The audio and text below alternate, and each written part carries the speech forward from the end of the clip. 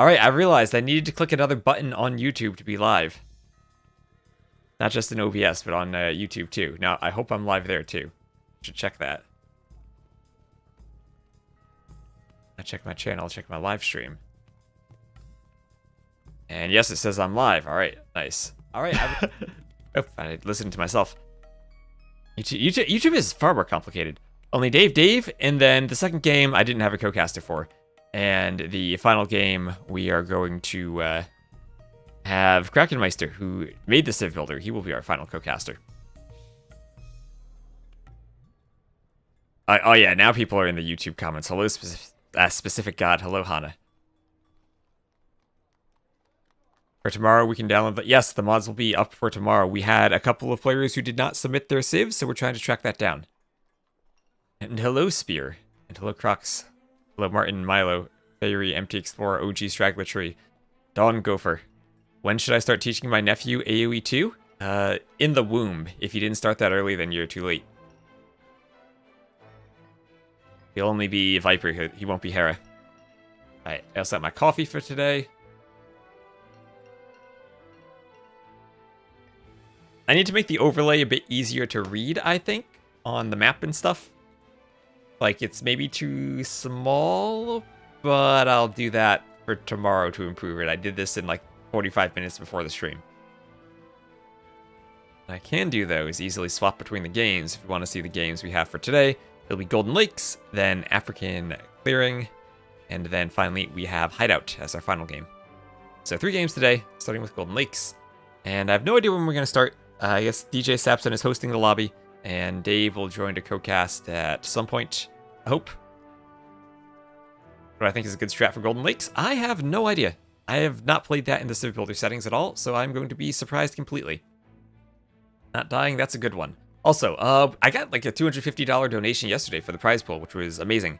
All donations will go to the prize pool, and any sub that counts for a Partner Plus, I'll put $1 for every plus point into the prize pool on Twitch.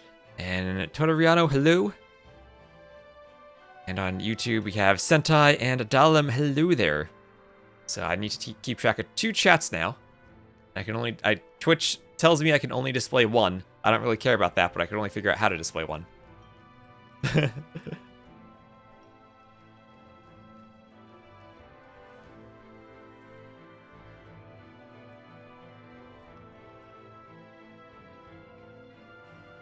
We'll see if Dave's able to get set up. Okay, good. We made the discussions for game 1.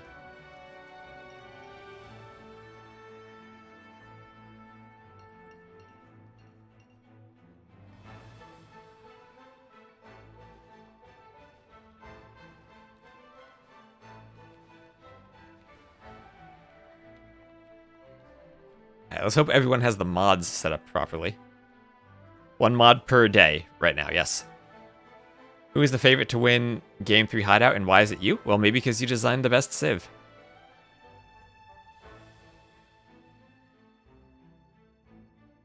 Okay, I can see the civ names, and it looks proper, I think.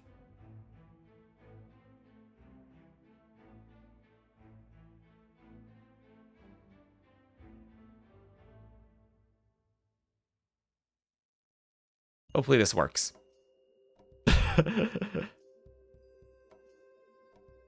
Good morning. Happy for your first stream now that we're on YouTube. Yep, I'm going to... I don't think I'm going to YouTube stream everything, but I'm going to dual stream whenever I do big events like this, or maybe tournament finals in the future.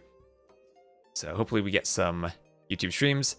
Greetings from Angola. Hello there. Enjoy 4 p.m. It is 11 a.m. I have no idea how long I'm going to stream. Like, Regicide Free-For-Alls can last anywhere from... everyone kills their kings in 5 minutes to several hours.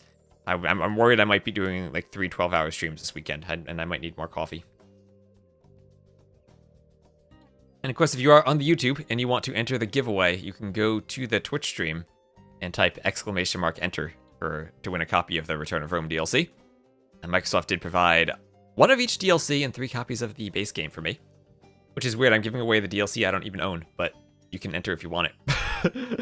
What does !enter do? Enters you into the giveaway. Enters you into the giveaway. As I said, we have Nightbot over here. I'm going to hope I don't press any buttons and break it, but I'm going to leave this here, and then when game 1 ends, we'll come back, and I'm going to click roll, and we will roll one winner. Exclamation mark enter enters you. Everyone is eligible for it. You can win and give it to me. No. Let's not do that. If you have it and you want to re-gift it, I'm fine with that, but I should not be winning my own giveaway. What is the prize? It is the Return of Rome DLC. As underneath, I'm going to have that in-game. Exclamation mark enter for Return of Rome. And also, any merch sales, of course, go to Ugly, as I said in the trailer. She designed our logo for us, the logo that's above me in that direction. Yes, there. She designed that. And her mother also recently passed away, so any merch sales will go to her. 100% of them. We already have it. Can you enter? I'm fine with you regifting it. That's just don't make it complicated for me. You want Victors and Vanquished? That will be the giveaway for game number 2. So stick around, Vault, for the next game. And you can win that giveaway. Hello, Cardinal of Chemistry.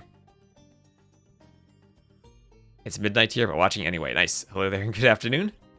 Hello, Dennis. Hello, everyone on the YouTube. And Dennis Rowe, thank you for the follow. And I do appreciate everyone following on Twitch, too, because I'd like to try to get to 10k followers this summer. You missed some CivBuilder content? I did, too. Can we win more than one? Sure.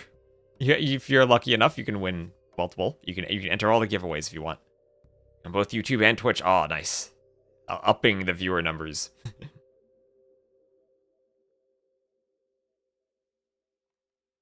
Oh, alright. Jay Sepson.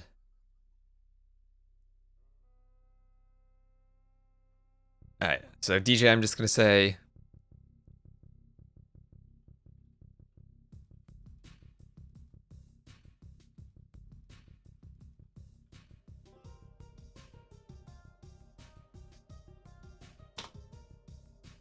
Regicide, Golden Lakes, 8 looks good on all the settings. Regicide is only the game mode, not the checkbox. Day 1 data mod. They got the same visual mod I do. And I think we're good to go, and thank you again, DJ, for hosting. Yes. You have to suicide to enter the giveaway. You can enter the giveaway. I'll have the giveaway open before the game starts, if that's the one you want. Also, everyone, I appreciate the follows, and you can enter the giveaway on the Twitch stream. When does the match start? The match starts, I'm waiting for Dave. Dave, I checked yesterday, he said he was okay for 15 GMT, and I'm just going to wait for him, and we'll co-cast when Dave gets here. Can we see the civilizations they built somewhere? That is a great question. And I was going to take screenshots of the tech tree in game and have them posted somewhere. But I don't know if... I didn't actually have time to do that. Okay, Dave is typing. There he is. I downloaded them. Hopefully it works.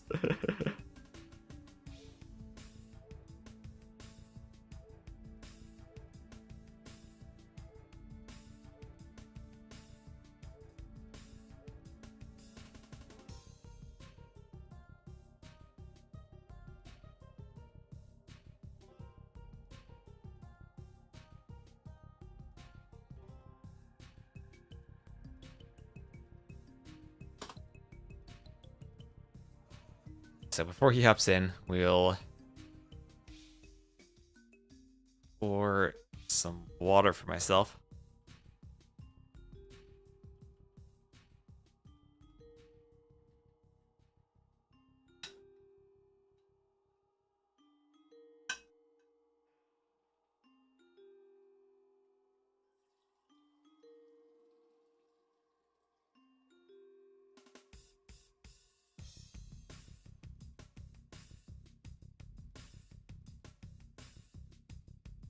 You get to see me stay hydrated. And Nope and Legend, thank you for the follows.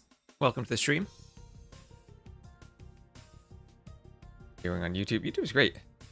YouTube, we got 31 viewers. I'm surprised at that. Hydration, yes. And Harry T, hello. Is ruined city fixed? City ruins? Well, I didn't fix the city, but I did update the starting resources, so they are the same as African clearing. Wiki page? This tournament should be on Wikipedia. I don't know if Dave's probably streaming this too. Yep.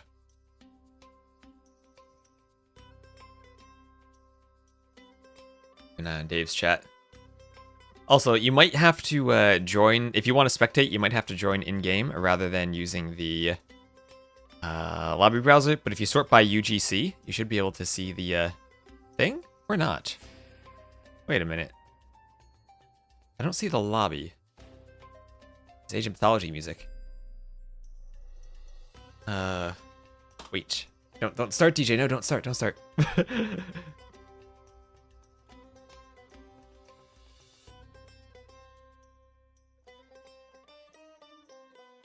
Need to make sure that I can find the lobby. Did you go? All right. I'm gonna bring in Dave. So chat, you're gonna give me feedback on how loud he is and if we need to adjust the volume.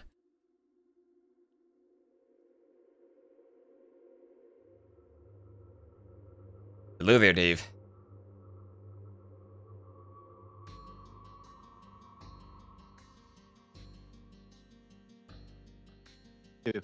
Okay, I'm here.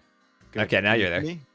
Yeah, Awesome. I can hear you. The best way to start is with Dave being muted for a second. I don't think there's any other way to do this. You know, my PC just deactivated my mic from OBS and Discord. You know, what's I know the feeling.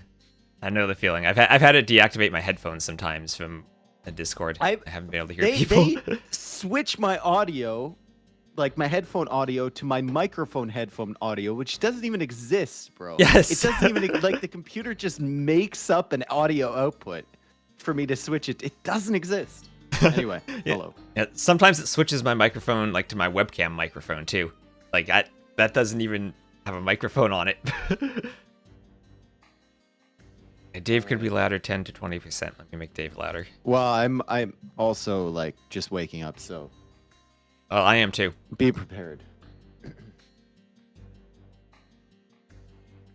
I hope I'm prepared.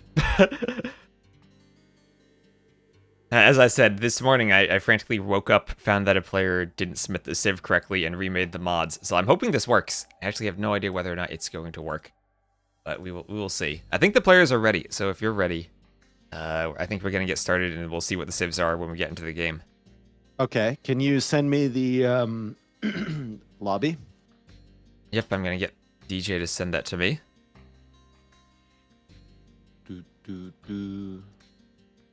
So for capture age, does it just not show the tech tree? It doesn't show the tech tree, and it might not show any like custom like unit names or like technology names. I'm not entirely sure. I'm just gonna do it. Set like custom tech names. You can name techs. I mean, there are like custom bonuses in the CivBuilder, and I'm not sure exactly how they're displayed in Capture Age. Oh, so it's an experiment. If you want to try it, go ahead. I think I'm just gonna use the in-game. Yeah, I'm gonna fly with Capture Age for now, and then hopefully we can just cover any of the I mean, people would love for me to not realize something is happening. Right. They love that more than anything. So I think we might be good there. Okay, yeah, because I guess Capture Age has like you hover over the player and it shows the tech tree now. I don't know if that works in free-for-alls though. No, it does not. It doesn't work in team games or free-for-alls. So I mean, I could just, I don't know. Yeah. Okay. I think.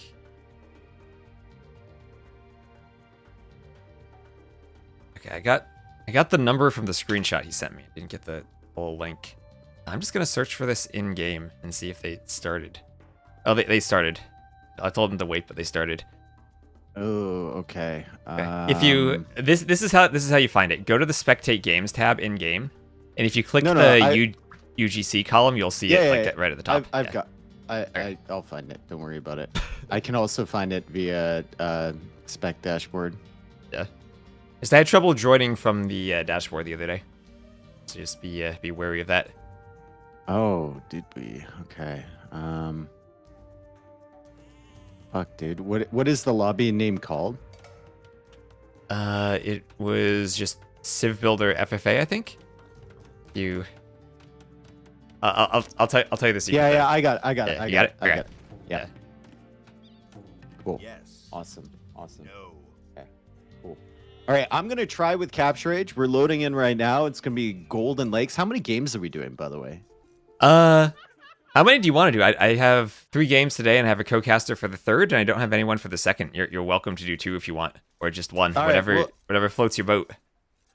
We'll play it by ear because if this lasts, I don't want to commit to, I don't want to commit Yeah, to I know. 2, and this one lasts like 8 hours. So we'll see. I know the feeling. I'm worried that like I might be doing like 3 12-hour streams this weekend if these games drag out. Like I got my coffee with me. I'm ready for this. All right, bring us into this one. Sorry, they called you T Swizzle. Now I'm getting you confused with Tristan. Oh boy. Travis, bring us in. All 2 right. T names. I got it. Don't worry. All right, so we have Golden Lakes. This is game number 1. All these players have custom civs, and 3 villagers start, so I figured we'd have more time to look at the civs in the Dark Age. I'll start with DJ Sapson here. He's the host, and then go counterclockwise around the players. I'm just going to look at the tech trees in game and take a look at what his bonuses are. So he has the War Wagon as a unique unit, Recurve Bow as a unique tech. Yeah. All right, I'm joining this you. is where Dave. We're at This is where Sapson, Dave right? struggles with Capture Age. Sorry. All right. All right. Yeah. So War Wagons, Recurve Bow could combo with that, like longer range War Wagons with more attack. He has Missionaries and Monks heal nearby units. Oh, is he gonna try to heal the War Wagons with Missionaries?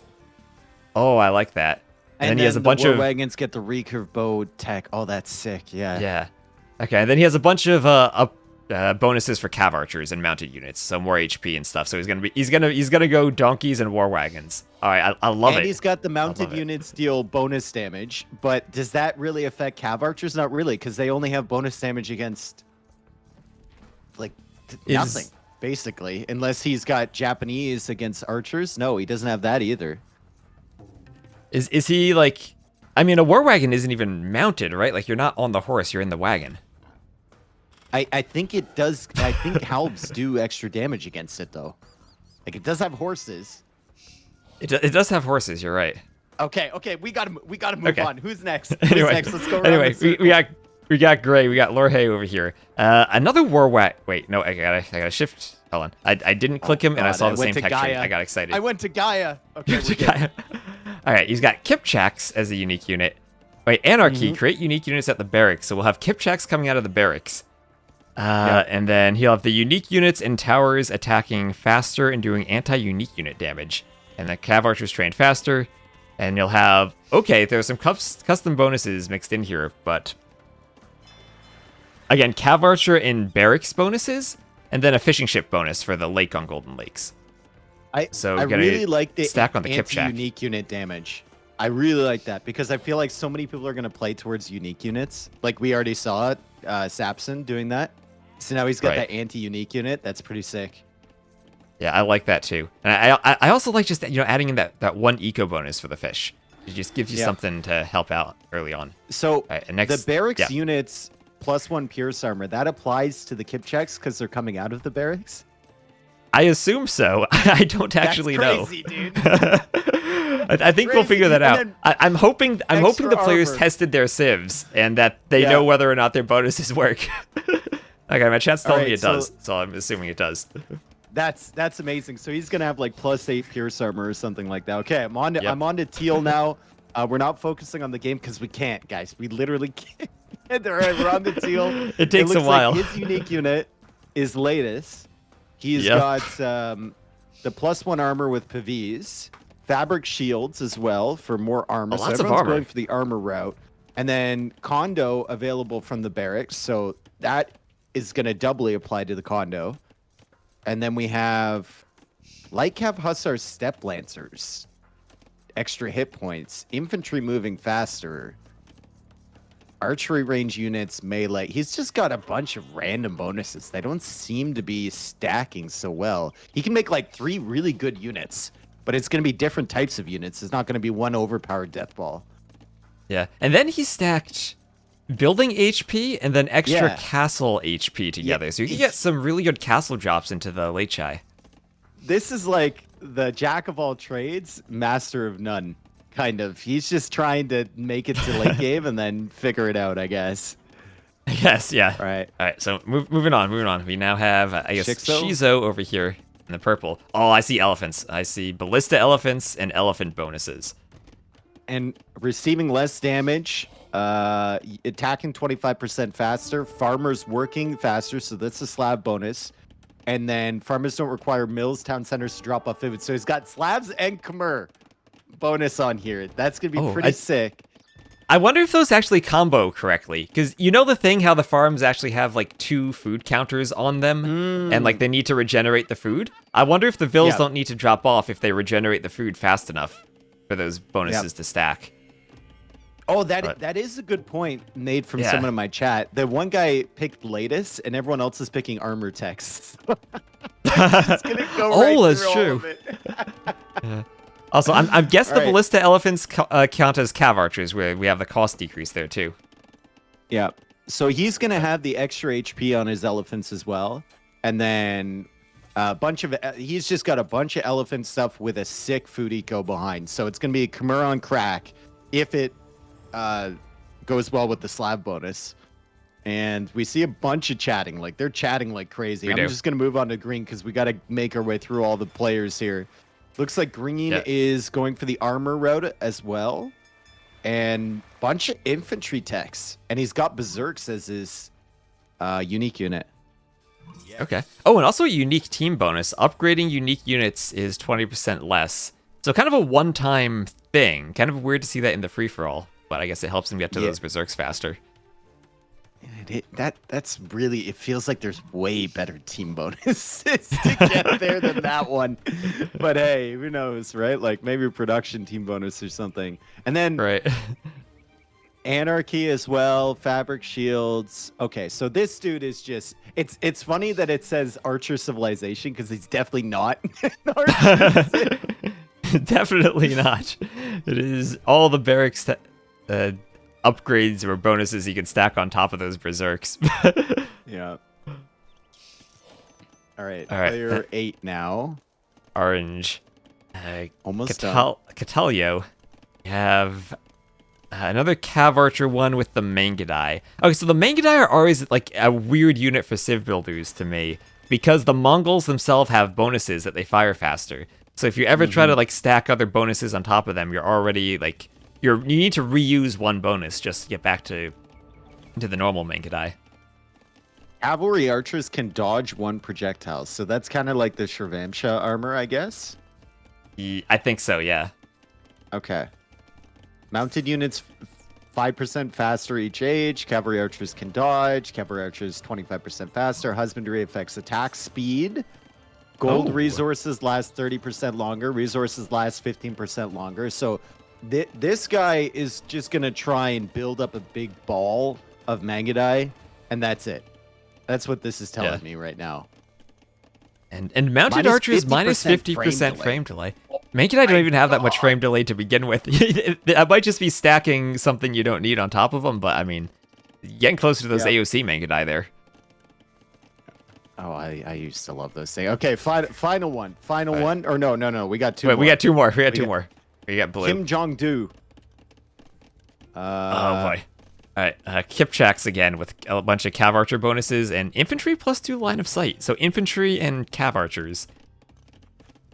Yeah, and Rams as well. Siege Workshop and Battering Ram available in the Feudal Age. Cap Ram available in Castle Age. And the faster firing, and they cost less wood. +2 infantry line of sight for his team bonus. It's like, what? Oh, and he's loading up. Okay. We gotta, before he really starts pushing, because he is pushing red like crazy right now. I'm gonna take a look at Red's tech tree real quick before we watch this. Good quick gate from him. Gray rats.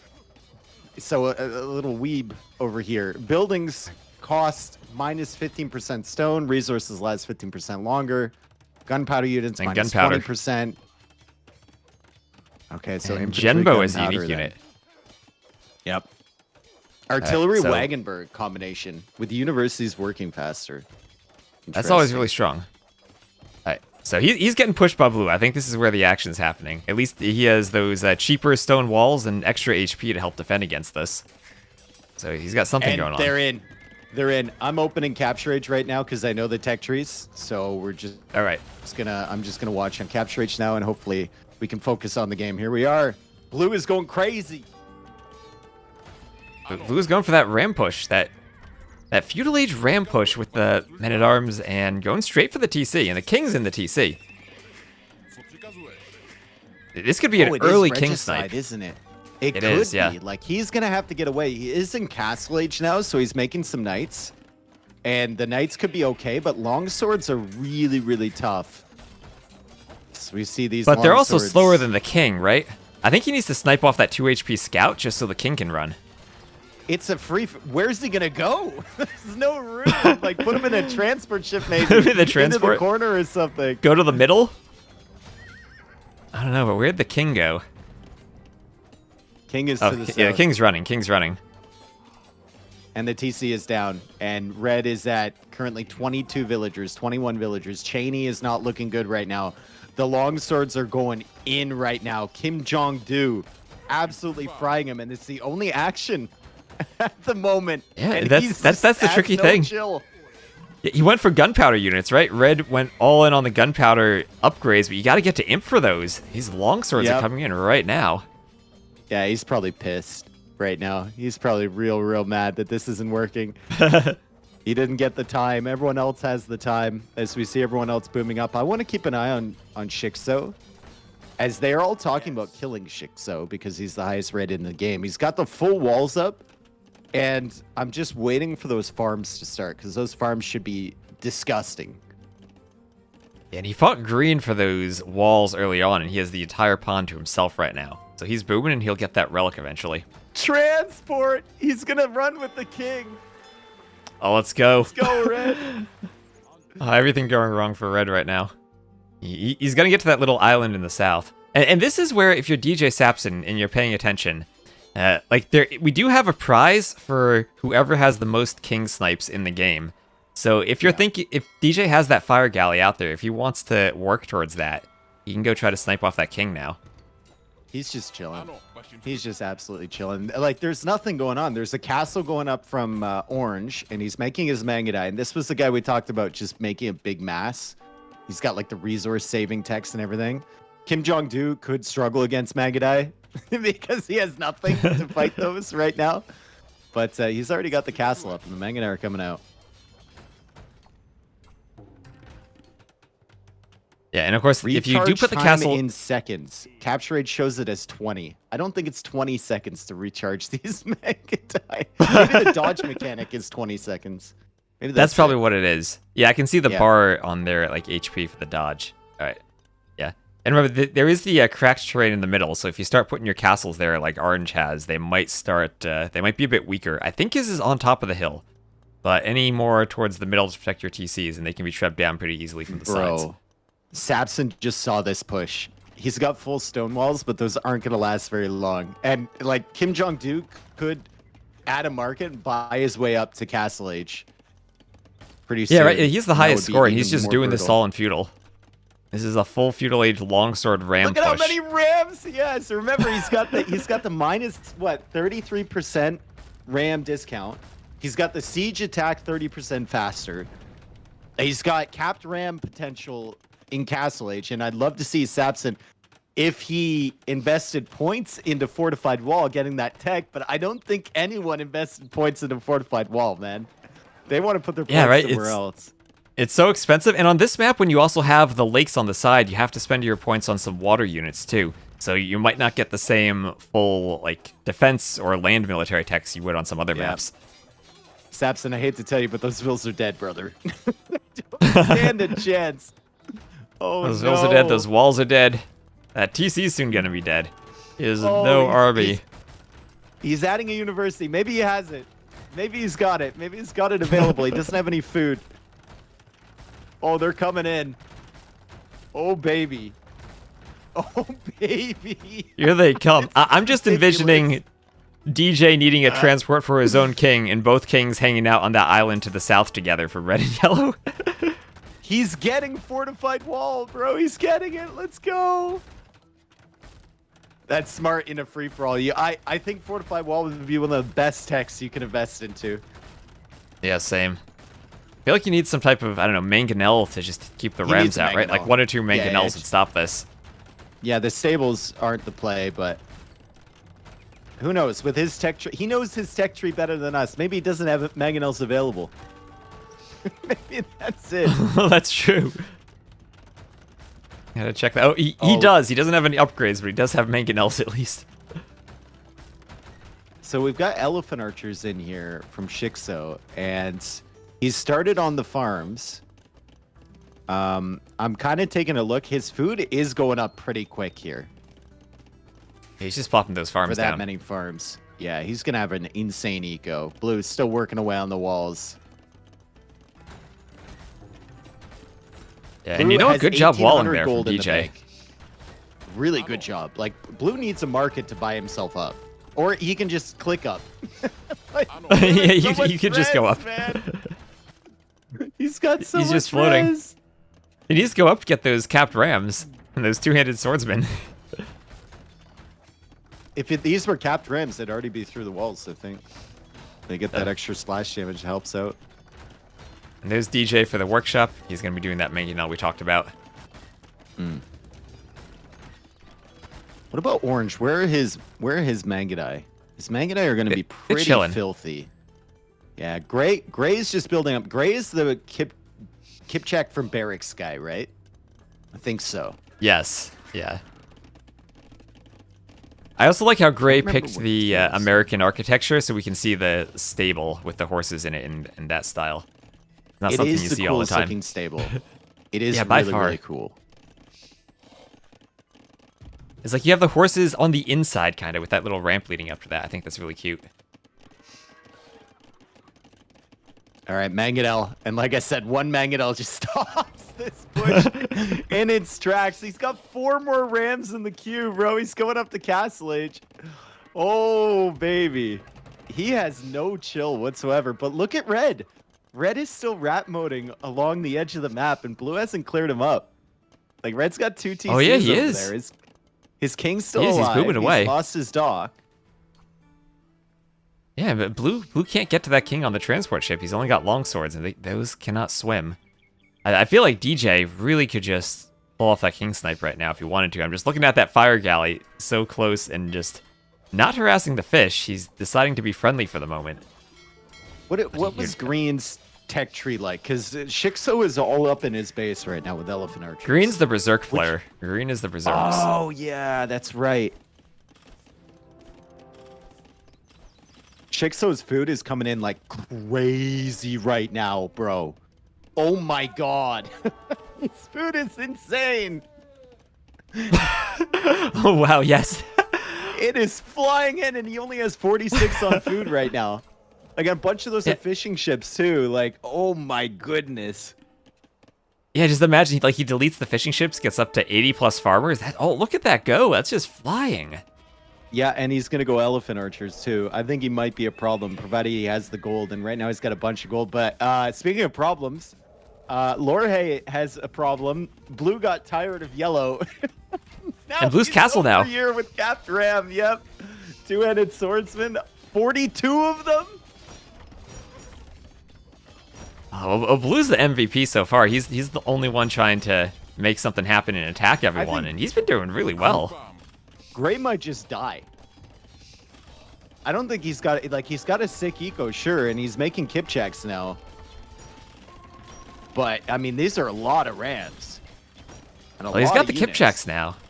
And Kipchaks kill rams pretty well, don't they? I think he might be fine. They do. I think he's got the combo. He's gonna be overwhelmed by all these units. Let's see, at least he has a castle up already to hold. Kipchaks right now, 4 melee armor, 5 pierce armor, 7 range. And that's a lot of armor even against the two-handed swordsman. Yep. And okay, these things are frying. Kipcheck's actually good. Remember, they have Bracer as well, which is kind of sick. Yeah, that they do, right? That's one of the situations where usually they're limited by not having that range. You're really going to be much, much better. Kind of the opposite of the Mangudai, right? Where the Mangudai have to repeat that bonus. The Kipchecks just can ignore the weakness they had. It's so funny that red is still booming up here. And blue has no idea. Dude, blue has no idea he's there. Oh, man. If only he knew. Yeah, if only. What's red's tech tree again? That is... oh, he's the Genbo. Gunpowder. He's the Genbo one. Yeah. Gunpowder, right. Yeah, so it's not like he's going to launch a sneak attack then. It's going to be a while. Yeah. 13 elephant archers, 15 in the queue, and the food is going crazy here for Shixo. Teal is just booming up, and Teal was the guy who kind of got a bunch of different bonuses, if I remember correctly. He had like the building HP bonus. Yeah. He had like the infantry. He had like some cavalry archers stuff. It was just kind of all over the board, and you know he's got himself in a good spot. So maybe I guess that would help to hold the middle, like the infantry bonuses. Be really nice. Or all the castle bonuses too, just stacking all that HP on them. Because you want to control those golds in the long run. Oh, these Mangudai are going to be disgusting. Mangudai are going to be so good. Red is still booming. He's going for another TC in his original starting base, and blue is distracted. He's going to try and go for a castle in the middle. Brother, that's not going to work. Look at the push from blue again with the rams and the villagers. Oh, no. Oh, no, dude. Oh, right into the Mangudai. Right there. Okay, they are going to feast on this. They are going to feast on this. He pulled it away. Maybe he noticed red. Maybe he got the feeling that it's scary. Yeah, and it is scary.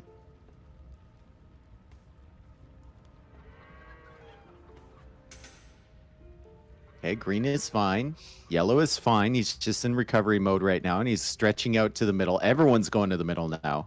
Teal is fine. Gray is in recovery mode as well. His Kipchecks are +7 Pierce Armor on those things. So pretty filthy. Okay. That's going to be pretty good against those elephant archers, and even the Mangudai too. Oh, he saw the Vills from red in the market. Oh, no. He saw the Vills in the market. Oh, God. Oh, he's round 2 on red. Time to get into the gunpowder. Oh, no. Red's like, help. He's like, leave me alone, blue attacking again. He took the king out of the transport. He's going to have to put it right back in again.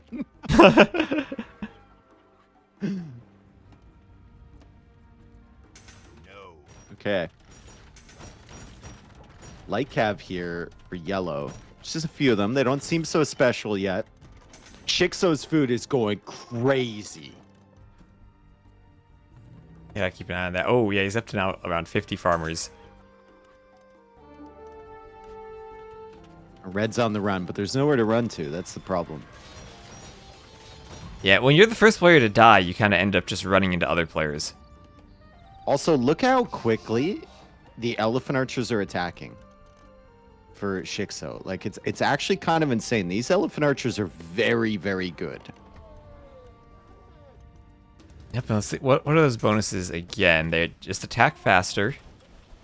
Might have wanted to see like the husbandry affects attack speed there. I wonder if that would make them just go even faster.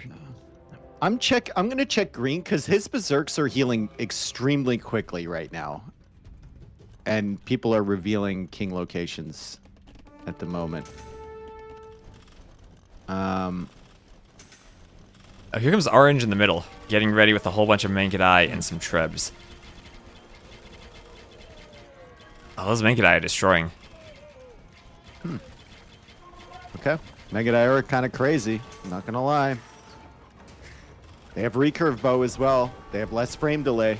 These are like old... dude, these are AOC Mangudai. 100%. With extra range and attack. And purple asking orange to be a friend, but orange isn't having it. He's just going right in. Okay, now we're going to see the elephants versus Mangudai battle. I think the Mangudai are winning. Are going to win. Oh, they do have an onager back there, and that's getting some good shots on the Mangudai. I think the elephants are just too tanky, bro. Like, even without that onager, look at that. They're just too tanky. The Mangudai are really good, though, and he's got a lot of them. Yeah, and this is where maybe Orange just needs to micro because he has more range. He probably just doesn't want to take that straight up fight. He'd be running up the hill trying to stay outside the elephant range. 408 HP, 8 pierce armor on the elephants. It's really brutal to fight against. Yeah, and he's been getting upgrades during the fight, too. I mean, to be fair, the Mangudai still did really well there. A lot of those elephants died. But just look at the food count now ticking up after those elephants are going to be replaced. Yep. Treb's rolling forward here from Orange. That's no good. The Berserks, the Pikemen are out now. Let's take a look at the stats. +7 pierce armor, +5 melee armor for the Pikemen, and then +5 attack. But, I mean, infantry isn't what you need in this circumstance. I don't care how good your infantry are. They're going to get fried by these things. Although the Berserks are healing very quickly for some reason. Did notice that before. I feel like they just get one shot, though, and don't get a chance to heal. That's still a lot of elephant archers. Dude, Red. Oh, Blue's getting involved in the middle, too. Red deleted his transport ship. He's out. All right, so Red's out. Red is our first player out. And Blue, well, Blue just destroyed him.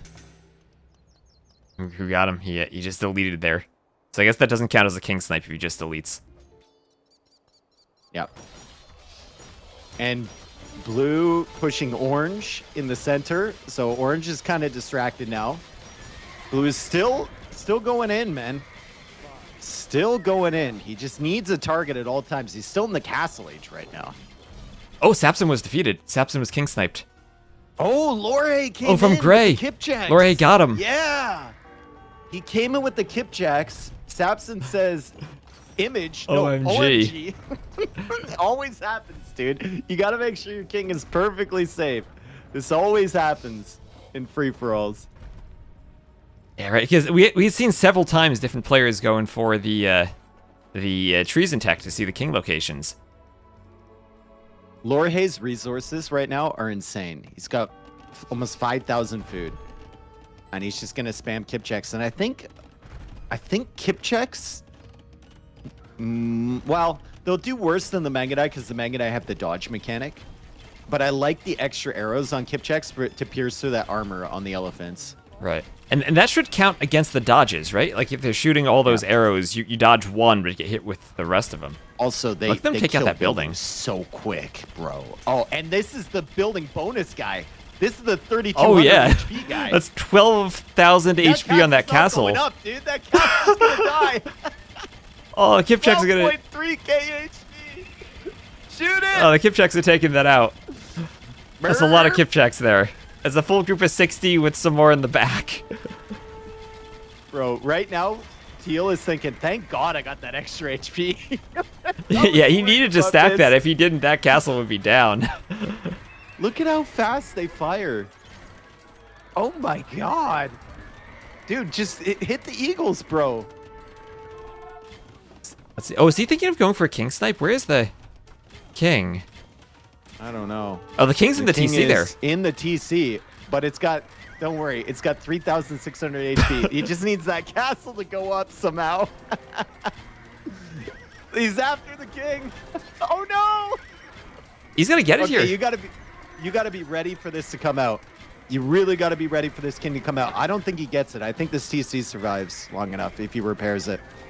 Yeah, the eagles are there. He's losing the Kipchak numbers now. He's repairing the TC. And so close. He yeah. just manages it there.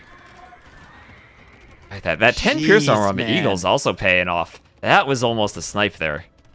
Well, like, if Lorhe just fought the army first, he would have been fine there. Because the castle's not a threat against the pierce armor on these Kipchaks. Yeah. It looks if like he just green killed the army, would have been fine. Yeah, green is struggling here as purple's decided to push in. Shizo's also, no mercy for those berserks. Blue is dying now to the Mongols, or whatever they are, the Mangudai. And Teal is taunting Lorhe, saying, failed king snipe, LMAO. You never want to taunt people in free-for-alls, though. I feel like you don't want to make those enemies. Where is Blue's king going? It's over near Sapson's old base. I guess Sapson has been defeated. Blue is on the run. Blue's just looking for a safe spot. I mean, everyone in the south safe. is now getting defeated. He might run into Sapson's war wagons up there.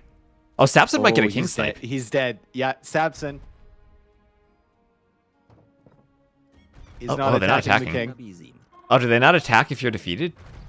I guess not. I think that's a new behavior with DE. I don't like that. I don't like that either. Have consequences, you know? Right. I don't like that.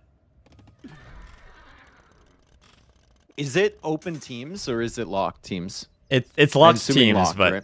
Yeah. yeah, they can still like chat and like king decide from not to green. attack. Green slime surrounded. Elephants take out the king. Oh no. So that's it for green slime. And we're down to 5 players now, more like 4 really, with blue basically dead. And well, Blue's king is near Teal's base now. He's going for a ride, and there's a castle right there. So I think Blue's about to die. No ballistics on the castle. He's still running away. He's still running. He's just gonna He's find still going. something. There is no safe haven over here, Blue.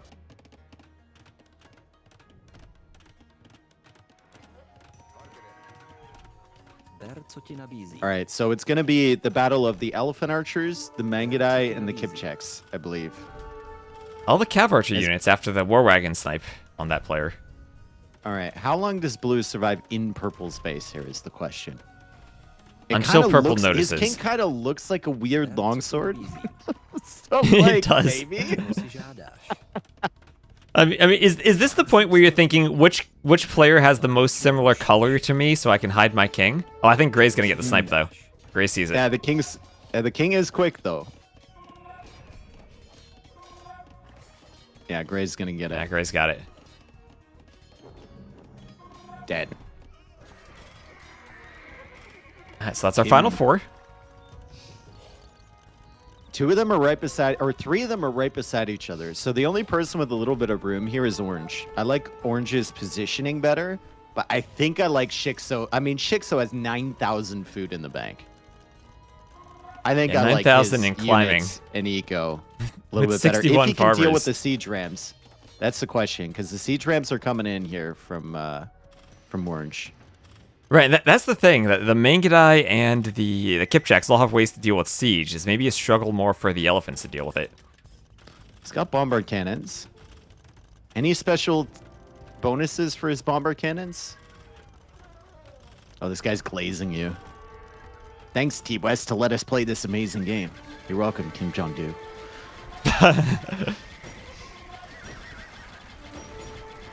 That's the nature of free-for-alls, right? Sometimes people, you lose the free-for-all and you're not happy about it.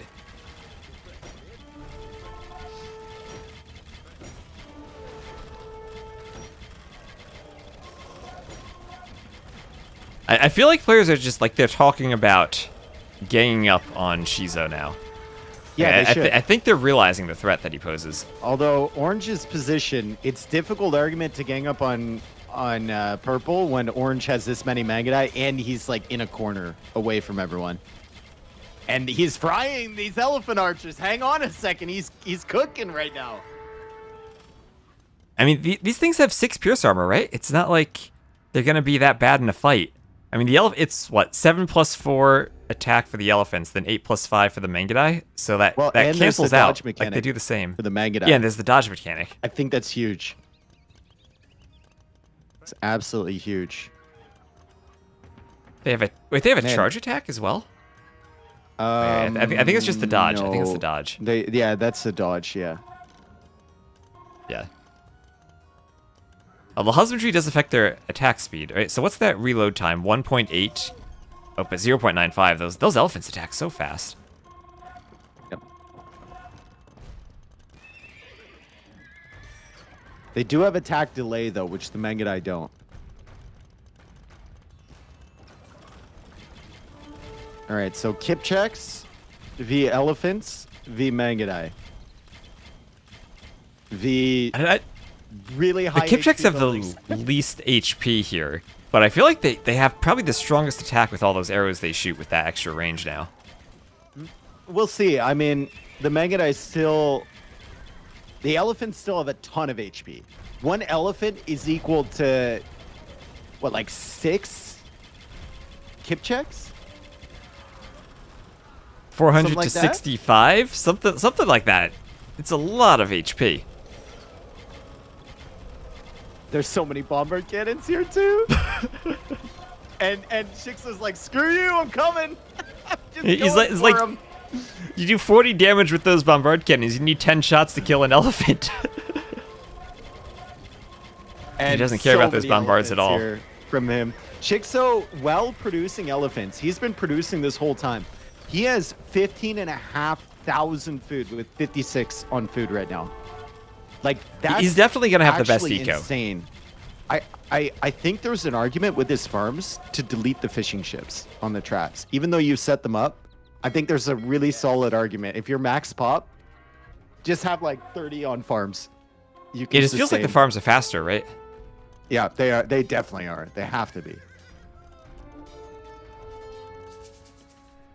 Also, we're at the point where bonus and Khmer. Yeah, like we have a prize pool for the top 3. So if you're a Reezy now, I feel like what you want to do is just go for some type of king snipe. Get yourself into that top 3 where you can get the prize money, right? Because I don't think he wants to contribute to this fight. Yeah, he doesn't have any middle gold. access. That's the issue. Yeah. But soon, you know what? Neither will Shiza, right? He's got 1 castle left in the middle, but Orange is raiding all those vills. And it feels like the siege here for the Mongol player is really helping out too. Yeah, I think like I'm learning a lot about how I would approach this, even though I'm probably never going to play in one of these. But I think you run into problems if you're just on that, you angle everything towards one unit and you don't have any siege bonuses. I think late game you might run into issues.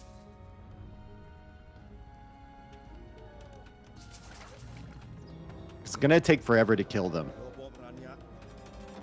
God, that teal castle has so much HP, bro. But he has no gold. 13,000, but it goes down. Gray wants that snipe again.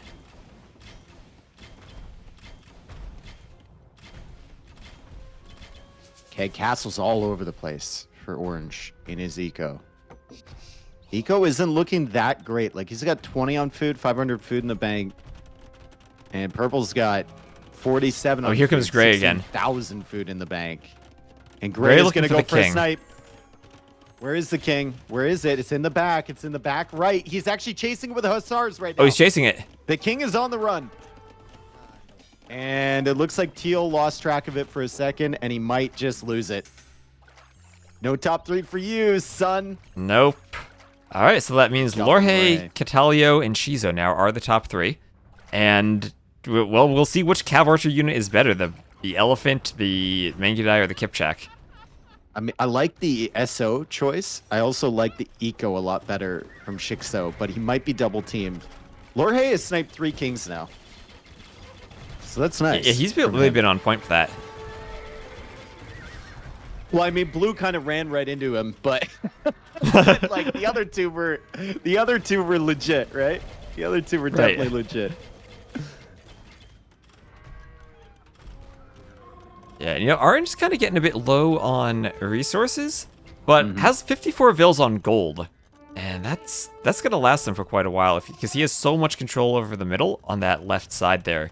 And Purple doesn't really have a unit for raiding, like Orange has these hussars at least to hit vills here and there. There's still a lot of resources in blue and red space. Like, there's still stone over there. I think there's still resources in Sapson space maybe as well. I can't see. Maybe Lorhe's taking that. Actually, there's nothing there, but... Like you said, lots of villas on gold in the center, lots of time. Shixo just kind of chilling. He's got to deal with Gray now. Oh my god, those Kipchaks. It took so many shots to kill just one elephant. They're better at killing the 13,000 HP castle than they are at killing the elephants. Yeah. Can't market wall this out. Or maybe you can. That's a lot of Kipchaks, but they're just gonna go down. Yeah, these things aren't gonna work against the elephants. They might work against the Mangudai. They're not working against anything over here. You gotta go for a king snipe if you're him. Even cannons going on the Kipchaks, they just don't have the HP to take this fight. Oh my god. They folded. Yeah, the Mangudai are holding up pretty well, though. They're, at least trading with the elephant archers, even if they may be losing a bit. If you look at Shizo's KD, he's got 546 to 285 on the KD. He's been winning these fights, and with the better food eco behind it. Mm-hmm. Gold value of his army, 11.4k. All right. 11.2 for orange.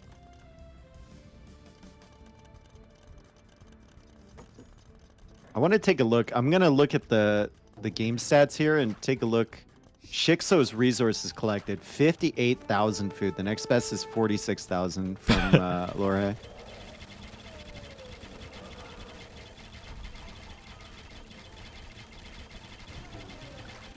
Even the siege archers, like, yeah, they can't do anything. They don't do enough damage there. No, I think you got to push with rams if you're orange and snipe the bombard cannons. That's the way to go. Oh, Shikso has transported his king into the north corner. Okay, just being extra safe there. Yeah.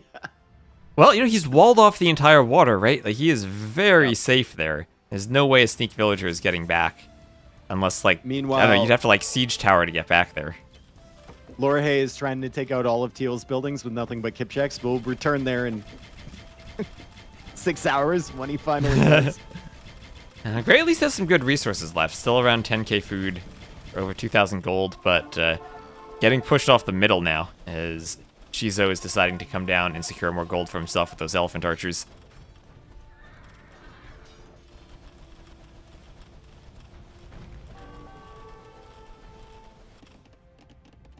All right. Mangudai, SO, combination. I still think you should go Mangudai Ram. Or Mangudai Treb. I agree with you. Mangudai Treb actually might be the best. I think the Rams, like right now, there's no way for purple really to take out Rams other than trying to micro with the cannons. Orange did try it earlier, but he didn't do the best job pushing in. The SO aren't really going to do too much. The bombard cannons could be okay. Just to take out that castle. Yep, give him a bit more I want to see someone control go there. I want to see someone go full, like, range tech tree up to Bracer, Crenolations, and the Byzantine, and, like, Great Wall tech, like, everything, and just get the super castles loaded up. Super castles, and, like Sicilian build them faster bonus with, like, you double up the Frank plus Inca discount, and, like, detonates from the Slavs to make them super cheap, and you just spam them everywhere. With, like, supremacy vills to let the vills survive. And then you can mix in, I don't know, like artillery, bombard cannons or something to snipe any trebs. I don't know. If you did that, though, if you use all your bonuses on just castles, people just run under the castle and sniper siege, probably. Yeah, you have no units then. Good push. And Gray going for a king snipe. That actually transport shipping the king is really smart. Yeah, those Kipchaks are going to be really tough to kill. That was a good play from Shikso.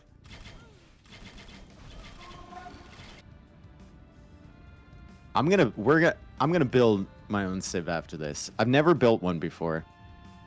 I feel like it's so different depending on what map you're playing. Like, you have to know what map you're playing to build the best civ. Like, if I'm playing a 1v1, I was thinking I would go after like a Malay Bengalis Vikings combo, where I just get up so quick, I get the extra vills, and I get wheelbarrow handcart, and my eco is just crazy, right? Right. And then you can steamroll them. But if you're playing in like a free-for-all, that won't really matter all that much, because everyone's going to get up to imp. Right. And I think we saw that with a couple of these civs too. Where, like, you need to make sure that you can survive to get to imp, and then have the imp bonuses. Like Red with the gunpowder just got knocked out too early. Yeah. What? Barely got the gas leech, bro. He got a bit of a reboom.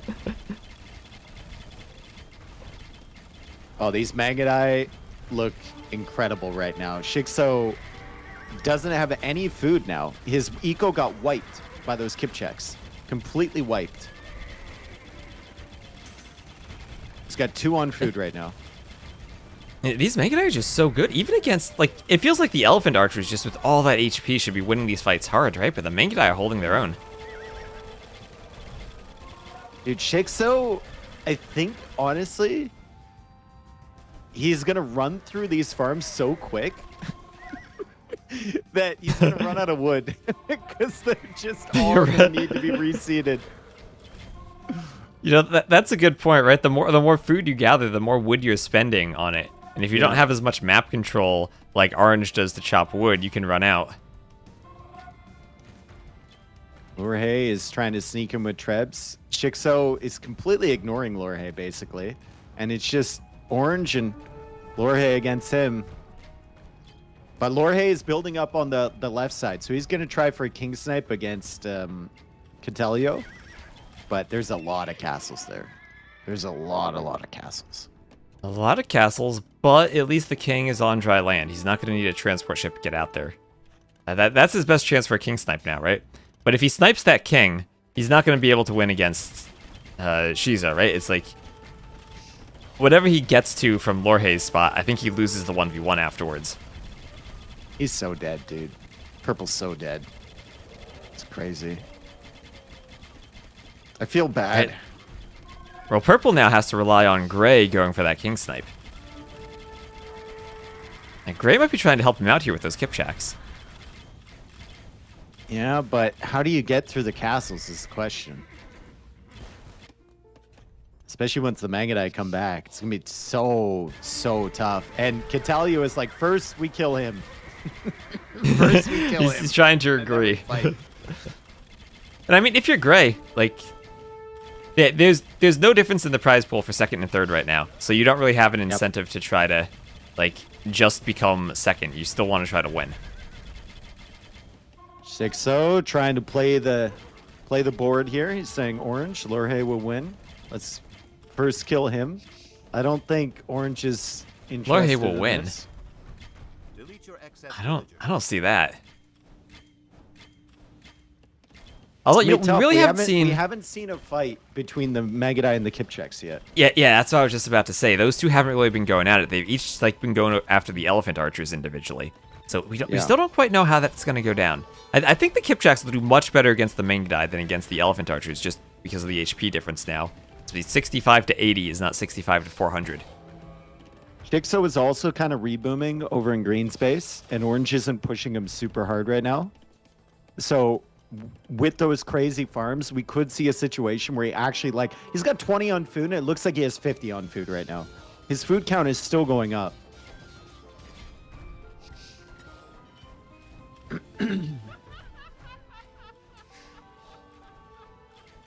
Yeah, but he's almost out of food, though. Like, he had, what, 15,000 food earlier? He's down to 1,500.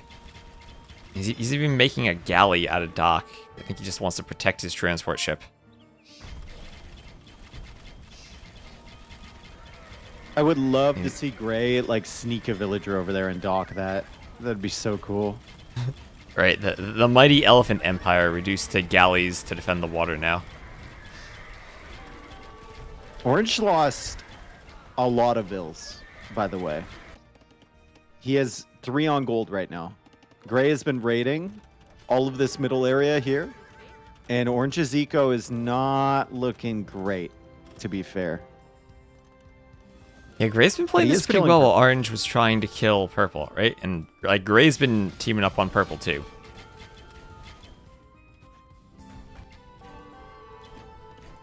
I just wonder, like, how does Lorhe ever snipe that king from Orange? It feels like it's just going to be a 1v1 between the two of them because they're not letting off the pressure on Shikso. And Shikso's going to lose his whole base. He's going to be stuck in green space and stuck out in the corner with the king. He'll be stuck out on the corner. You can't defend with just a couple galleys. I'm sorry. No. It's not going to work. But, you know, you could stay there and just try to become second after a while. But like I said, there's no incentive to try to hold on like that because it's the same prize pool for second and third. Yep. Smagadai are insane, though. Absolutely insane. Kipchaks are kind of insane, too. We still haven't seen a fight between them. It was just building towards that one moment when the two Cav Archers decide to fight each other. Shikso at 35 ills. He's still trying to reboom. Found himself some stone. All the Hussar in the center are being cleared up for free, basically. Like, these Magadai are not messing around. But at least Lorhe does have a castle, does still have some gold access down there. Another treason.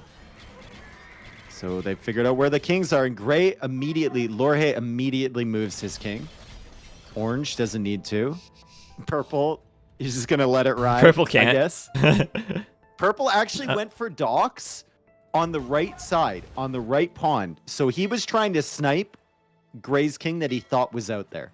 Gray just yeah, he was up the hoping ships. something would be there. He was hoping someone would have the same idea that he did and put the king out there. That's a smart play, dude. I like that a lot. And you know, you might as well check, right? Because if it's out there, you can just take a good guess at it and you don't need to research treason. Yep. You just head out there and try to find it. Yeah, but then he still has a 1v1 against Orange, which hasn't been going so well, honestly. This is where I wonder now, if you're Gray, do you just try to not kill Purple and instead team up against Orange? 'Cause you're at that like 3-player stage of the free-for-all where you're always going to be swapping alliances against whoever is the strongest or weakest. Is there like more of a prize for coming second than third? No, it's not. It's the same for each game. Second and third is the same. Okay. Yeah, there may be. Yeah. That's just to incentivize getting the game to end eventually so you don't hang on. Like in third place forever. Orange retaking the middle.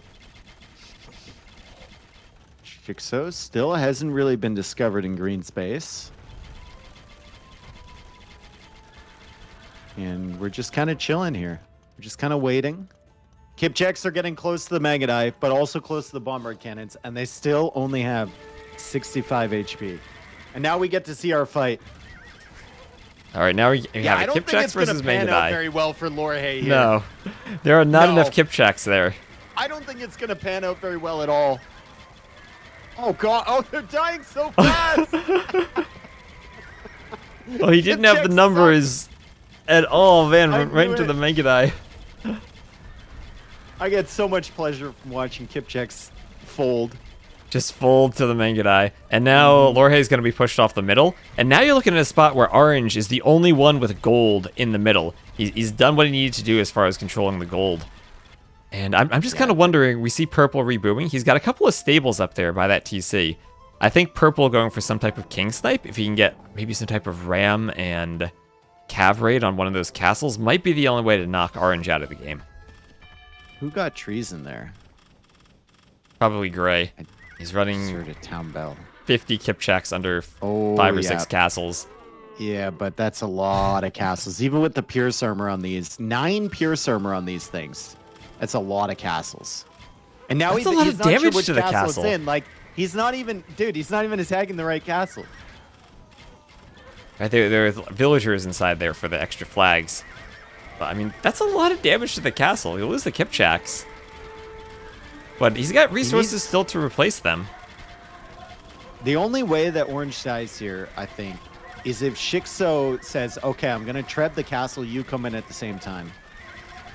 Yeah, right? There needs to be some type of teamwork between them there. Oh, As those man, Kipchaks these go down Kipchaks are again. Just folding. Resources, let's take a look. I mean, Orange's res is looking really good. Lorhe's res looking okay as well.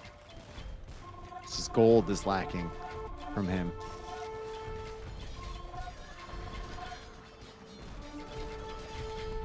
And no gold for either Purple or Gray at this point. It all belongs to Orange. Bomber cannons are dying, though. That's a lot of gold down the drain. 1, 2, 3, 4, 5 bomber cannons, 6, 7, maybe? Yeah, and like while he has gold control, he doesn't have that much gold in the bank right now is all in that Mangudai queue. And if he's going to lose some population, then maybe Gray could actually make a bit of a push in the middle. There were a lot of those Mangudai back at home trying to defend the castles. Now they have to be produced and sent to the middle again. Oh, poor Shixo. He's just trying to reboom, dude. Orange has some random rams like patrolling in his base. Couldn't find the TC. He's just trying to reboom. Leave him alone.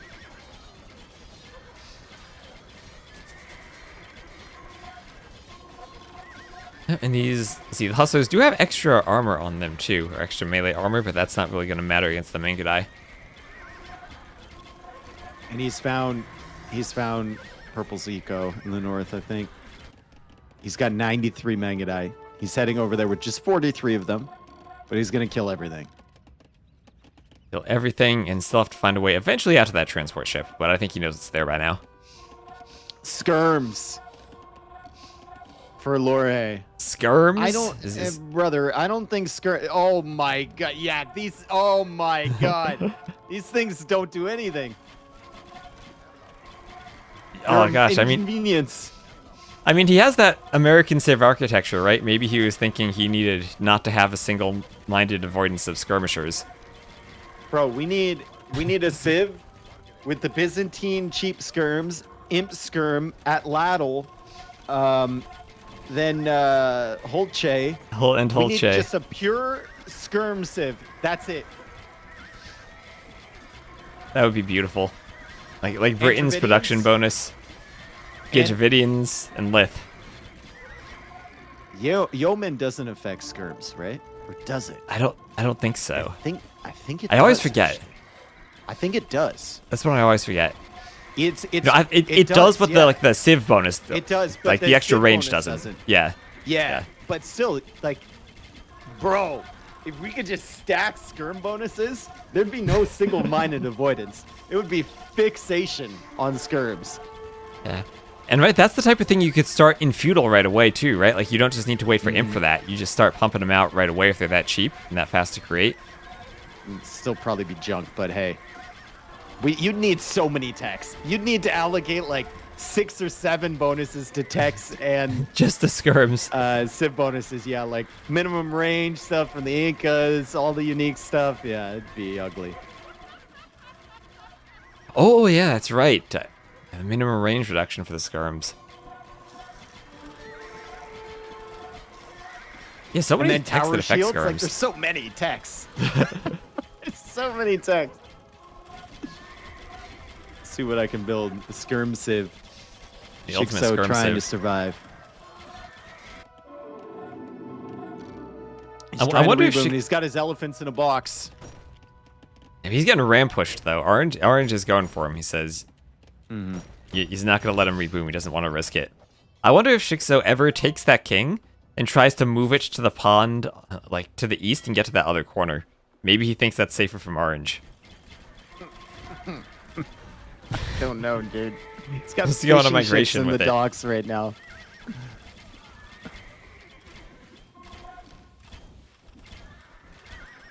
Ray's saying, "Did you not fight for 50 minutes?"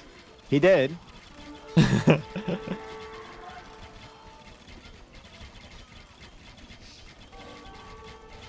We need a king snipe on Orange. It's just not happening otherwise. Yeah, and he just has so many castles there, it's hard to get to the king in time. I think the hope would have been maybe Shixo going for rams. Or, like, Trebs if he could. Like, 5 Trebs attacking that at the exact same time that the Kipchaks come in. Maybe.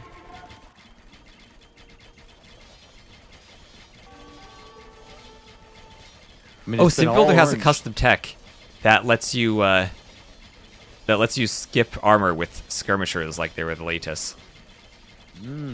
Oh my god. Brother, we've unlocked the code.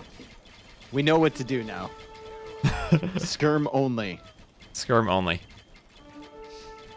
Oh, shred like an Obuk instead. Okay, so not quite the same, but still pretty good. Still. You get. Does the extra projectile from Holche affect the armor? Oh, does that shred too? Off? Yeah. Probably not, right? But that'd be sick. Dope. Yeah, that would be.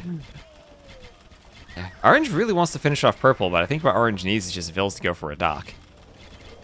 You can't forget about those docks and controlling those lakes. He's doing fine. Everything he's doing right now is perfectly okay. He doesn't need to rush anything. Slowly killed him one by one. Resource is still looking fantastic. If he doesn't win this game, I'd be stunned.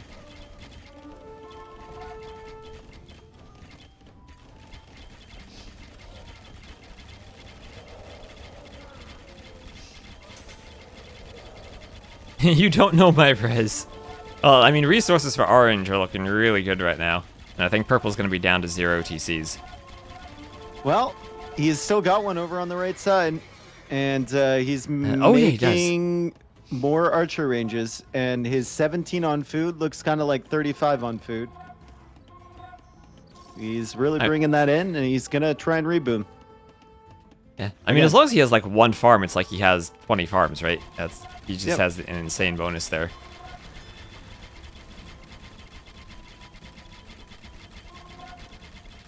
Okie doke. Well, we're waiting on orange basically to finish the game. So I'm actually kind of disappointed we didn't get to see that missionary healing war wagon strategy. Looking at the tech trees, that was the one that caught my eye first from DJ. You can maybe take a look at some of the civs now. Is there? War galley. Oh, there is now. Yep. Okay, he's going for it. Shixo sees that, and now he's gonna have to try and. He knows he's dead, dude. He knows he's so dead right now. There's nothing he can do to stop this. Yeah, he's reduced to Skirm and a Howl. That's just gonna die to the Mankadai. Orange going for the docks. Do it with demos. Do it with demos, Orange. Yes. Don't be boring. Do it with demos. Maybe that should be an extra prize, like, for quality of King Snipe. Like, you kill it with some Hussars, then, yeah, that's boring. But you kill it with a demo ship or a trebuchet? Yeah. Yeah. Oh, that'd actually be dope, like, style point rewards for King Snipes. Who decides on that? I mean, it has to be in the handbook ahead of time, right? Like, we'll need some criteria. King is making its way towards the shoreline. So by the time Orange gets there, the king is no longer going to be in the corner. Shixo is on the run. Yeah, like I said, right? He can run to that other pond now. He'll need to clear some of those fires, but he's got fires of his own, and now he's going to have another corner he can hide in. Oh my god, bro. Oh my god. Yeah. This is the part where I was kind of hoping. I don't think it's possible to do in DE right now. But, like, you could get to, like, 90 minutes in the game and then start, like, a Battle Royale corruption thing from the side to just kind of make the map smaller.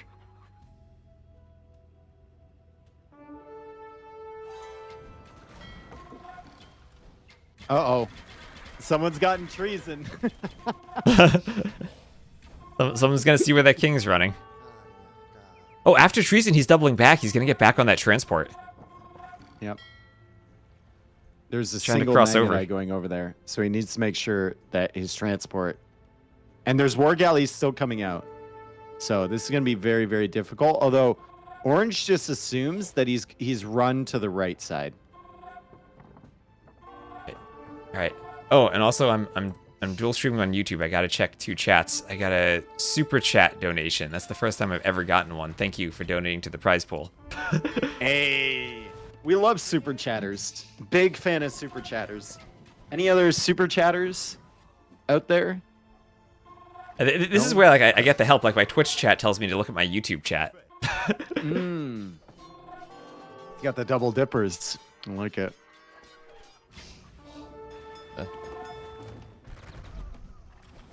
We got some siege manager micro here, but it doesn't matter. That was a nice shot. But yeah, there's too many the dodge Mankadai. mechanic probably dodges that as well, right? Oh, you're right. Oh, that actually. Yeah. Oh, we got another donation on Twitch too. Thank you for donating to the prize pool. Like, what's that up to now? We've actually gotten to like almost 1,400 plus for the prize pool. That's insane. Nice. For some random Who just event. got that? Is that Orange as well, getting the treason? And purple's on the move again. Going back. Oh my goodness. Well, I don't know if there's any possibility of orange being stopped here. I think the only possibility is maybe all the other players come back from the dead and play 7v1. And even then, orange isn't being stopped. Oh, did I miss some bits from Debus? Oh, Debus, thank you for the bits. The skirms Dave wants sounds like the ultimate Smarthy Civ. Oh boy. I remember those free-for-alls with the skirms. That's a name I haven't heard in a long time.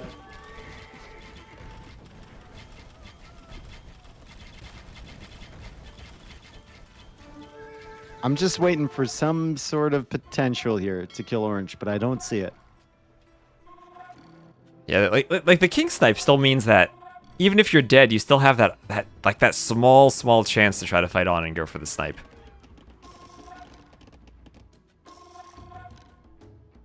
The eco just simply isn't there for either of them, and it is there for orange.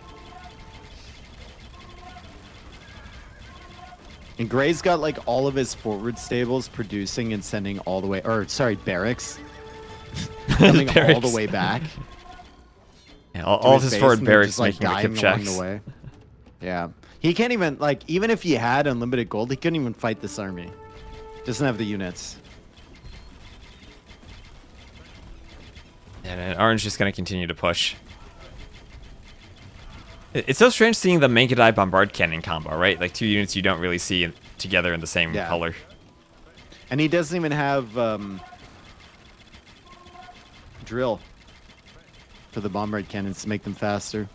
Yeah. I do like, though, that he picked orange and went for the Mangadai, so he's got the campaign theme going on.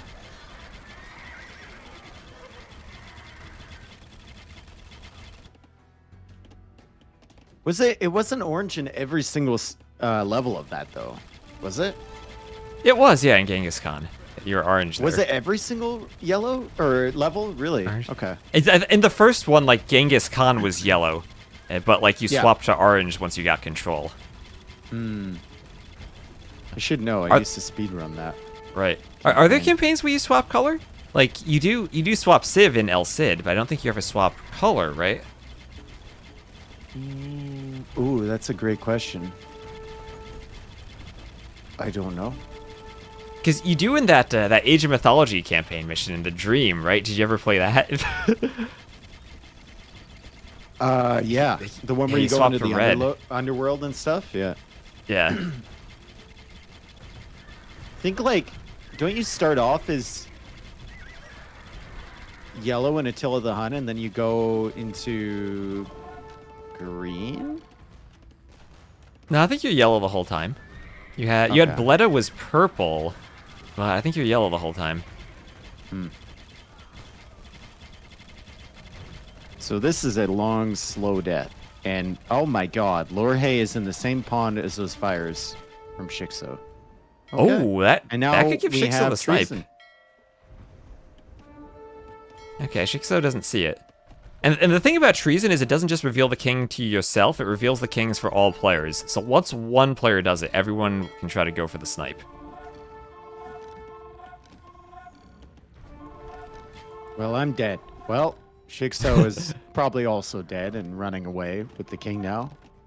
And Orange is very safe. They just have to help that Orange, like, accidentally ejects the king or something, which isn't going to happen. Lorhe is saying math does not check out.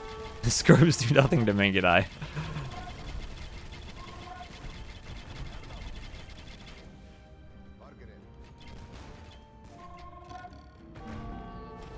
So it does look like Katalo will advance past this one, and in all likelihood move to the finals. And I think so how many free-for-all games are there?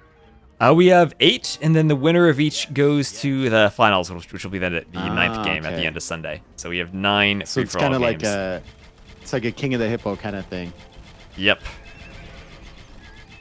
And we spread it out so that there's like 2-ish players with higher elo. See, Ganji was going to be here, but he had to drop out in each of the games. so we're not just eliminating all the top players in one game. We have them spread out a bit.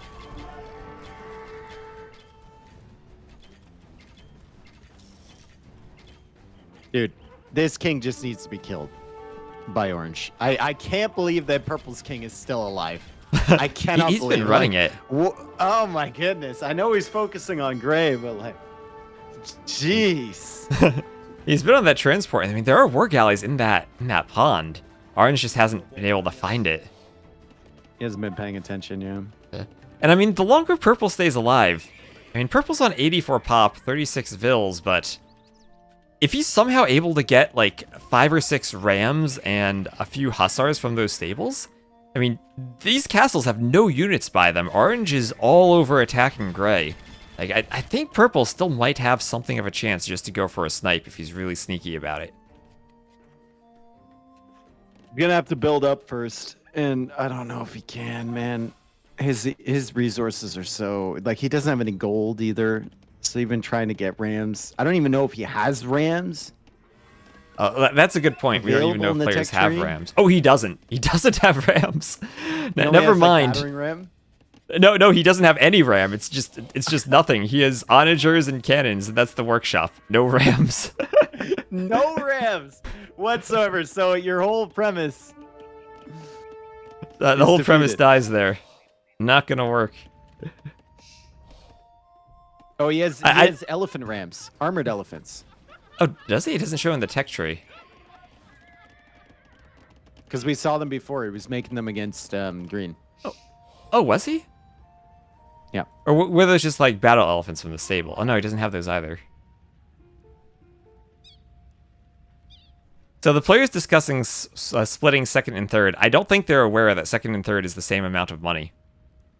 Clearly not. I don't think they read that part of the handbook. Yeah, 275 points in the tech tree. And of course, with the water map, you do spend a few on the fires and whatnot. All right, so they both have their kings on transport ships right now. And that's what Orange has to be aware of.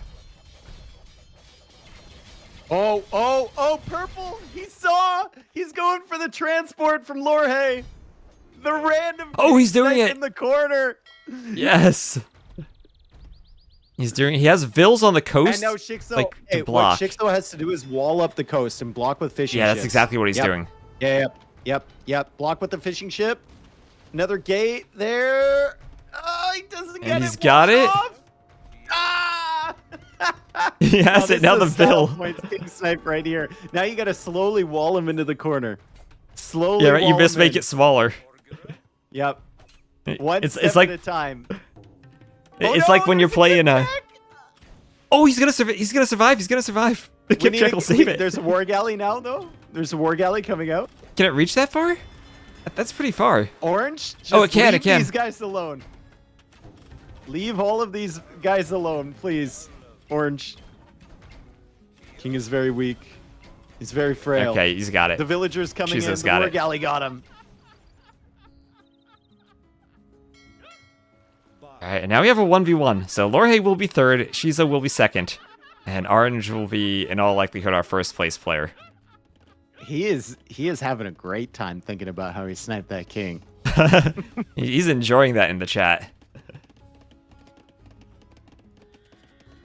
All right, is there any potential for purple? No. It says, sorry, Lorhay. I love you.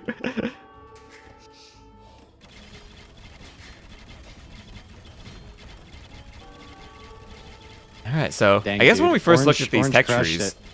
yeah, Yeah. like I was maybe doubting the Mangudai because of that, like that repeat bonus I was talking about earlier, but Yeah. I think Italo showed that you stack the right bonuses and those things are just deadly. And he even has a few eco bonuses. I bet there are even more Cav Archer bonuses he could stack on top of them too. Yeah, I'm just taking a look at Orange's tech tree. So he had pikes for the attack faster, recurve bow for the range and +1 attack, mounted archers minus 50% frame delay, husbandry affects attack speed, so that's another attack speed thing. Gold resources lasting 30% longer, resources lasting 15% longer. Cav archers firing 25% faster. Cav archers can dodge 1 projectile, and mounted units 5% faster each age. So they're super quick, They fire super fast, and he's got gold lasting longer. So And look at his gold he gets count. into a castle, yeah, like provided he gets 17,000. into a castle in production, he's fine. He just needs to get there. He might struggle a little early. Yeah, they're just melting the skirms now. We see a whole bunch of docks coming up for Katalo, and he knows what's coming. He knows that king gonna go down on the lake. Just don't let him run past to the other pond again, please. Just don't let him do it. Yeah, she's running forward with 2 hussars into all those castles. That's not gonna work out. Woo! You need a bit more than that to snipe the king. He's hitting a the raid a eco. wood line. He's getting a raid in. He's got his 1 fire ship to protect his transport.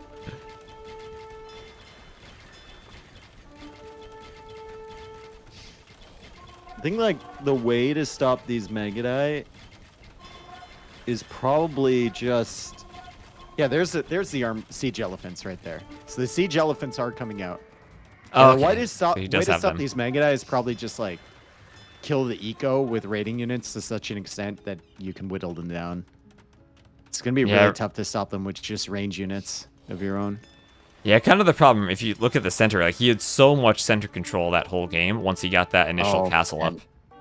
Oh man, Chixo, I mean, he'd love to build up, but he's gonna have to go with these elephants right now because the transport ship is under threat. He's actually coming back with that right into the bombard cannons and the docks and everything. He's hiding in there, but He's got nowhere to run. And the Mangudai are out here to snipe the elephants. at home. And he's just going to call the GG. Well played. Nice.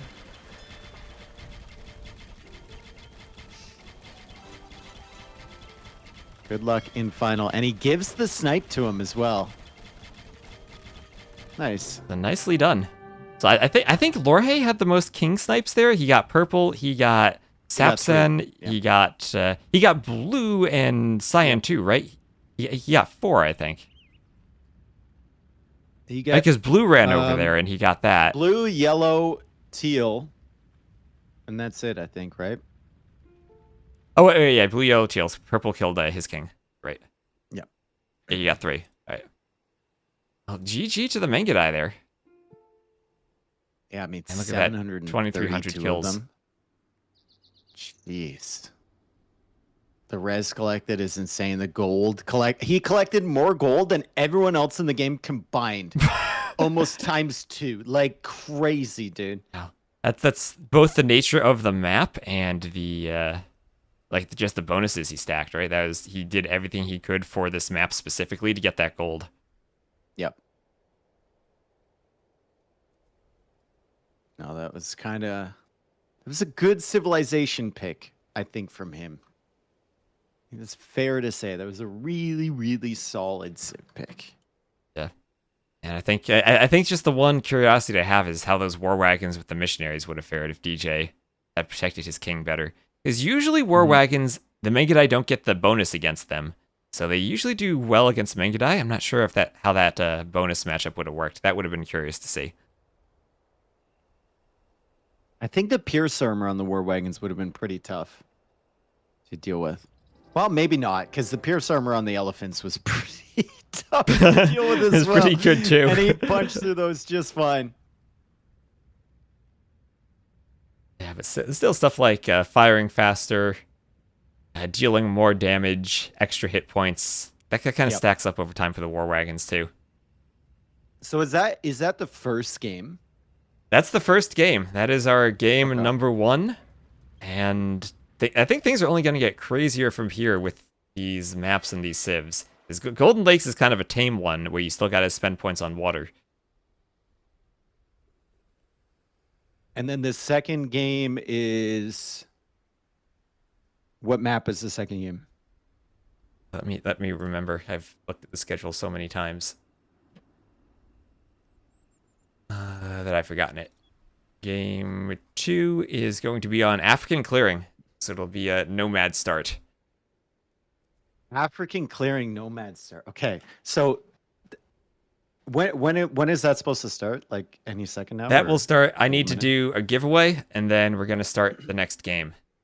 So Okay. So yeah. I can cast it with you. I'm gonna build a civ with my chat for African clearing while All you right. do all that stuff. Cool. All right. And Let me also advertise for your chat. We are giving away a copy of a DLC. So if you want a copy of Return of Rome, you can come to my chat and type !enter, and we'll do that giveaway in a couple minutes. cool.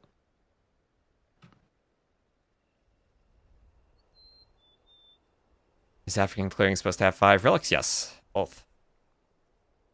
Dave is streaming right now. Let me shout out Dave AoE.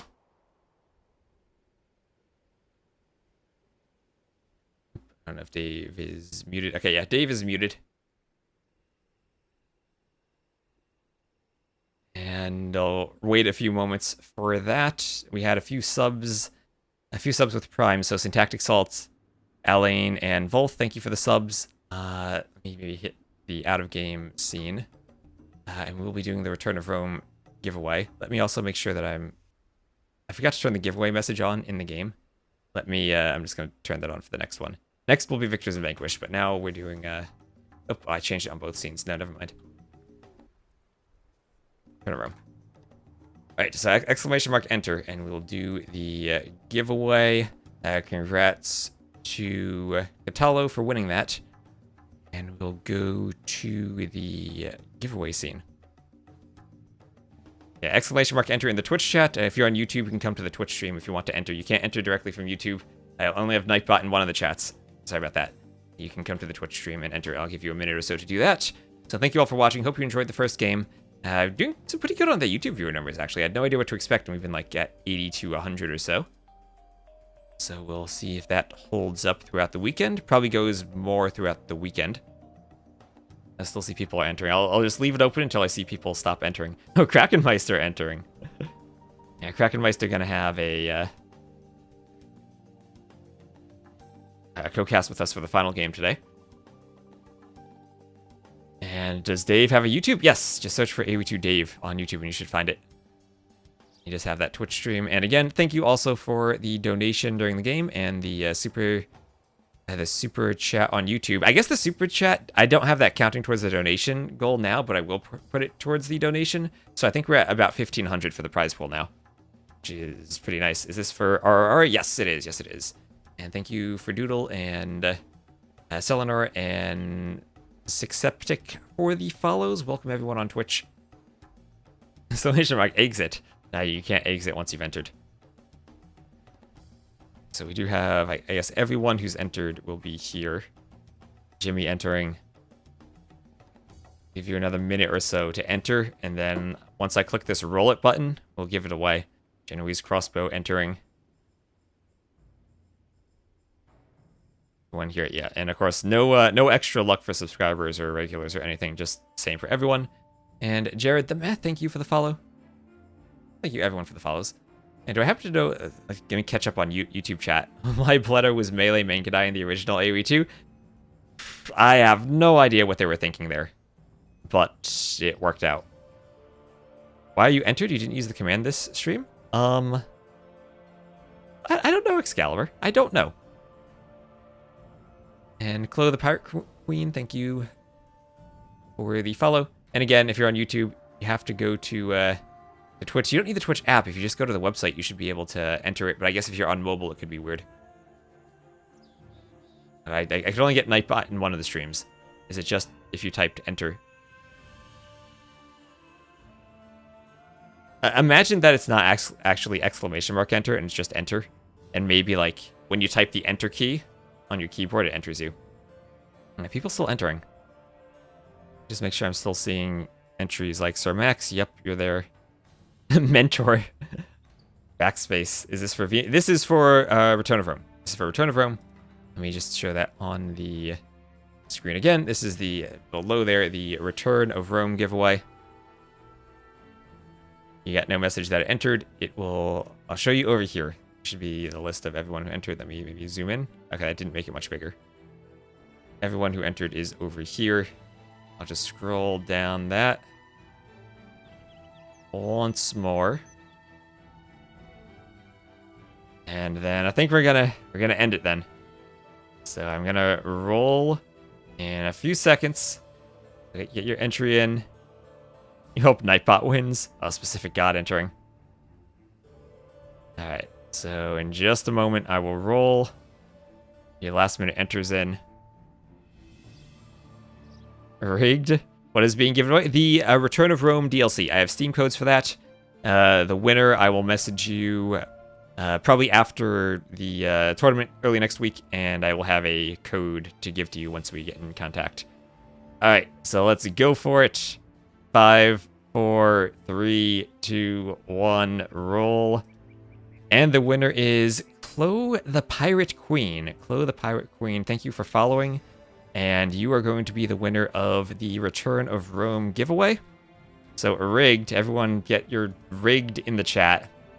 Let me write down your name on my Discord. And this is Return of Rome.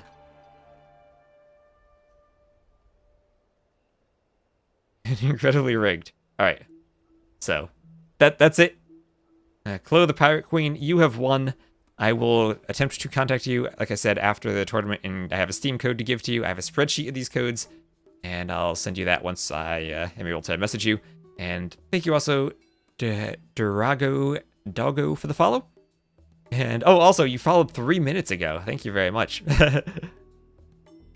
Alright, so now, gotta cancel this. We're done with this giveaway. Cancel the giveaway. How do I clear everyone here? Reset eligibility for everyone?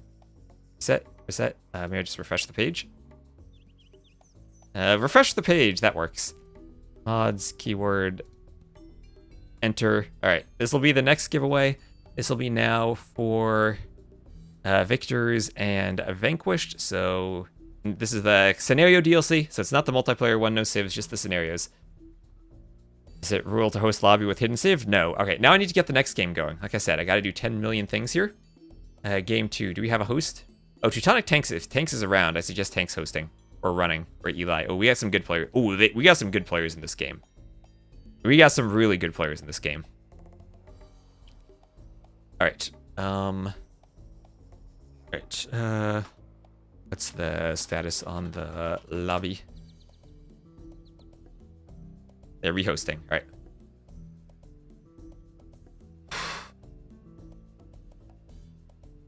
If you win but already have the DLC, we can talk about that. And if you want, I can re-gift the DLC to someone else. All right, Haru, rehosting for the right settings. If you could just post a screenshot here of the lobby settings for launching, please.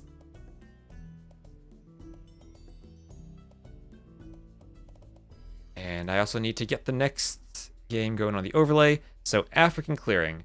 And we got some good players here. We got Running, Eli, Teutonic Tanks, Mr. Mika, Moosehead, Volth, Haru, Forward Gold, and Superhero. Like Running, Eli, and Tanks. Those are three really good players, and players I expect to be free-for-all experienced too.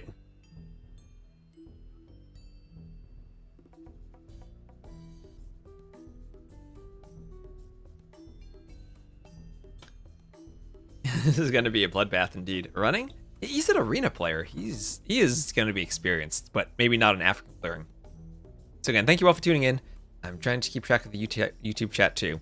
So again, in the Twitch chat, we will have a giveaway now for victors and vanquished.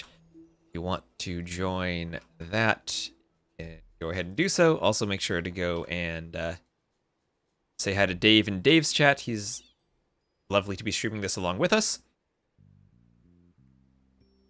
I think he's designing a civ right now. So whenever these players are ready, I'll message Dave and tell him we're about to go. Did a quick wall challenge. Yep, we did the Alcatraz, the 2-player one. Then I think Anatov and Turs beat us, but we didn't bother to grind it again after that. And Ray entering, yeah. So again, this will be for the scenario DLC. Thanks again to Microsoft and to Ashley for getting the codes for us. And I should probably tweet that we're doing another giveaway. That would be a good thing to do. And I'll repost this again. Next giveaway. Okay, this time the pictures and vanquished DLC, type exclamation mark enter in my chat to enter.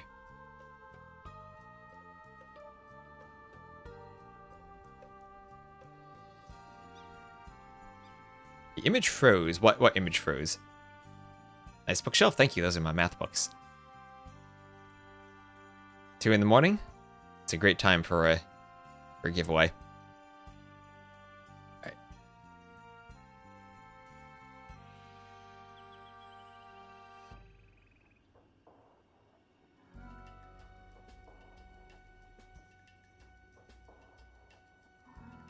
All right. Königsmord, the German word for regicide, I guess.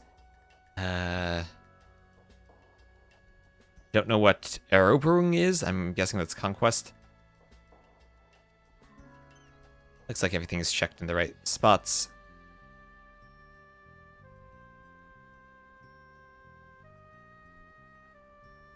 I teach math. I in college I taught or graded for intro analysis once and did a lot of intro computer science teaching, but not anymore. What happens if 2 players tie for the most king snipes? We'll just split the $10, or like based on the donations, maybe we just give $10 to each of them. we have a much larger prize pool than I anticipated. We're at what, $1,520, and I need to add in that extra 50 from the YouTube stuff I had gotten earlier. My full-time AoE? No, I'm not. I still do some freelance programming. All right. And also on YouTube, thanks for sticking around with us. Let's see. The chat was... What happened to my YouTube chat? It was just on the side. Okay, that's better. So I think we're ready to go. Sec. Let me bring Dave back. All right. Game 2 just about ready to go. When Dave's back, then I'll tell him to launch. Do I have a Discord? Yes, exclamation mark Discord. Or just click the link beneath the stream.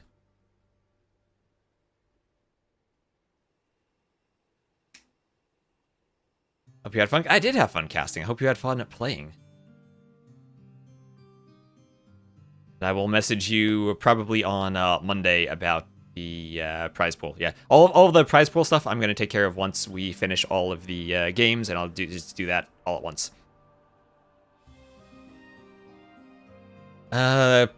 Programming that gives me insights into the game mechanics. I mean, it just helps understand how stuff works if you're a programmer. I guess you understand where the bugs come from.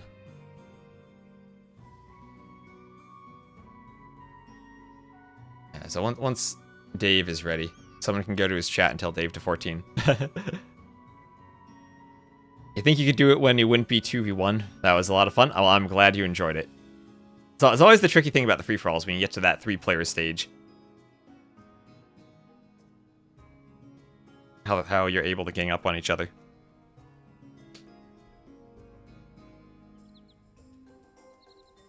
Air tester yourself? Nice. What up? Oh, there's Dave. All right, I'm going to tell the players to 14. All right. All right, Yeah, this one... That's so... Oof, I was trying to build a Civ, dude. There's too many options. I'm just overwhelmed. Alright, so this game is going to have some really good players. We have Running, Eli, and Teutonic tanks in it. Oh, nice. Okay. I told them to start, so hopefully we can find this in the game. Hopefully my game doesn't freeze. This one, I guess. I'm not sure if they've launched it yet. They haven't. No, I can see him in the thing.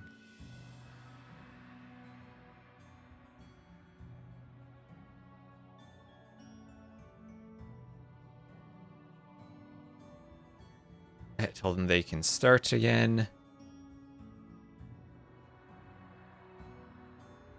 What are the player elos? So, Running and Eli are both like mid to, I think Running is like mid 2k, usually an arena player. Eli is kind of low to mid 2k. Teutonic Tanks doesn't really have a 1v1 elo. He was like 1800, but he's really a team game player, and I think he's much better than that. And then Haru, I know, is 1800. Not sure about the other players, but those 3 at the top, I think. This is probably the I think Teutonic Tanks was the most underrated of all of the players who signed up. And I know he's very experienced at playing free-for-alls.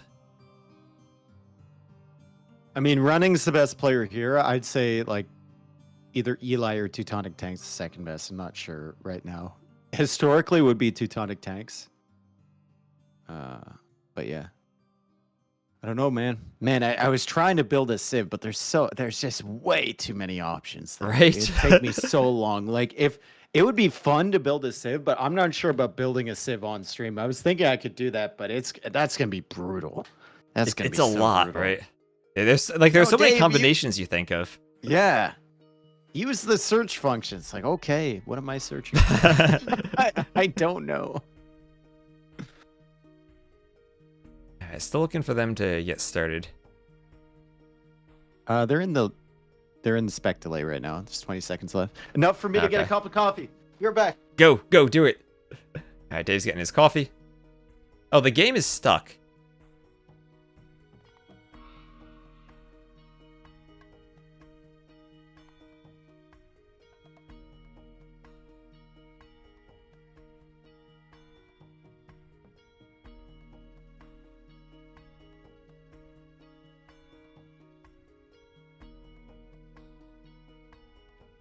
I love some of the names of these. Like the Civ is Cav. There's the Big Throw civilization. There's the Pew Pew civilization. There's the Elephant on Your Nuts civilization.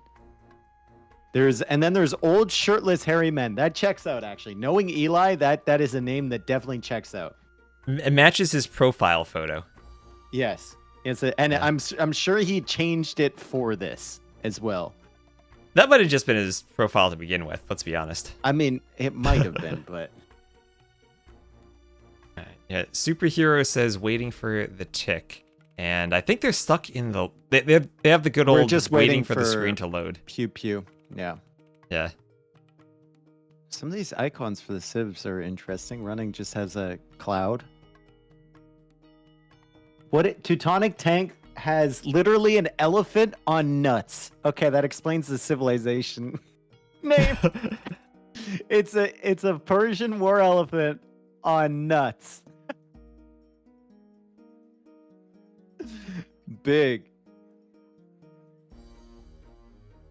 I don't think there's a place where we can just see the overview on every Civ, right? It's a complete surprise to everybody. It's gonna be a surprise right now. I was gonna try to make screenshots of all the civs and stuff before getting into the game, but like I just didn't have time this morning. I had to do 10 million different things, fix maps, fix player submissions, make sure everyone was here, get the stream overlay set up. All right, Mr. Regicide Superhero 55. What's going on here? This is like, it's always the question. You don't know if it's better to have him Alt F4 and try again, or just to wait. Do you remember when you could manually click them in? It didn't do anything, but you could click the checkbox. Yeah, yeah, like that was so much fun. in. It gave you something to do on the menu screen, right? It's like a little. They should have a little mini game or something. Cookie clicker. Yeah. Yeah, that would be really nice. Just waiting for the players to load. You'd play a mini game. You can hold tab. I guess you can tab through. I didn't know you could tab through the player names on this screen. What happens if I press enter? Nothing. Oh, something happened. Wait, oh, never mind. That was just my game. I decided to log out. I got excited for a moment there. Oh, I'm in. Maybe. Let's see if Regicide Superhero is crashed. Let's see. I think it might be time to Alt F4 and... I'm in. Are they in? We're in. All right. You're in? Okay. Okay. I'm not in, but I need to find it now. I have the code. All right. I'm going to probably get started here on the Civ stuff. I'll just look around them. Right. I'm going to start in the left corner while you get loaded in. So we got Right. Volti setting up in the left corner with the Tajiks. All villagers work 5% faster. So he's gone for the Romans bonus. Farms are smaller, which is an interesting one. Right, remember, that came from the old Realms mod, and my game has crashed, Yeah. so time to restart this. I will go slow. Farm upgrades provide plus 125% additional food. Villagers drop off 10% more gold. Gold resources last 30% longer. And the market costs minus 100 wood. Market trade costs is only 5%. So this guy has gone full eco-tex to try and survive very long. His unique unit is Cataphracts. And his unique tech is Royal Heirs. So unique units and camels receive minus 3 damage from mounted units. And then Comitatensis, which is the Knight line, Militia line, receive the charge attack. Charge and train attack. faster. And then team bonus is Camel and Light Cav units plus 2 attack versus buildings. I don't really see how this guy is. I mean, I don't really see his bonuses having much synergy here. He's just going to have eco and he's just going to wait for a long time. Are you in, by the way? I'm still, my game had to restart, and then the mods were off, so I had to restart it a second time. Now I need to find that's cool. it again. So yeah, keep I'll going, sum keep up going. the civs for you. Volthy in the red is going to have eco lasting longer, and better trade rates and stuff, but not a very good tech tree overall, or a super unit. We move on to yellow. The Jurchin. Mounted units deal more bonus damage. Cavalry archers cost minus 10%, minus 20, minus... sorry, that's basically like the Hun bonus. Basically for cav archers. Cavalry archers fire faster. Fishermen work 10% faster. That's going to be big. That's the old Indian one. Castles cost reduced. Completed castles provide 400 gold as long as they stay standing. Unique unit is Mangadai. Madrasha, the old Saracen tech for monks returning gold. And Hussite reforms. So, he's missing Hussite reforms with Madrasha. So, like, technically infinite gold possible. Oh, wait, so if you... Right, you spend food on the monk, and then you delete the monk. And then you lose them. And you want them to die. You're trading 100 food for 50. I'll take that any day, dude.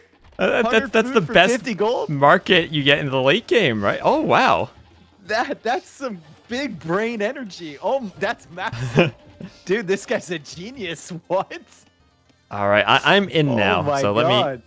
give me a quick summary. What civs have you looked at right now? I've looked at Yeah, red you started and with yellow. both, right? I'm taking it slow. All right. Yeah. So red is slow, grindy eco civ. Yellow eco is the upgrades. monks with Hussite reform and some cav archer upgrade. That's kind of sick, dude. I'm on to teal now. Gunpowder, gunpowder, gunpowder, gunpowder, gunpowder, gunpowder. Unique unit conquistadors. Mike, he's playing the American civ. It makes sense that he named it Pew Pew. More hit points, cost less, more attack, fire faster, +8 attack versus buildings, more pierce armor. And +8 against buildings. That's a lot against buildings, right? Oh, thank you, Doubt, for the raid. So this is if you're just joining custom civilizations these players have put together. And we're looking at Pew Pew now, who has... Can conquistadors snipe off castles now to hit kings, right? If they get +8 versus buildings? 100%. And look at all the other things. Like, I'm assuming pikes affects them. Yes. And then we have... They fire faster and anti-unique unit damage. Oh, blue. Don't run your king to Science TC. Don't run the king in there, Haru. I love how Haru's named his civ the Heronians. We're going to make our way over there now. So Pew Pew is gunpowder. That's good. That's easy to remember. We'll know that. All right. The Heronians. Fortifications built 50% faster. Town center is 100%. Additional town center can be built in the feudal age.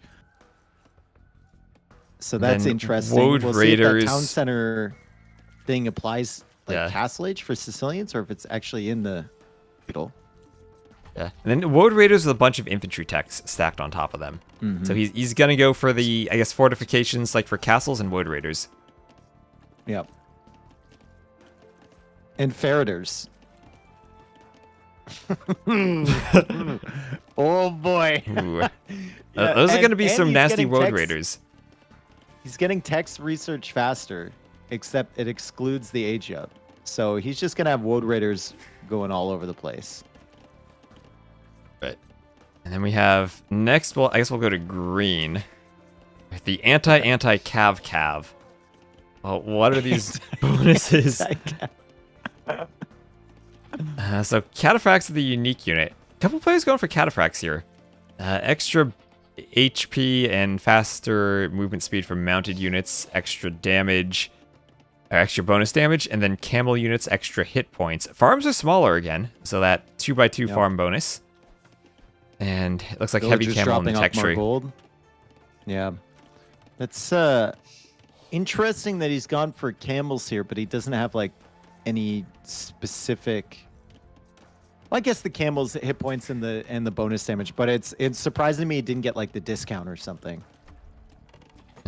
And next we'll have running Big Throw, who went for chakram throwers and stacked a whole bunch of infantry upgrades on top of them. Oh, God. These things are gonna be disgusting.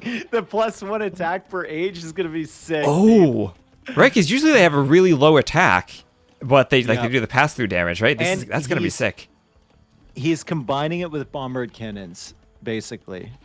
That's what I'm seeing here, because he's got siege units firing faster, gunpowder units costing minus 20%.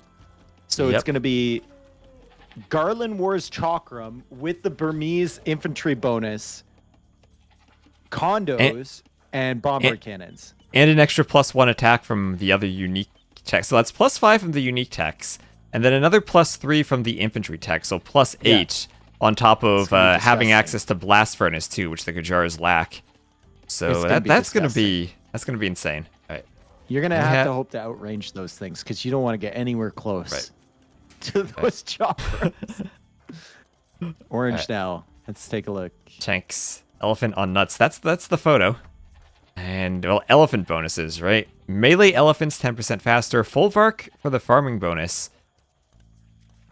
Unique unit at barracks again, so we'll have barracks elephants getting the +1 armor per age.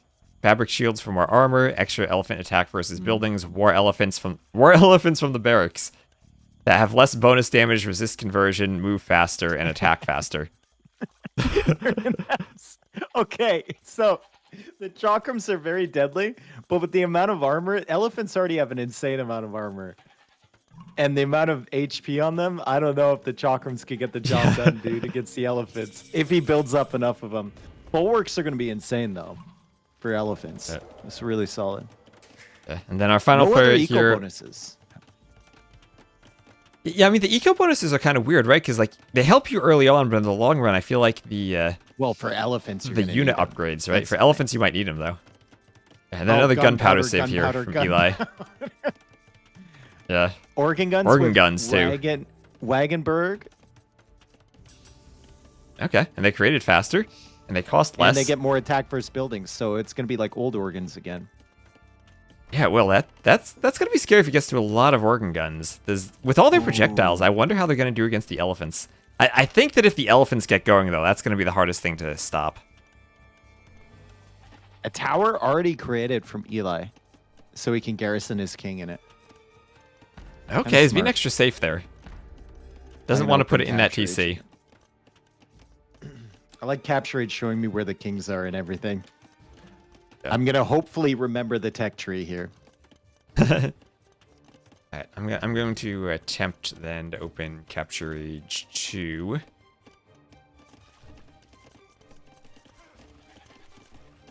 Okay, so in brief summary here.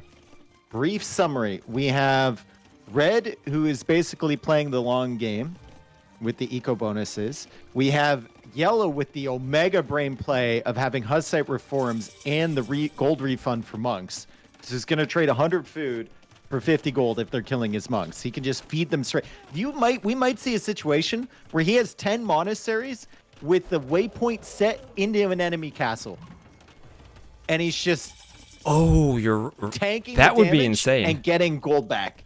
And it'd be like a trade line. That's crazy. It's just the question is whether he has the units in his tech tree, because he did spend a lot on those bonuses. As we see a castle now from running, going up on green. I was going straight for the castle drop. Green is what was green? Scouting with the king too. Again? He was an infantry guy, right? Yeah, green was the Woad Raiders, right? Here come the Chakrams. No, the Woad Raiders. Oh no, green was the teal, Cataphracts. I think, yeah. Oh, green was the anti-cav. Well, he needs some anti-castle right now. These Chakrams attack so fast, man. Those frisbees. Uh-oh.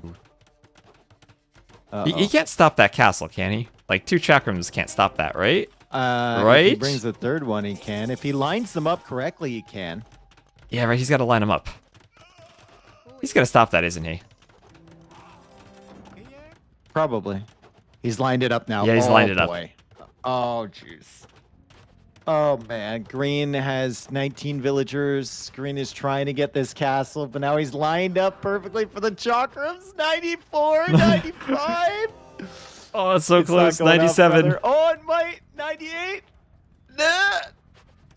He's got more bills. It goes up. It's up. He's got 13 bills, but it's up. Oh, Tanks is laughing. He must have been looking over there. Oh, no. He's laughing because there's hand cannons maybe attacking his TC. Oh, that too. Yeah, Eli. From Eli again, here. he took that hand cannon in the Castle Age bonus. Oh, he's murdering the goats under the TC. Well, I mean, he's doing +8 against the TC in addition to the base damage already available. So, Teutonic Tanks wants to build up into elephants. I don't know if Eli's going to let him do this. Eli's killing that TC quite quickly. Like, really quickly. Yeah, that king has 18 HP left. That might have been what he was laughing about. The king might have been under attack there. Magadai coming out from yellow. So, he's still not an imp. He still doesn't have Hussite reform, so we're not seeing that gold strat yet. And green is in trouble as well. Yellow was... Who was the Woad Raider guy? Was it blue? I think it might have been blue. Woad Raider's blue, yeah. And yellow's the Hussite reforms guy, right? Or the gold one? I think the name Forward Gold is very appropriate for that. You send the monks forward and you get gold from them. Yeah, true.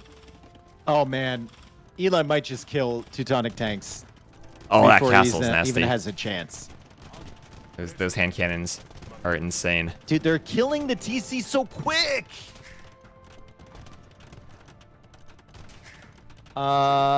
Teutonic Tanks is gonna die. Get a life, bro. He has to migrate.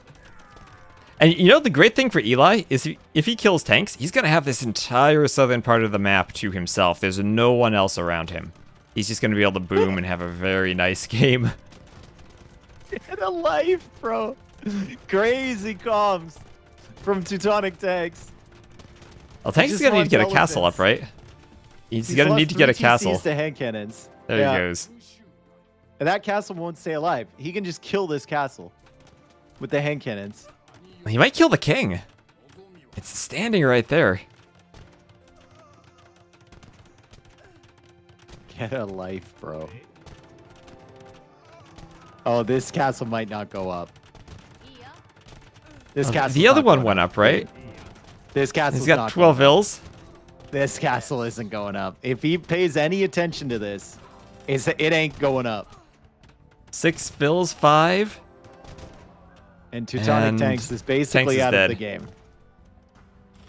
He has no Does Tanks have vills either. anywhere? Yeah, he does to the right, but he always making a lumber camp. Okay, treason has been researched. The king is weak. Weak but fast, at least. That hand cannons at least can't catch the king at this point.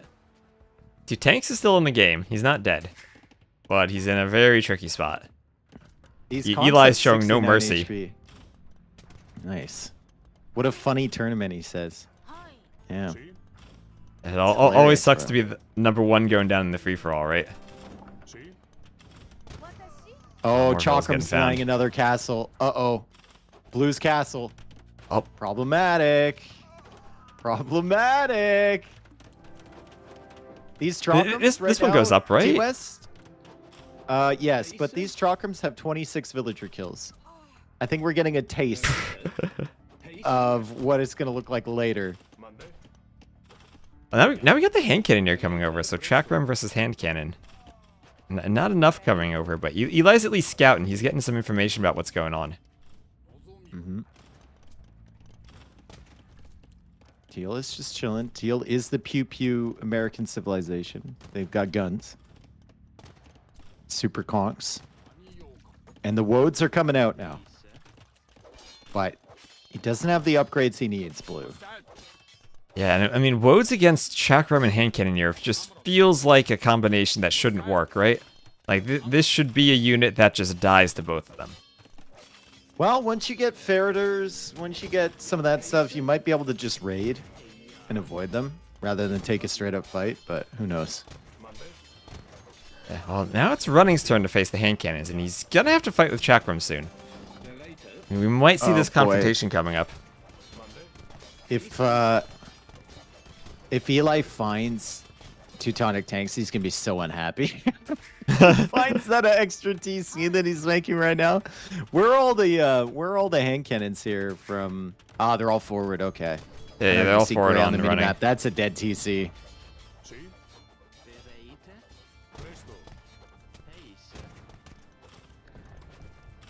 And now Running has to run his so bills. Tough here.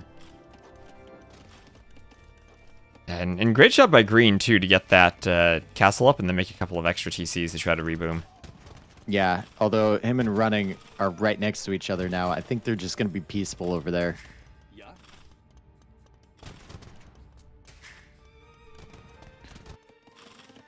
And meanwhile, in the north, we have a couple feasting. of... we have a couple of castle drops up here. But for the most part, they've kind of defended that. We're going to have another dual castle drop here between red and yellow. I think both those go up. Yep, good quick wall there from yellow. Keep that cataphract out for the time being. And yeah, both of these ones are going to go up. But yellow still has issues on the other side with the castle from teal, right? Like, yellow doesn't have that much space.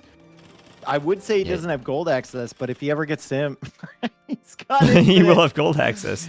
Gold access, provided he can find the food. Man, he is Eli squeezed in between the middle, though. Eli is farming TCs with these hand cannons. Yeah, this is where he'd love to have that, like, that Persian bonus of +5 gold per kill with, like, a ranged unit or whatever. If he had that for hand cannons, now that would be insane for him. Okay, chakrams for his hand cannons, maybe soon. We still don't really have like that many techs for the chakrams because he's not an imp yet. He only has 57 bills.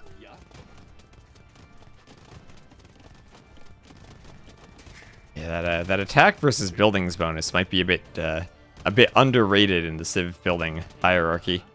Well, two people picked it here, right? We had the Kong player pick it, right? And we had the other hand cannon player pick it. It's very, very strong so far, especially on African clearing where everything's like open.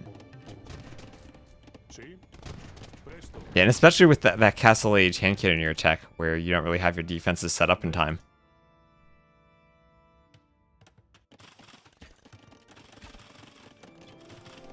All right, well, teal still has a decent eco behind this. Blue still has a lot of villagers here, 145 villagers. Despite, you know, being attacked on a couple different angles. So he's done a really good job to boom. Unfortunately for him, his base is wide open, but he's just going to go into woads. So we'll see how they do. Eco is kind of there. I think he might be up right now. I don't know if he is or not. No, he's trying to go up. He's got a lot of gold in the bank. Woads could be the answer. Who knows? The entire right side of the map is just people who died and are trying to reboom now. It's just everyone hanging on for dear life over on that side with their TCs against the wood line. What's Teutonic Tank's going to say when Eli comes over here and starts killing him again? He's moving the hand cannons back over. He saw the TC. He's going to take him out. Get a life, bro. Yeah, and tanks will have nowhere to run.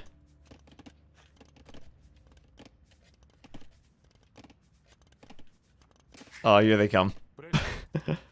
Oh, how many shots to take out that TC? Oh, no. Tanks is on the run. Is Green going to let him run? Nope. Oh, no. Dead. Green gets the kill. That's where Tanks is just... He's just saying Green get the kill so Eli doesn't get it. Yep. These hand cannons are just destroying absolutely everything. Eli is on a warpath. The chakrams are still there, so he has to be careful. Can't run into those chakrams. He'll still die. Well, that's the thing. Hand cannons get the attack bonus against chakrams because they count as infantry. So I feel like Eli might even just win that fight against the chakrams straight up. Well, it depends if he's paying attention, right? Obviously, if he's attacking at max range, as we see treason coming in, and there's a reason for that, and that's because Eli is looking for the king from green. Running also looking for the king, and running is going to be denied off that castle. And the king is dead to running's TC. So Eli misses out on not one, but two king snipes. But two king snipes. Where he caused the king to run. At least the hand cannoneers, even with the Valkenberg tactics, are not that fast, so you can't chase down the kings. But now running, I feel like we've had every player make a castle that almost gets denied this game. Running's going to go for one with his entire village. He's got 37 vills making that castle. And I think he'll get it up in time. There he goes. That should protect him, right? Like, I don't think the hand cannoneers can take a castle. Does Eli get, like, Chattagny? Because he could outrange that if running doesn't have fletching. What did he stack? Or Eli. running. I mean, Eli could also go. I think he's making some rams, and he's just gonna be garrisoning the hand cannons in the rams, and then popping them out again. Look at the micro on the hand cannons too to dodge the frisbees. Eli is definitely locked in this game. Yeah, Arquebus could be sick, but I don't think he has it. Hot site reforms coming in from yellow. So if he's lacking on gold, this may be the play, but he's also kind of lacking on food. As he goes forward, he's also getting trebbed. That's not gonna work very well. Also needs to keep that castle up. So okay, house site reforms does finish. Castle will go down. It's too low. 16 HP. One volley from the castle. As he loses a lot of Magadi. And he's not The repairing. castle goes down. King is on the run from running. Literally running. And that'll probably be two of our best players in the game just out first. He's taken out by Eli. And Haru has a huge boom right now. Like, look at this economy setup he has. 178 villagers. Excuse me. Eli sees the king. Oh, that king's dead. GG. Yeah, Eli finally gets his snipe. These eagles are 102 HP. I don't know if he's got any other upgrades to go. 9 pierce armor on them.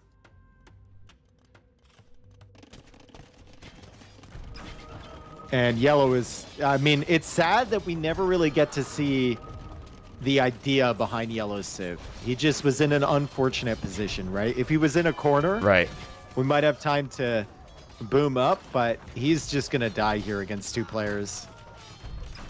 Yeah, he's unfortunately 1v2'd here, sandwiched right between them. But, you know, sometimes that's the position where you got to start talking to people in the chat and try to convince them to ally with you, right? Like there's a bit of diplomacy involved. I don't think teal or red would be interested in diplomacy here. Look at the stats on these elite conks. 108 HP, 18 plus 5 attack, 7 pierce armor. And they have the additional attack versus buildings. I don't think any king is safe here.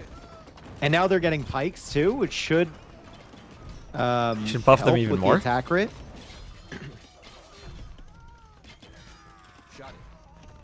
Let's take a look when these attack. He just does a run around, doesn't do anything. Should be really fast attack rate. Yeah, really quick attack rate. They take out the TC really well.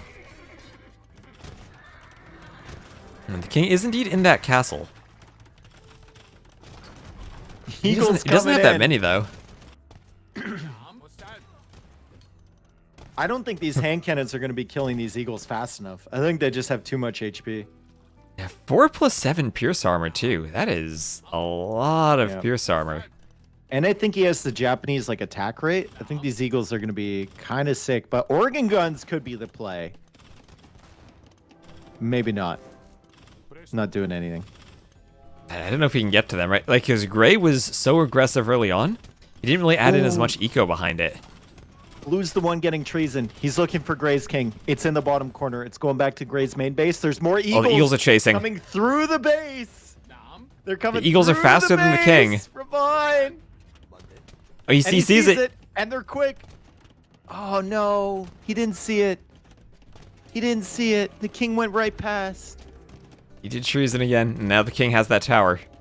But I mean, a tower against eagles, that's not gonna hold for long, right? Elite Cataphract do get the charge attack, by the way. Look how fast these eagles are. Tensis. I thought the Nightline would only get that, but apparently Elite Cataphract do get that charge attack. Okay.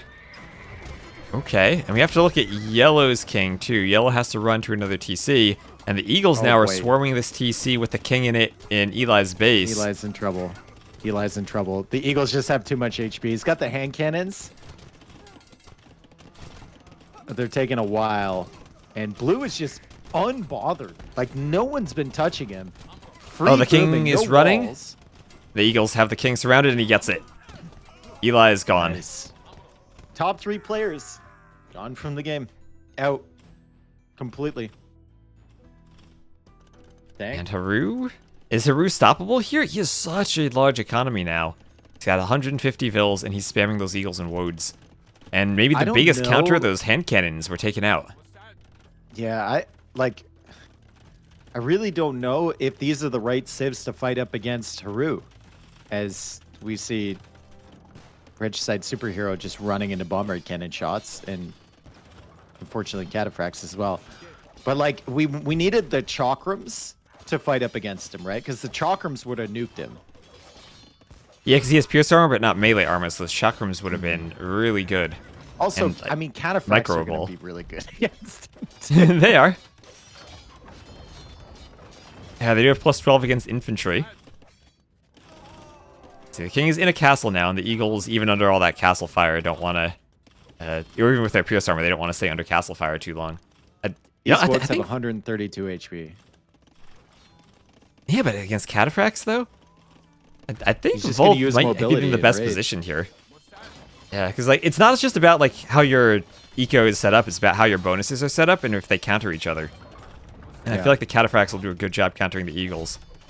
I think blue's just gonna play this like kill all the villagers from red, so we can't produce Cataphracts, and then slowly start whittling away at these castles. And maybe along the way you can snipe Teal's king. I mean, it kind of looks like Teal and blue have a little bit of a unspoken agreement. Yeah, they're just not going for each other. And, you know, at this point, it's the top 3 players who get prize pools, right? So the next player to get knocked out is the one who gets out of the top 3. So Forward Gold is just going to try to run his king for as long as he can to try to stay in the game. I think Haru killed 2 Cataphracts there in that fight. 3! Oh my god, he killed 3 Cataphracts. Amazing. Unbelievable. Yeah, he's going to need a plan to fight the Cataphracts. And that's where if you put all of your bonuses into one tech line like infantry, you might just run into the save that hard counters it. Yep. Yellow is still alive, by the way. If he can expand like to the south, I mean, we still could see the Hussite Reform's dream. We could, and this is where if you're Haru, maybe you're thinking you want to snipe off Yellow just to get in the top 3, but Yellow also with the Mangudai might be the only option you have, like to appeal to an ally to fight the Cataphracts. You might not want to be killing Forward Gold. The Cataphracts. Like, the Conks are sick. The Conks are disgusting. He just needs more castles and more production. He's not doing a very good job of keeping, especially with 11k wood in the bank and 4k food. He should be selling some of that and getting way more conquistadors, right? If he had like 80 of them, so good. You know, the hard thing though for he's just taking the hard thing for Cyan is only 1 castle left. Oh, there's 2. There's one by the wood line as well. Yeah. Oh, there's 2.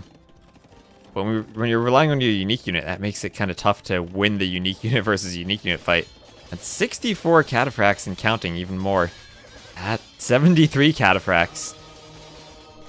That is scary. Dude, he's losing eco, though. That's a problem for him. These woads are just going to keep killing villagers, so he needs to keep replacing them.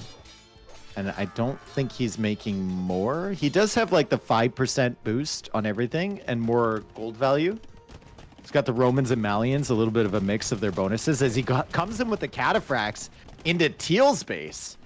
So he's looking for that king, and he's going to identify that it's in the castle along the edge there. But I think he can't kill that, has right? enough to deal with this. No, Teal has enough to deal with this for sure.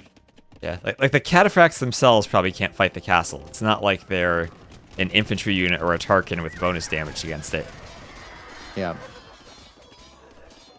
But Teal is not really like taking the fights he should. He's running away from this and he's letting his whole eco die behind.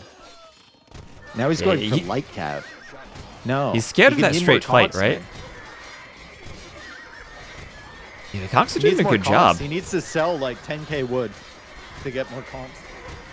Yeah, with 15k wood, you gotta you make sure that you're on the gold army composition here. You don't want to be fighting fights that you're with the wrong units. And right now, it's just he doesn't have enough of them. Bro, these conks losing are so just many missing hills. everything. Should have got Arquebus. These things are just missing everything. And doesn't it feel like Conks are more inaccurate in DE than they were in the past? Not that they were ever very accurate, They but are 100% less accurate. 100%. Everything is. I watched MBL play on Voobly the other day. Holy, man. Like, yeah, with it's different. Remember when archers were running in a straight line away from you, you always hit the shot? And you hit them. Yeah. Yeah. They needed to go diagonally where you didn't hit them. I forgot about that. Yeah, it was so much easier to kill villagers back then. Now it's like you get behind a wood line and the villas can run away unless you have ballistics. Yeah. Okay, yellow really getting pushed here by Haru. Haru gonna be looking for that king snipe. And Volthe, My worry I for mean, Haru, though, is just like it becomes a 1v1 between him and red. Yellow is on the run now. Yellow should have gone south a lot earlier, but to be fair, he didn't really Eagle's know. And gonna now get him. there's Woad Raiders there. Yeah, the Eagle's going to kill him. The Eagle is actually faster than the King. It was that 1.64. That is faster than most cav units in the game when you upgrade them. Okay, so yellow's down, and we have our top three now: Haru, Volth, and Mr. Regicide Superhero. Haru getting a couple of king snipes there. I think the most dangerous player here, obviously Haru, because of the setup. I mean, just look at his eco setup, his castle setup is crazy. But I think the most dangerous ultimate composition is definitely Teal's with the Conquistadors. Yeah, I and agree they have with the you bonus there. damage against buildings, and he's coming in for that king. There's so many castles here from Haru, though. Oh wow, look at 11 castles at 7,000 HP each. This is... I agree with you, though. I think that the Conquistadors are the strongest combo, but like Cyan needs more production for this. He needs to sell that wood, like you said. Bro, And not just he's like coming lose in for that Conquistadors. king. I don't think Haru realizes what's happening. Like he might not, got but- treason. He knows where that king is. There's 4 castles there, but the conks are very tanky, and they do a lot of damage versus buildings. They have the +8 versus buildings, plus the 18 damage, plus the 5 extra. They can get a hill Here bonus here, comes. right? If they're just to the bottom of that. Let's see. It's going down really fast. Are the conks tanky enough? Yeah, I don't. 5,000. Haru doesn't realize. Now he realizes it's happening. He should be fine. Just The not question is, enough. where is his gather point, though? Does he have the gather point in another castle so the king pops out, or does the king run forward? Yeah, it goes to the other castle. It's already in there. All right. You realized. Nice attempt from Cyan, though. But in the long run, And- just going to end up losing Conquistadors. Haru just got absolutely cleared while that was happening by the Cataphracts. Oh my god. Cataphracts are farming kills. Who just can't fight that? It's just he ran into Voltha, who is just the absolute hard counter to the Civ he designed. And that sometimes, like in the free-for-all, you got to take note of that early on and try to figure out how to encourage those players to die, who you attack and who you don't attack. I think Volthe is very fortunate that a lot of these other players got kicked out early. Because I don't think this, like, just Cataphract army, it looks very strong, but that's only because the Civ he's matching up against right now. Right. I think, like, this could have got cleared by a lot of the other people. but he's gone for that like long game approach. He went to the corner. He got the eco upgrades from his Civ bonuses, and now he's in a really good position. Yeah, and Volth also, one of the lower elo players in this game. He's definitely not up there with running tanks and Eli, so kind of a tricky spot for. That's kind of the beauty of the free-for-all. When you see the lower elo players who end up with the right Civ matchups in the end game, that might be able to win. I mean, what's Mr. Superhero can't be, or Mr. Regicide can't be that high rated either, right? No, I'm not sure about him. I'm not as familiar with his rating there. I know Haru, I think, is the best of the players remaining. He is 1412, yeah. Volth is 1100. Haru is 1800. Okay, so that checks out.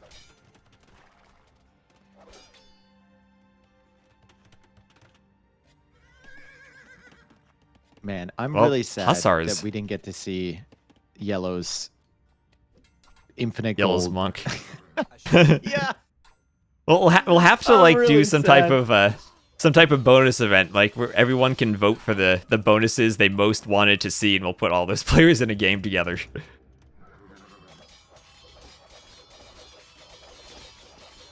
Cataphracts are 12+9 with the charge attack. Did he get Logistica though? I don't think they have the splash damage, right? Right. What?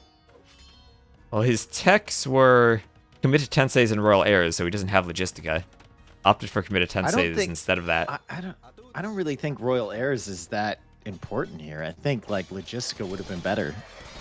More scalable. Well, it's the Imperial Age tech, right? Logistica's Imp, so it's that or committed Tenseis. Oh, okay. Yeah. But I mean, the extra attack from Logistica, like, is that actually more than you get from the charge attack from committed Tenseis? No. I would want the charge attack and Logistica rather than Royal Heirs if it was possible, but it's not, right? Yeah, it's not. And it's only, I think it's only 2 damage from Logistica, right? On the surrounding units. I thought it was 5, but it's also more 5. attack against infantry, so I'm forgetting what the bonus is. Yeah, it's 5. Okay.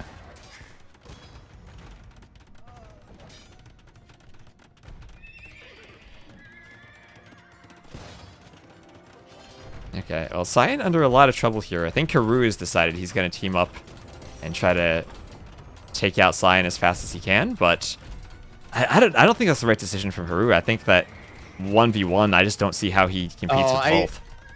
I think, like, in an ideal world, you want to work with Teal, but what you've seen from Teal so far is not a good sign, and it's more likely you're going to die first. I think if I'm in Haru's position, I'd much rather take out Teal.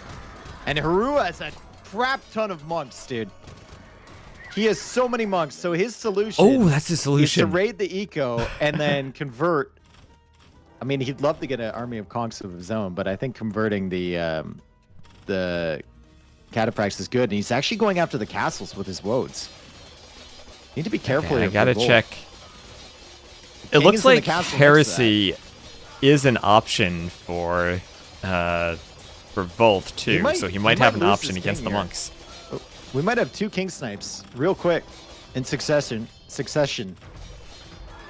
Cyan's going down. That king will be trapped by the Cataphracts. There's not much room for it to run.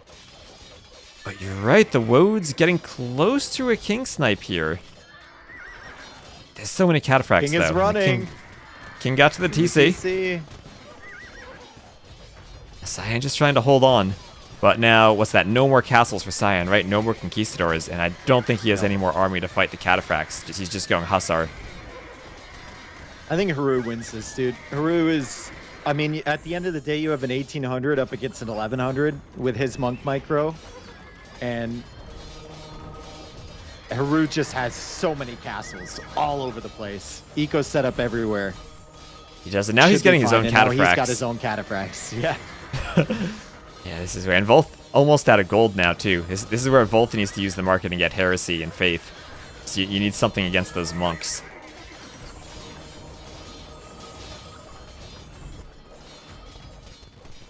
At the same time, Cyan kind of cleaning up Volth's push. I mean, without castles, though, I don't know if he can really do anything. Unless he goes and snipes the king here from Haru, but he tried that once before, and there's even more castles now.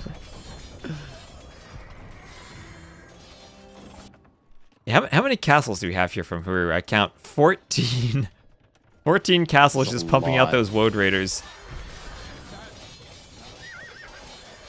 And the monks there were a great decision. Still. Yep. Yep, has lots of gold in the bank. Especially when you're like, I'm not sure the monks would have worked if he was matching up against like another 1800 or something like that. But when you're against a player that you should be significantly better than, monks are a great option. Oh gosh, yellow's defeated, but also has negative gold. He took a civ bonus that gave gold for every castle, but then when the castle is destroyed, you lose it. So he ends up with negative 137 gold.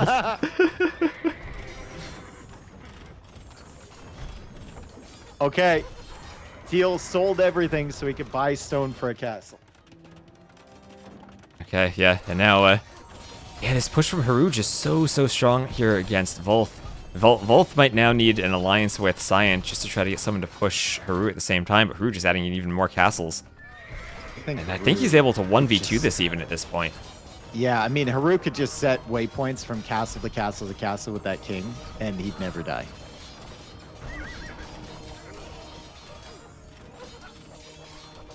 Yeah, Volth adding in some Hussars now, but maybe a bit too late. Volth is sending the king into Teal's base. This is going to give the king snipe to him. I think this is intentional. We'll see. He's going to stand there. Yeah, he gives the snipe to Cyan. Yep. All right, so Teal, you got to make your move. If you're going to make your move, you got to do it now.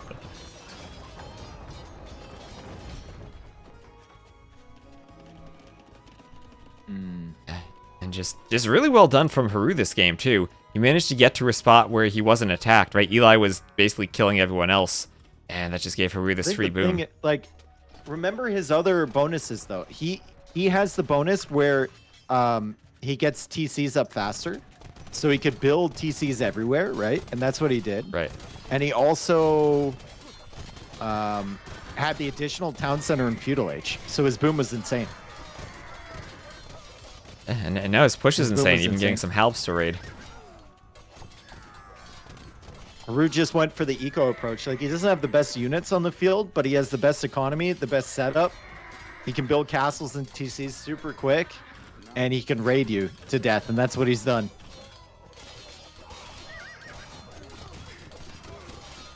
Yep, and just great usage of all of that infantry army with the monks to clean now his second player. And that last castle is being closed in on.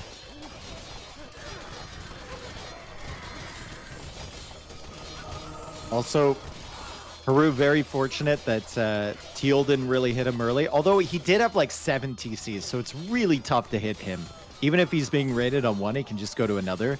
And he's also fortunate that like Running and Green were so busy with each other over on the other side. So he had nothing to deal with over there. Yeah, we had those 3 players right next to each other, but Running and Green just started fighting, and then Eli came over. And he had just enough of a barrier so that Eli didn't get to him.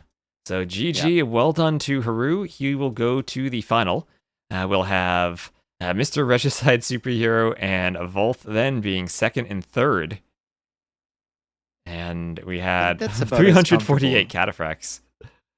That's about as comfortable as you can be in a win in one of these. Like, that's pretty convincing from Haru for sure.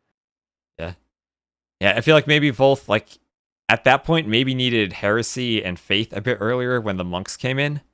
So the cataphracts were really nice for a while. It's just that Haru is so far ahead. If you look at the eco for a while. See, actually, Volth had more. Never mind. Volth had more res collected even. Haru more expensive units. Point, I'm looking at like 16 minutes in Feudal Age here. Haru's at 37 vils with the double TC. The next best is 26. So, like, his eco is just going crazy. And when people get to Castle Age, he's at 42 vils. So like the synergy there on the double TC, and then he's going up to Castle Age, not too far behind them. The synergy on the boom and then into the raids is wild. Yeah, instantly goes for 2 more TCs when he gets there. Crazy eco for sure. Instantly. Well, that was a crazy game, and I'm glad that we didn't have the like the super long drag out like we did in the first one. But well done to Rue. And we're gonna have one more game today on, if I remember the map, I think it's Hideout. Yeah, it will be Hideout. And we're gonna have, well, thanks for co-casting, and we're actually gonna have a Krakenmeister who designed the CivBuilder come on next for the next game. Ooh, so a real hope you life enjoyed celebrity. that. Yeah. And once again, we're doing a Victors and Vanquished giveaway in the chat if you want that DLC. So thanks for co-casting. Hope you enjoyed this. I always love these custom Civ games. Yeah, these are interesting, dude. These are interesting. I think I get lost in them, but you know, it's I gotta try and remember all the civs as best as we can. Yeah, at least like when you get to the end of the free-for-all, you kind of know everything. Ray says Age of Chakrams time. Age of Chakrams. I think that's what I had seen. Everyone who built civs for the third game decided they really liked Chakrams. Okay. All right then. For Amazon Tunnel. All right. Well, I will. I'll see you later, Travis. Thanks for co-cast, dude. Have a good one. Thanks for coming on. Everyone, go check out Dave's stream, and I'll see you later. See ya. All right. So once again, thanks to Dave for the co-cast. Again, we'll shout out Dave AoE. Go say hi to Dave. Oh, Dave gave us a shout out. Thank you also Epic for the sub. That is a sub that will count to the prize pool. Again, anything that counts towards Partner Plus will count towards the prize pool. Thank you everyone for the follows too. Everyone on YouTube also. If you want to enter the giveaway, I need you to type !enter on the Twitch chat. It doesn't work on the YouTube chat, so I'll need to do it in the Twitch chat. I'll give everyone a few moments to sign up and enter there before we get ready for game number 3, which will be on Hideout. Tracker and shred anything that doesn't outrange them. We'll see. And Blanky Kang, thank you for the follow. And sorry if I'm not keeping up with the chat. Hard to do while co-casting, but thank you all for being here. We might have one solo cast tomorrow, but that's while Ornlu's in a game.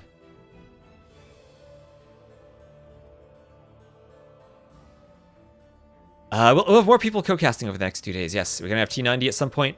We'll have Margugu, we'll have Ornlu, Daniela, and Anatov all coming on to co-cast. And I think there's only one game where I don't have a co-caster set up, but maybe we'll figure someone out by tomorrow. And thank you, Roman, for the follow. All right, yeah, we gotta add in all the different nerds we can to the co-cast. So exclamation mark, it's not exclamation mark giveaway, it's exclamation mark enter. And thank you, Rem. Thank you, everyone, for the follows. As I said, we're trying to get to 10K followers on Twitch. Thank you, everyone on YouTube, for watching. We're getting a good 90 viewers on YouTube, too. I didn't get a chance to watch it D-Longer, but I saw the thumbnail, and it looked like there was math in it. So I will watch it later. DC, good place. Thank you for the follow. So everyone, I'll scroll down this list, and if you have a blue thing next to your name, then you are entered. Look at Lidicor not entering. He probably has it, though. He might be like one of the creators getting a free copy. Ooh, my bot. My bot is not entered. Volth is there, too, in the giveaway. So everyone, exclamation mark enter. I'll give you a few minutes to enter that. What's the giveaway? The giveaway is the Victors and Vanquished DLC. The Victors and Vanquished DLC. That's the scenario one from Philadelphia. Spectator dashboard not entered. Yes, everyone, I'll give you a few more moments to enter that. Again, thanks to Dave for the wonderful co-cast. I think that might have actually been the first time I ever co-casted with him. I know we did the Alcatraz scenario a while ago. That might have been the first ever co-cast. So it looks like people are still entering, so I'll give you some more time. Let me just scroll down the list to make sure they're still... Yep, El Azot, I'm seeing you there. We have 72 people entered so far, so keep on entering. Let my chat co-cast sometime. like text to speech, every message is a co-cast, that would get crazy. Enter Zara, and remember, you got to go to the Twitch chat if you want to enter. The bot is only picking stuff up from Twitch.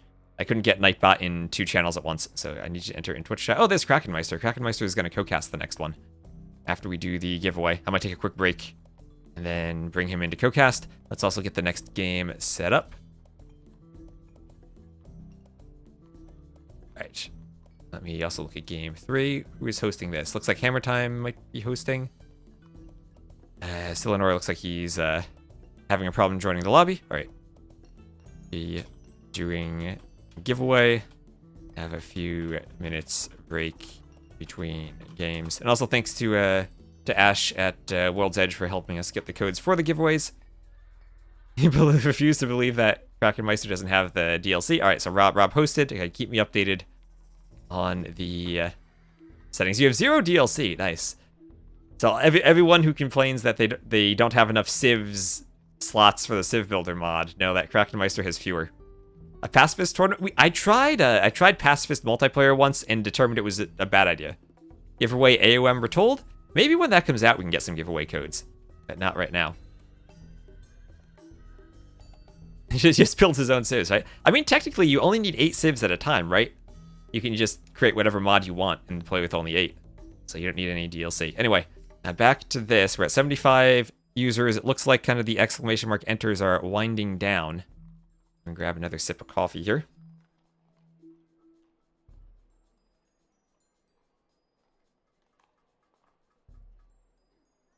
And also just another shout out, if you type exclamation mark merch and you want to buy anything with the logo on it, any merch sales will go to Ugly. I don't know if we've sold much there, but can you win this time? You can win, Russell.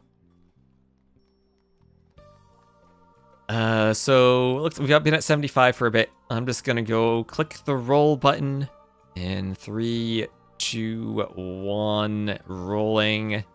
And Frankie has won. Victors and vanquished. There we are. So let me write that down. Congrats to Frankie there.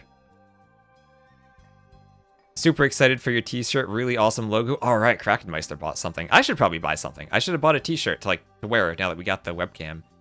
Booed. Oh, don't boo Frankie. Give him some claps. Give him some hype in the chat. Give him some hype. All right, so let me just write that down to myself. Victors and vanquished. That'll be for Frankie. And the next giveaway will be for the base game of AOE2DE. Get that? So the next giveaway will just be AOE2DE. So if you don't have that, then you can't make any custom civs at all. So let me cancel this, refresh the page. Mods are eligible, and enter. So exclamation mark enter now to be entered for the base game. Frankie is a weird way to spell Russell. I think that's not how Russell is spelled indeed. Alright, so we'll get some base game entries here. This is base AOE2DE, and again, if you get the code, you can do whatever you want with the code. You can give it to a friend, re-gift it. It's just a code you type into Steam to unlock and pass that around. Also, thank you, Zostrom, Good Place, and Rem for follows recently. And over on YouTube, again, thank you for that super chat earlier. I'll have to convert 500 SEK. That was around 50 USD, so thank you very much for that.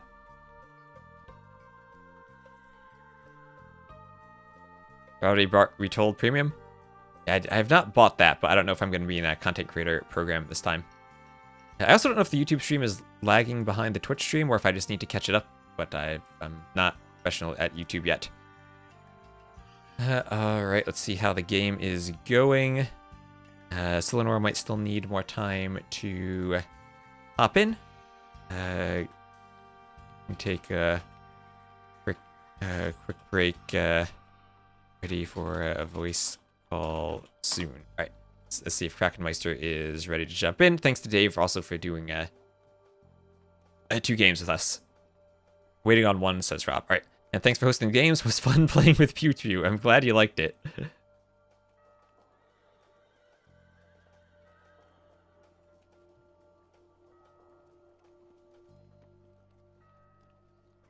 Oh, and Forward Gold entering. Hello. And Zostrom, thank you for the follow. Thank you everyone for the follows.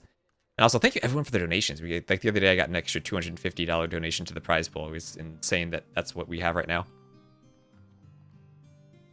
Ugly having to auto mod.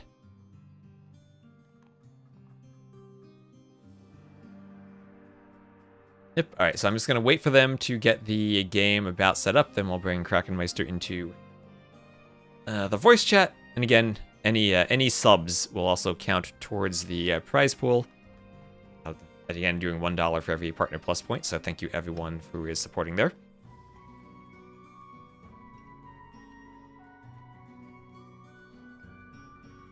The Woad Raider Advance for Humans. If a Chakram has Logistica, is the trample damage centered around them or the projectile? I would imagine the projectile. It used to be if throwing Axemen had Drazina, that would be centered around the projectile. But I've never tried Chakrams with Logistica. The projectile, but it doesn't work great. That'd actually be sick if every time it passed through something, it did extra splash damage. Ooh. Last person still missing? Alright, someone messaged me and said they were having trouble getting the game started. Is there a way to give Kamiyuk more range? Through the CivBuilder? I'm not sure. I don't know of any extra melee range tag. Maybe Bearded Axe from the Franks might be giving +1 range to the unique unit? Bearded Axe? Okay, Bearded Axe saying... chat saying that works. Does Logistica trample damage ignore armor? It might. I'm not sure what it is applied to. Also, hello, Bazi. Everyone give Bazi a heart because he designed Zawal, which is an amazing closed map. I have my heart back here. So it's shaped like a heart. Bearded Axe is legendary, so banned. Ah, okay. I feel like that gunpowder extra damage against buildings should have been banned. That was really strong. Chakram, Elephant Infantry, Chakram, Mangudai Hussar, Organ, Berserk, Organ, and Romans. And Romans.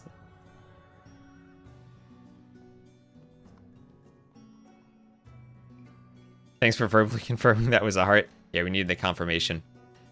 No lag for you. All right, yeah. Exclamation mark, enter. Again, and if you're in the YouTube chat, you need to be in the Twitch chat to enter. I only have the bot on one of the chats. And thank you everyone also for following on Twitch. 2 minutes behind? Okay. And Michetsukami, thank you for the follow. When is the game starting? We're waiting on one player, it looks like, who is having trouble getting the game started. Hammer Time having a transparent UI. No one has heard from Nylar, which is weird because Nylar had messaged me the other day with the Civ, so they definitely know what's going on now. Hey, you around? Game 3 going to be starting soon. Waiting on you to join. So if Nylar is not around, maybe we just pick some random person to play and use Nylar's Civ. MP Explorer Sar, yeah, he was here 30 minutes ago. Hopefully nothing happened to Nylar.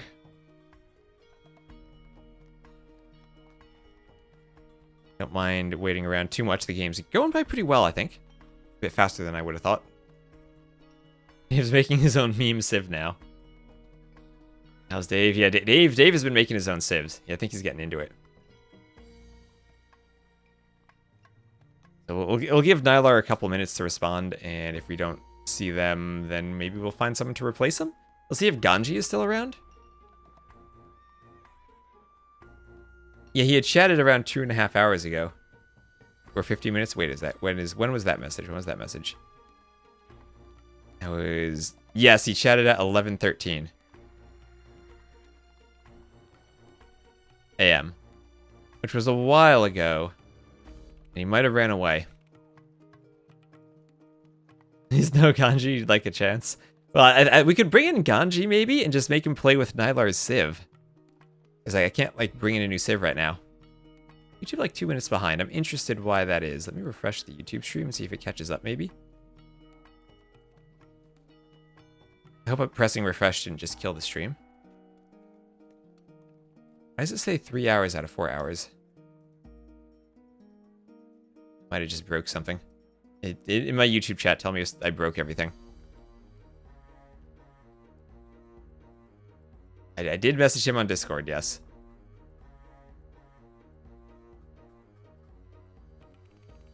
Yeah, he was posting in the discussion channel not long ago. At 12:29 p.m., so a little over an hour.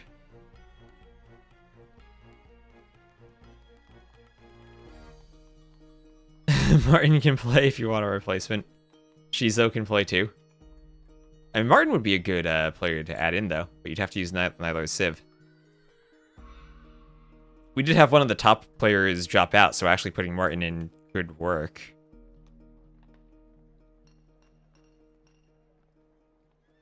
Using game practicing build order as a blame. Is he in the game? Is there, like, can I search for his account on Steam and just try to message him?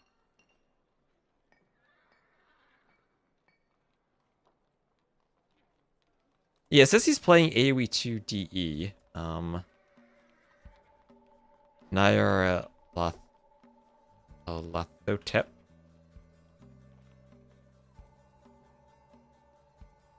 Oh, there's several people with that name. Is that a common name? No mutual friends for any of them. Okay, I'm not going to friend 10. Oh, short results 1 to 20 of 1,850. Lots of people have this name, I guess.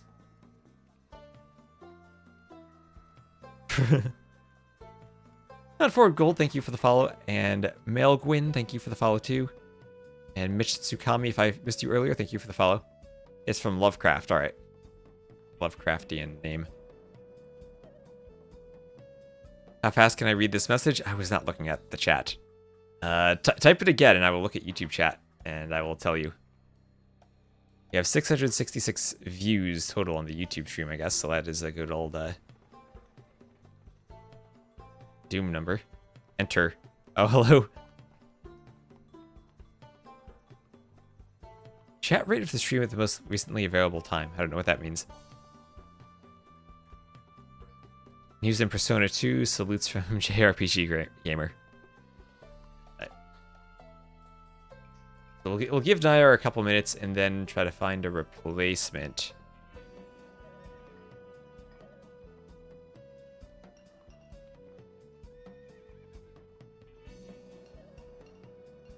Here, Ganji. Yeah, I'll message Ganji.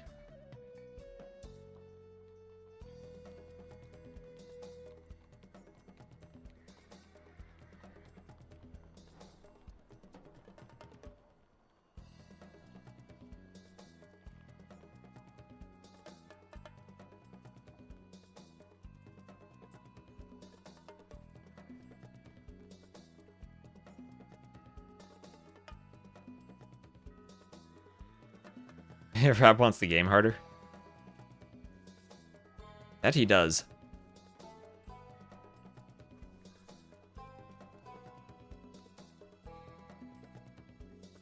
Could stretch in.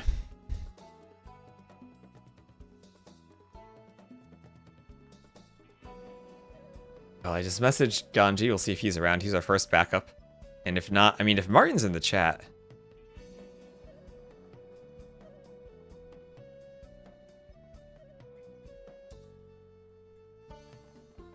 Oh, Nayar is in a ranked game right now. Oh boy. Wait, we can go spectate him. Wait, browser.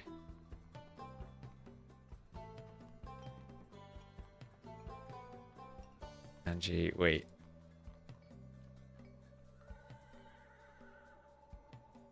I don't see him right now.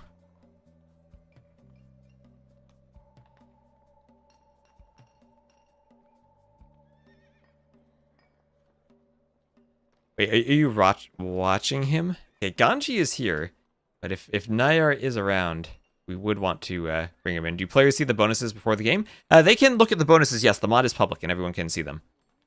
So whether or not they do, I don't know, but they do not have to be surprised.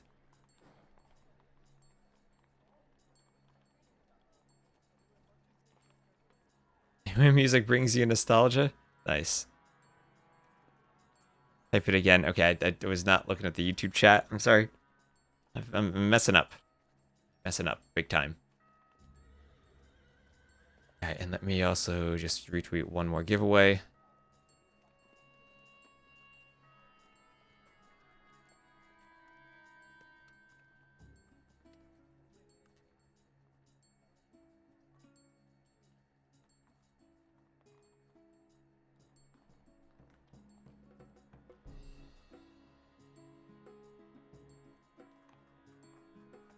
Tweet that. Is this a situation where he actually is, like, spectatable?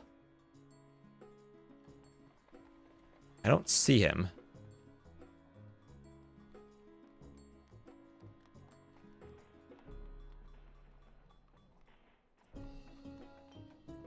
And Tio Man the Destroyer, thank you for the follow. This is where needing to admin at the same time as casting and making the mods and the maps and setting up the donations and the overlays and everything at the same time gets difficult. Because usually we would have an admin or someone to do this, but I'm gonna have to do it live on stream.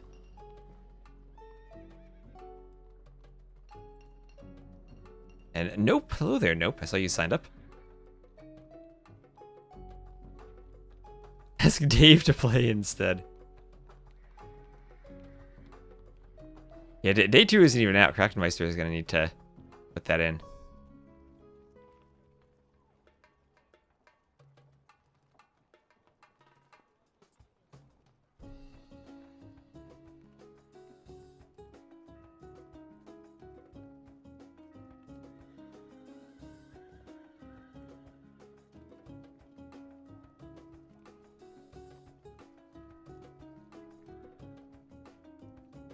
As the game beginning, when the player gets here, a little pantsless bird, they're just waiting on him. Classic AoE2 experience.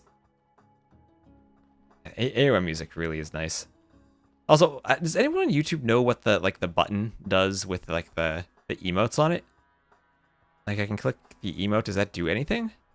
Like all I see is like my own animation. I don't know if that does anything in the actual chat.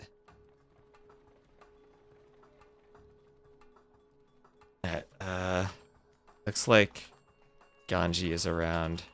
I could try to bring him in. I'd rather not fix the mod. Would you be okay to play with someone else's Civ? They suddenly aren't around and we need a fill-in. Not sure if we have time to design a new one and update the mod. App is Hideout.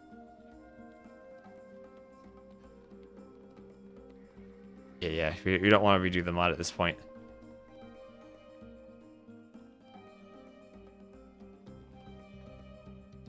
Well, I guess this is the time to remind everyone else you can, of course, still enter the giveaway. ! Enter in the Twitch chat. Ganji would be stuck using a wacky Civ, but at least he'd get to play. He says, okay, I'm fine with any. Okay, we'll go with Ganji. Yeah, we need to update. If you win, you can use your Civ in the finals. You just pick any Civ from the mod, I guess. When is the next game? We're bringing Ganji in. If Ganji is in the game, 3. Ganji. Lobby info here. Play civs built by other people? That could be cool. Or like building custom civs and putting them together. Yeah. So, okay, we'll do that officially. We'll swap out Nayar for Ganji. Ganji should be able to join. I'll let him pick any civ that's in the mod right now. Maybe we see 2 players with the same civ, but I guess I'm okay with that. I mean, he didn't build a civ, so I don't necessarily need him to pick Nayars, I think. Although maybe that would make most sense. Krakenmeister saying he should pick Nayars. I wouldn't mind if he picked a civ from the first 2 games either. The Fatherland? I'll let Krakenmeister handle that in the chat.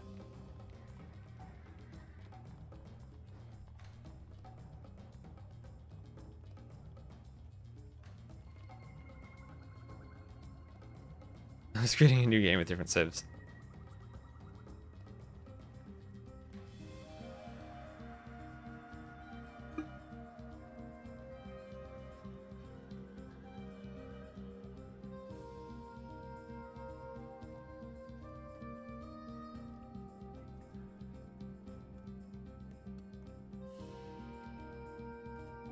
Let's deal with emails, Twitch payout, donations. So I think I also missed a few donation messages earlier. Apologies if I didn't catch them. We had a 69.69 donation earlier. Let me just go back and look at the donation log on Stream Elements. I was not catching everything while I was casting there. Sorry about that. Let me read out the donations before we get this started. Activity feed, we had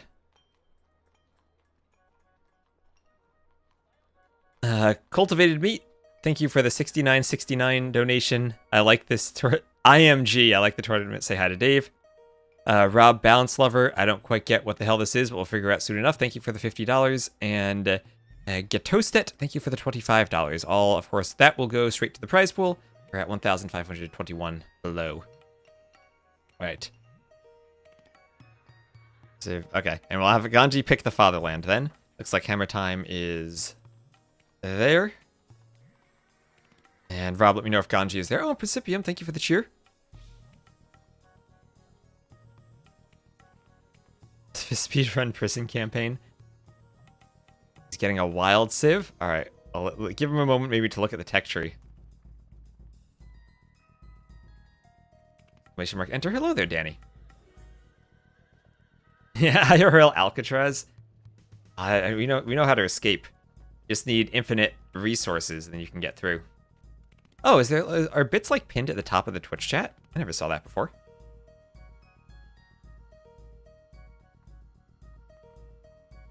Yeah, Rob is host, but we have the settings. That looks good. All right, look, settings look good. And if you're ready to go, then why don't I bring Krakenmeister into a voice call here. And we'll bring him in a second before we launch the game.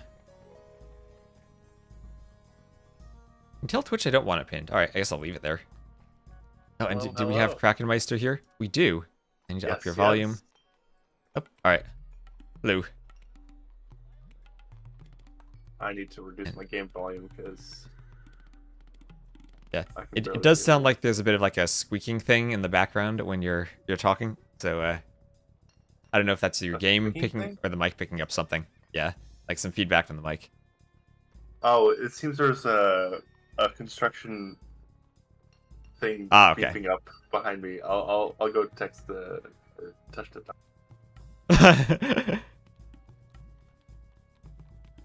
All right, construction thing. There are villagers building a castle outside of Krakenmeister's room wherever he's streaming. He has IRL Civ building going on outside. You hear the construction noises.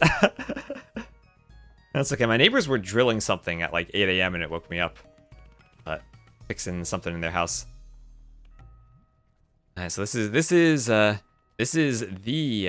Krakenmeister who designed the CivBuilder mod. We'll have him sort out his background noise and then rejoin us. He's IRL getting castle dropped. That's definitely what's happening to him. Alright, we got 32 entries for the giveaway.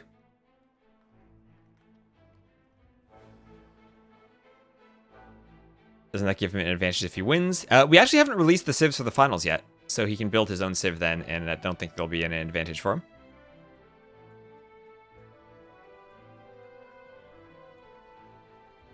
And again, and of all the ways to support, the Partner Plus subs are probably the most useful right now. Because if we get to 100, we'll get a better revenue split on Twitch. Put us at the 60-40 tier. We got to 50 last month, so we got a chance of reaching that this month. How's the tourney been so far? I think the first two games were really interesting. Okay, hello? Oh, hello. We got Krakenmeister back. Hello. Okay, cool. Say something super else excited and for let me this. hear if there is, like, just talk for a bit. Let me hear if there's that background sound again. I mean, I turned on push to talk. I assume the background noise is going on because I can still hear it. It's definitely, there's construction. All right, so we'll deal with some construction in the outside. This is, as I said, IRL civs being constructed outside of Krakenmeister's streaming room right now. And he's going to be here for our game number 3, which are we actually getting started? Yes, it's B2. Are you ready to launch? See if they're ready yet. All right, so what have you thought of the custom civs so far there, Krakenmeister? You're the expert in all things custom civs. I mean, there's been a good split. I've been glad that there's been a split between strategies. Like, there's a good variation. It wasn't just all infantry or all cav archer or all elephants or what have you. Now apparently I haven't looked myself, but there's a bunch of chakrams. But we'll see how they take their different flavors on the chakram. Yeah, that's what I've been told. This game apparently has a lot of chakram throwers. Ganji still needs 2 minutes. And so the chakrams are interesting because they are an infantry unit, and usually they're balanced by the Ganji needs to restart. By the fact that they have very low melee damage. But at that point, you can overcome that weakness by adding the CivBuilder bonuses from other civs, like we saw in that previous game. Running stacked a few extra attack bonuses on top of them. Did run into the gunpowder, though, which was a problem. Yeah, and it's really cool how the different civs interplay with each other. How we saw the cataphracts counter a civ, and then what do you do? I think you really have to see what civ counters you early on, and then try to snipe them, because people have been sniping early, but I'm not sure they've been sniping strategically. Like, you either snipe strategically the higher elo, or you snipe strategically the person that counters you. Right, you try to hit the civ that you think you might have a bad civ matchup against, which I think is interesting. If you do get like that situation we had last game, we had maybe the lower elo in Volth with the cataphracts against the heavy infantry player in Haru, who was higher elo. But I think that you can see how the higher elo players, even if they, just like going for monks, they have strategies that can deal with single unit compositions. Yeah, no, that was really nice seeing that strategy like development, that not just a one trick, but just pivoting slightly. Yep. And now we are going to bring Ganji in, because it looks like Nayar is nowhere to be found, unfortunately. He was talking in the chat earlier, but I don't see what happened to him. So we have Ganji restarting his game, trying to join. I think he put the UI mod in the right spot. It says it works now. Good. So we should be getting started any moment. Cool. And yep, so we'll look at these players. We have Ray, Asher, Nayar being replaced by Ganji, General Zuma, MT Explorer, Silenor, Rob, and Hammer Time. This is a game we had to swap around a bit because the player dropped out, and Ganji also couldn't play in the first one, so we moved him here. Well, last minute moved him here. Tricky. I mean, we have some pretty good players here. Hammer Time and Ganji both 2k+. And then Rob and Ray both high, like 1800, 1900 level on a good day. Yeah. So some good players and good civ designers too. I think Ray definitely is familiar with the CivBuilder, even though he can sometimes struggle to make a civ that follows all the rules, and also has Halfnitsa that he can use. Yeah, we can tease him about that forever now. But yeah, Ray likes to cook too hard. And Asher and Silnir were helped some of the initial play testing. They're playing some of the games that helped the balance early on. All right, nice. Yeah, because I know there's a lot of people here who are just like, they're really experienced with the CivBuilder more so than some of the expert players are, and that can give them an advantage too, if they know what all the bonuses are and how they interwork with each other. Exactly, yeah. Because I mean, there's some pretty unique interactions that you're saying. Like, a lot of bonuses have very different impacts depending on what they're applying to. Like, damage on the chakram is a lot better than damage on like a hand cannon. Right. Well, I think the real key is plus damage and then plus attack speed. If you have both, you're multiplying your effects as opposed to just stacking them. Okay. Yeah, that's a good point too. And also, if you have ways to overcome armor, we've seen players going for lots of armor or even lots of HP on units, and that can be hard to overcome too. If your units if you don't stack the right balances, it feels like every every eco upgrade you have, kind of affects the like the long-term potential strength of your late game composition. Yeah, I think the eco upgrades are really interesting. In my opinion, I'm thinking like, okay, if I were to take one eco upgrade, what would I get? I think it's super underrated. But hear me out, is population space. So there's the Mahayana. I can't remember if it's illegal, but the population space reduction is basically a late game eco boost. Like if you have 10% population reduction on your villagers, that's basically plus 11% or whatever villagers all working faster. Yeah, that's a good point. There's also just the straight up GOTS bonus of plus 10 population, which I guess can work kind of similarly. Like combo that with Mahayana might be fun. You'd have a lot of population space then. Yeah. I mean, the GOTS one is pretty small. But yeah. Okay, Ganji is in the lobby. We have confirmation. Rob is going to be launching the game, and hopefully everyone loads in, and we should be getting started in just a moment. I don't FFA see CivBuilder 8 out of 8. I don't see that. I see 7 out of 8.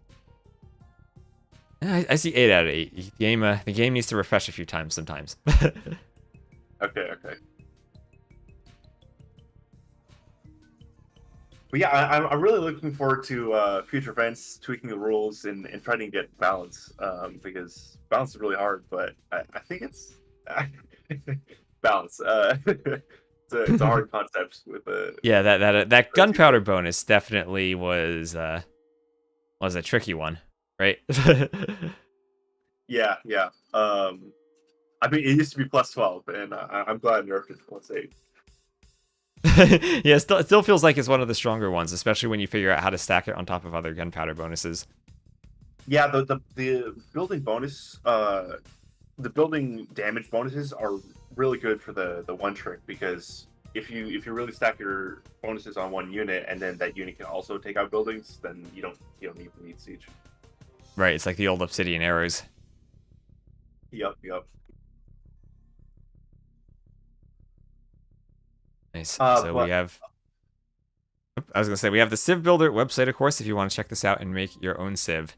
You have probably the most mods on the workshop now are people who made CivBuilder Civs just to upload them and then play with them, right? You just see those all over the place on the workshop. So a while back, actually, I was writing CivBuilder on my resume. I was like, how could I sell CivBuilder as a cool tool? And so I went and I wrote a Python script to analyze all of the mods that were made with CivBuilder.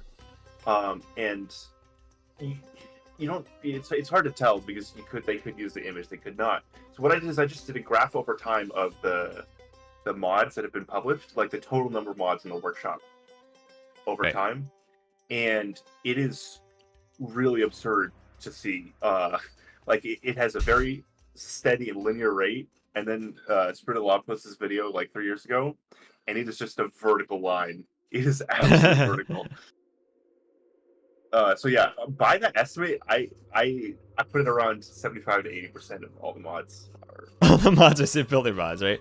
I remember because I had made that thumbnail for the CivBuilder event we did a couple years ago, and then you just I gave it to you to use as the default image for all the mods, and I end up looking through the mod center. I just see my thumbnail everywhere from being on every single CivBuilder mod. Yeah, no, it was a great thumbnail.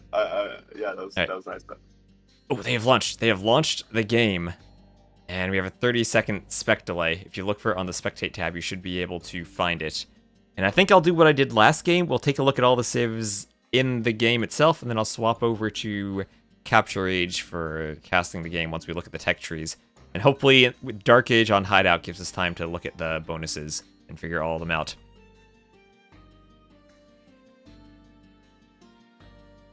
And as a reminder, we're just about to start game number 3, so any donations will go to the prize pool, and any subs that count towards Partner Plus, I'll also be putting $1 towards the prize pool there.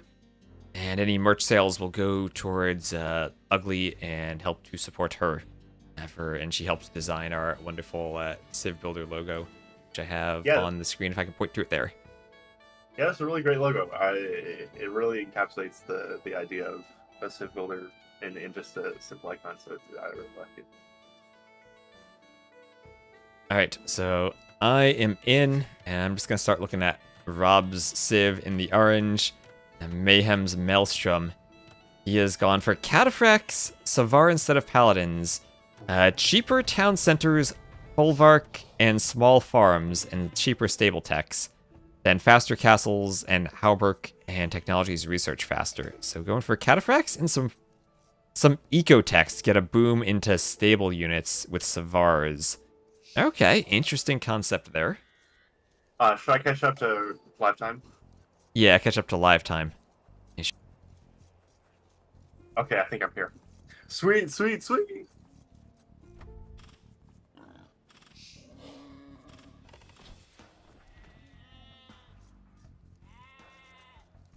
Okay, which tips are you looking at first? Ganji.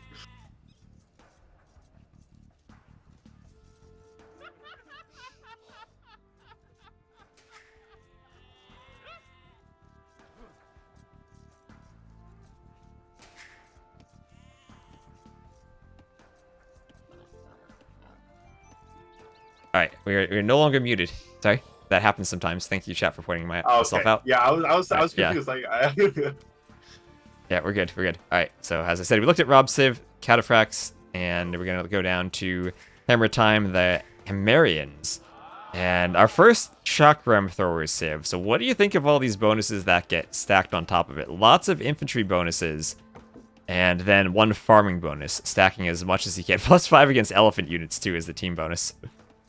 yeah, no, I really find it funny that a lot of people picked I think that was it was one of the most commonly picked team bonuses was infantry +5 attack versus elephants, just because the PTSD from the last show match, or the last, right. yeah.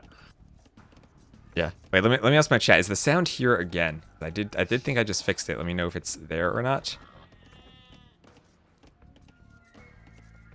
Sound here. Yes, you can hear the game. You can hear me. You can hear. Okay. Okay. We're good. Thank you, chat. Cool.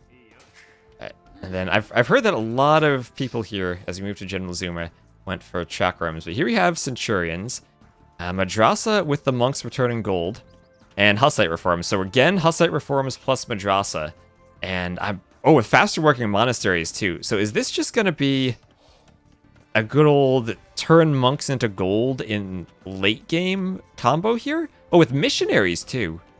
Does Madrasa? I'm looking at now the gray player, General Zuma. Do you know if Madrasa and Hussite reforms apply to missionaries too, or just monks? Okay, so unfortunately, so I was checking this, and this combo is one that is on the edges of playtesting. I haven't playtested all that much. I think it should work with normal monks. I don't, unfortunately, think it'll work with missionaries. Missionaries, all right. Or warrior priests. However, I do want to make sure it does in the future, but... Oh, that's a good one. Warrior priests that would give you gold and only cost food. Yeah. Now that would be interesting. That would be interesting. So the interesting thing about the Hussite reforms is when you're getting gold from it, what do you spend the gold on? Because you need food. Now you... Right? Right. All right, so also a Folvark and Saracen's market discount bonus there, and some infantry bonuses on top of that for Centurions. I haven't seen Centurion as a unique unit yet. I'm not sure how good it is in these settings. I mean, we did see Haru do very well with the infantry unique units, but usually I feel like pound per pound they're weaker than some of the like Cav Archer or Cav units. Well, it does have that buff aura, which is nice for it does. Saves. Yeah. Right, so moving on, we'll have Silenor in the green, which is a Chakram Thrower Civ again. She Byzantine discount on camel, skirms, and pikes, but stacking lots of bonuses. So here, the trash unit and Chakram Thrower. No real eco bonus, just lots of barracks unit and infantry bonuses. Yep. I think that, yeah, it's because a lot of the infantry bonuses were in that distinguished category. Right. And so they were able to stack pretty well. Yeah. And then MT Explore. Ooh, a bit of idle time while he's trying to type in the chat. That's always tricky. You try to type in the chat and you leave your Vils idle. This is a Mangadai Civ with Winged Hussar Mangadai. Right? That's one of those really common combos you get late game. You have like Huns, Magyars, Tatars, even Turks. You go Cav Archer plus Hussar. Mongols too. This is maybe the strongest combo you could have, adding these two bonuses together. But as I was saying in that other game, you always have to remember the Mangadai, the Mongols have that bonus of faster attacking Cav Archers that applies to them by default, so you're kind of using one more bonus to get back to that. And now trying to split bonuses over 2 unit lines might make it a bit tricky there too. This is hilarious. If you check out Orange, you can see the smaller farms, but they're on the folwark, so they're not. They're not. However, so one thing that's really good about this is aesthetically pleasing is not there, but you can fit more farms. Right, because you can fit 2 layers, right, around a full bar. Exactly, and they all get the instant food. Yeah. All right, so we looked at Silenor. Let's look at MT Explore and a Cav Civ again. Mangadai. Did I just look at that one and look at the upgrades? I just looked at that one, didn't I? That was the Mangadai upgrades there from MT Explorer with the light Cav. Yes, I did. What was Silenor then? That was the Chakram Throwers. All right, another Chakram Civ. And Ray here also going for Chakram Throwers with detonates on the castles to pump out the Chakrams more. Again, that Garland Wars and then extra attack against elephants, markets and longer lasting resources, and extra infantry bonuses on them. So we'll move over to Ganji. Ganji, of course, has no idea what his civ is. He's going to be checking out the tech tree. He's a last-minute replacement player, and it's an organ gun gunpowder civilization. Valkenburg tactics, arquebus, gunpowder units created faster. Chimera, no buildings to get to the next stage, so you can get to the gunpowder faster. And then just bonuses, that +8 versus buildings again for the organ guns. And we saw that +8. You said it used to be +12 and was nerfed. But we'll be there. Yeah, so what's crazy about the +8 on the organ guns is, I think it, from people who have been saying, is that +8 applies to each individual projectile. Oh. Yeah. Oh, So it's crazy. Ganji. Ganji has no idea what civ he just got himself into then, I think. And our final player here is going to be blue, and that'll be Asher. And again, a gunpowder civ with organ guns. So the 2 organ gun civs right next to each other. A couple of different unique techs. Here we're going to have Ironclad and unique units, mounted archers, and towers attack 15% faster and deal +2 anti-unique unit damage. Which could be insane for the organ guns, right? If that also applies to every projectile and you get into an organ versus organ fight. Yes, there's only room for 1 organ civ in this town. Alright, so now time to attempt. We've looked at the tech trees. I'll forget what they are, but I'm going to attempt to switch over to Capture Age to be casting this. And again, everyone in the Twitch chat, we will have the giveaway of the base game of AoE2 DE. If you want to join that, type !, enter into the Twitch chat. Alright, so now, again, it is Regicide, it is Hideout. Could have some interesting cutting strats. Maybe surprised we didn't get Ballista Elephants here. Or, what tier is that Mangonels can cut trees bonus? That's a tricky one, too. Is that too high up for this show match? Good question, let me check.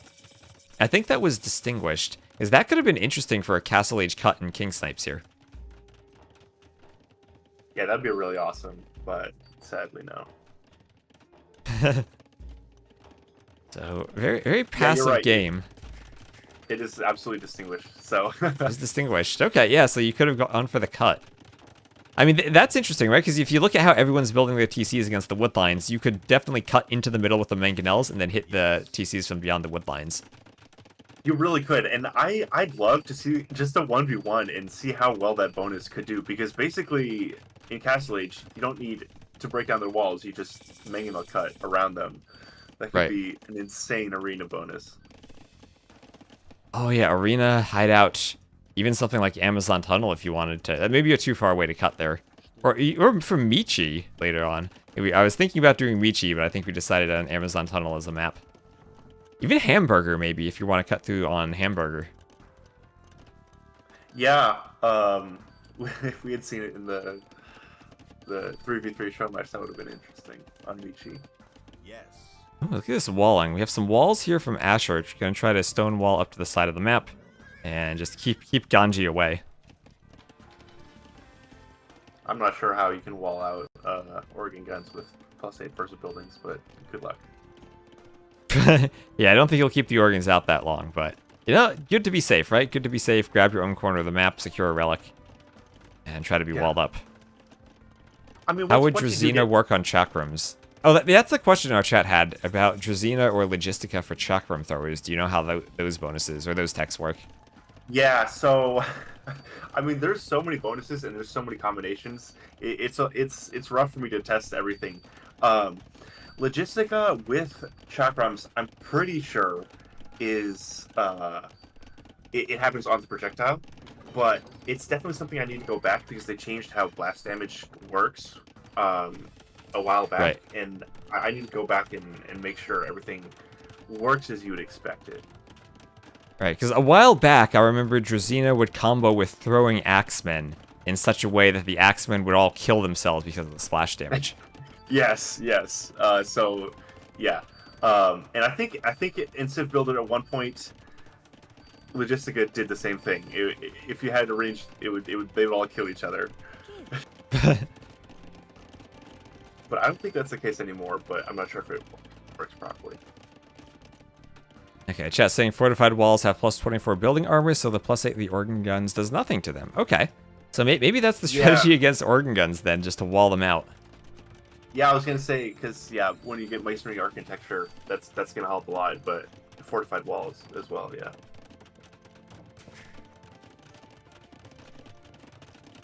One thing I really want to look forward in the future is the draft feature, though. Unfortunately, I wish we could have got to get it for this show match, but for future ones, because it has a lot of potential to be. Yeah, it definitely does. You know, what he's talking about is basically you do a live draft to pick your Civ bonuses with everyone trying to draft different bonuses at the same time. And I think we need a bit more work to get it spectatable and running smoothly and getting mods installed quickly for a show match, but it will be fun to do that in the future. Yeah.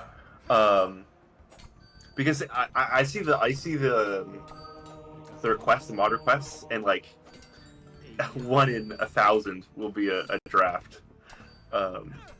But funnily enough, CivBuilder was initially called CivDrafter. CivDrafter, right? The idea for building the Civilization single player was completely based off of the feedback of the first people who tried it. It didn't exist, and it was just a multiplayer Civilization drafter.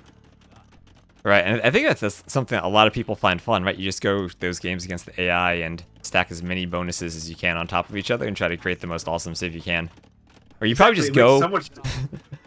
right, you probably just go and get a lot of Civs where you just give yourself every single technology in the tech tree and don't have a points total, right? You're just trying to stack everything and then figuring out bonuses.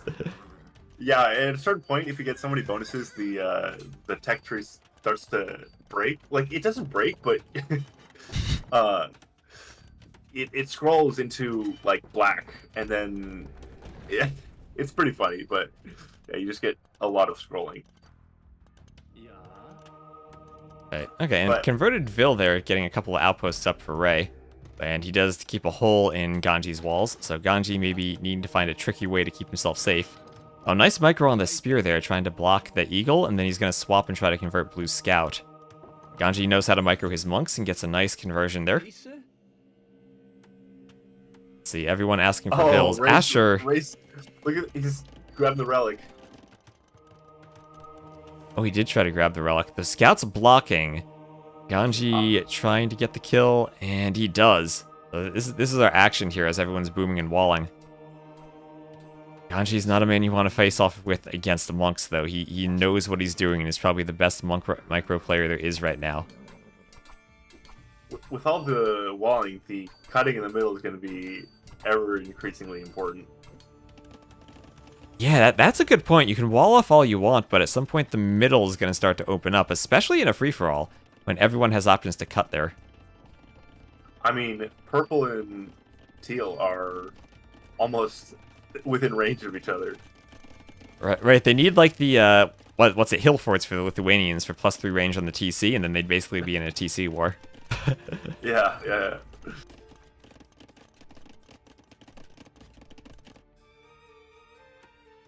And Ganji trying to pick up more relics. Again, he's always crafty with the relics. This map should have 1 relic for every player. So as long as they're aware of it and try to pick it up, they should get it. But maybe Ray being a bit greedy with his aggression. And just letting Ganji grab it.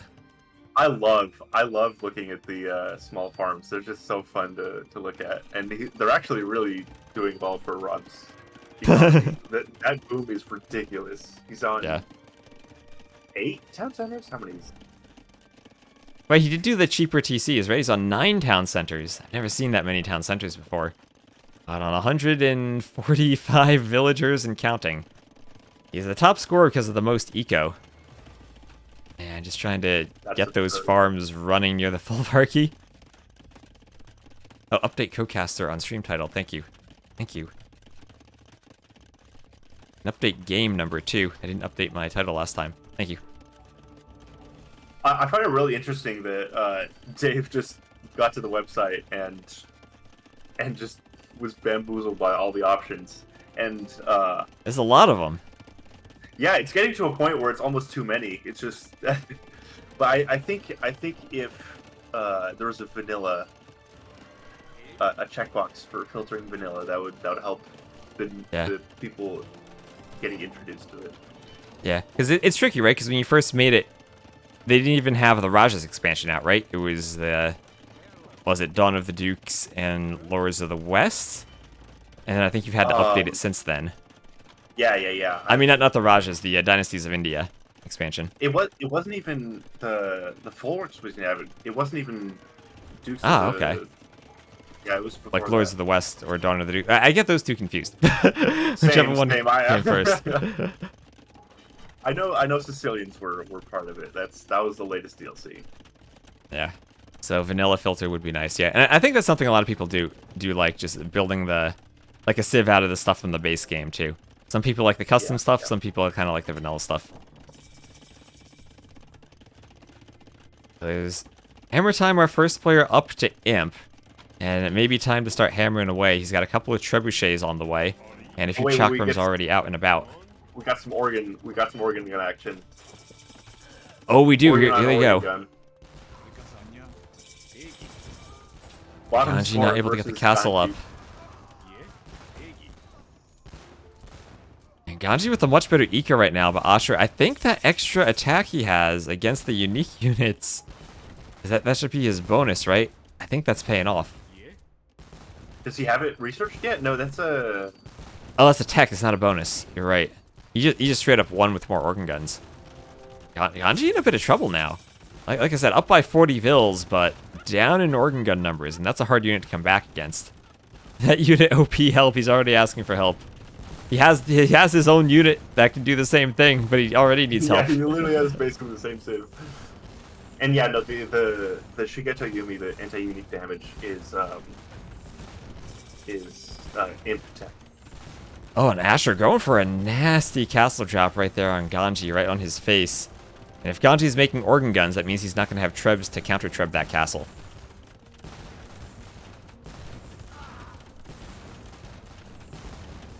By the way, that tech was actually a community-suggested one. Because once I'm now to the point where I just add community-suggested bonuses. Right. Yeah, that's always a fun thing to add, because some people have really good ideas, and sometimes they do a great job of fitting into the game. Exactly. Yeah. It was basically a mounted samurai type of. We got yellow with chakrams. There more chakram action now. Nice box formation on him. Gray needing to react to that. Again, Hammer Time, a really good player. Oh, you almost got the king snipe there. The chakram's 1.45 speed. They're actually faster than the king. Yeah, king's the same speed as a knight. He'll make it to the castle though. And Hoarding's on the way for some HP in that castle. Yeah, Gray now Monks under is some not- pressure. Monks is not what you need versus chakrams, unfortunately, for it right now. Yep. So blue right now trying to push Ganji, but our only player is still in the castle age. And Ganji knows what he's doing in this type of push. He's defending with Trebs. He has his own elite organ guns. And he'll probably end up being just fine here. Might lose a few more vills, but feels like he's able to push this off. Nice aggression there, though, from Asher. Again, a player with a created save trying to push a much better player. But Ganji may be finding himself with a really nice civ for defending this too. Yeah, that's interesting. If Asher had talked in chat with maybe Ray and said, "Hey, I'm And coordinated. castle age pushing," yeah. Let's get this high duo out of here. But Ganji will definitely live to survive. Yeah.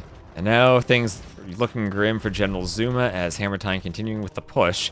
Hammer Time has to be careful that Rob doesn't attack him. Oh, Rob's cutting. Rob is cutting. And Rob's going to go and hit Asher right now. Oh, Asher is not prepared for those siege onagers opening that path into his base. As you said, all those stone walls he added in might not work out.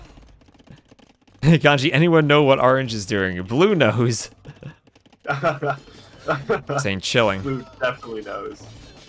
So I thought that using a save bonus slot on Savar or Legionary or like Winged Hussar would be kind of a waste because you're kind of getting a side grade.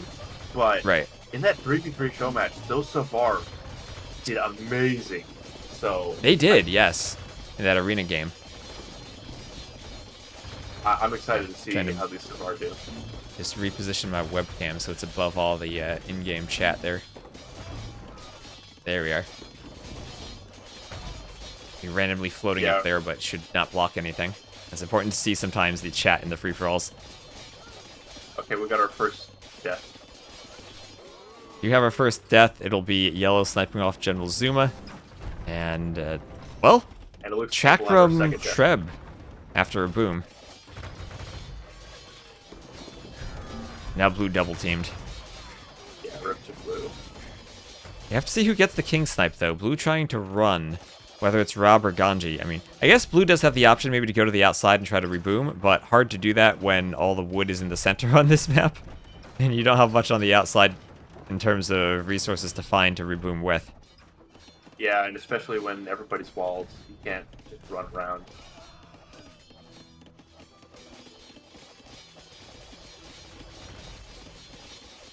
We've got some empty explorer sending villagers to do something. I don't know what.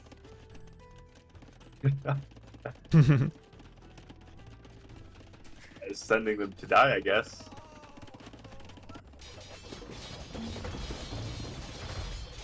So Rob wants peace with Ganji. I don't know if that's a good idea for Ganji. He's agreeing to it, though. They just want to finish off blue right now. Blue running the king along the edge of the map, just trying to stay hidden. Ganji scouting with villagers. Wolf getting involved. Organ guns helping to take out the castle. And where is yellow going next? Yellow just gonna wall up. Wall up and, well, he and orange have peace so far. Orange not gonna try to cut anywhere just yet. Rob's still with the highest score in the game. MT Explorer and Ray are about to... MT Explorer is already within range of Ray's town center. Yeah, they're chopping through that forest there. And kind of have a weird mix of walls going up along the outside. Both kind of gonna crisscross and wall each other beyond each other's walls. And then we also have M2 Explorer and Silnir, just mining the same gold casually at the bottom of the map.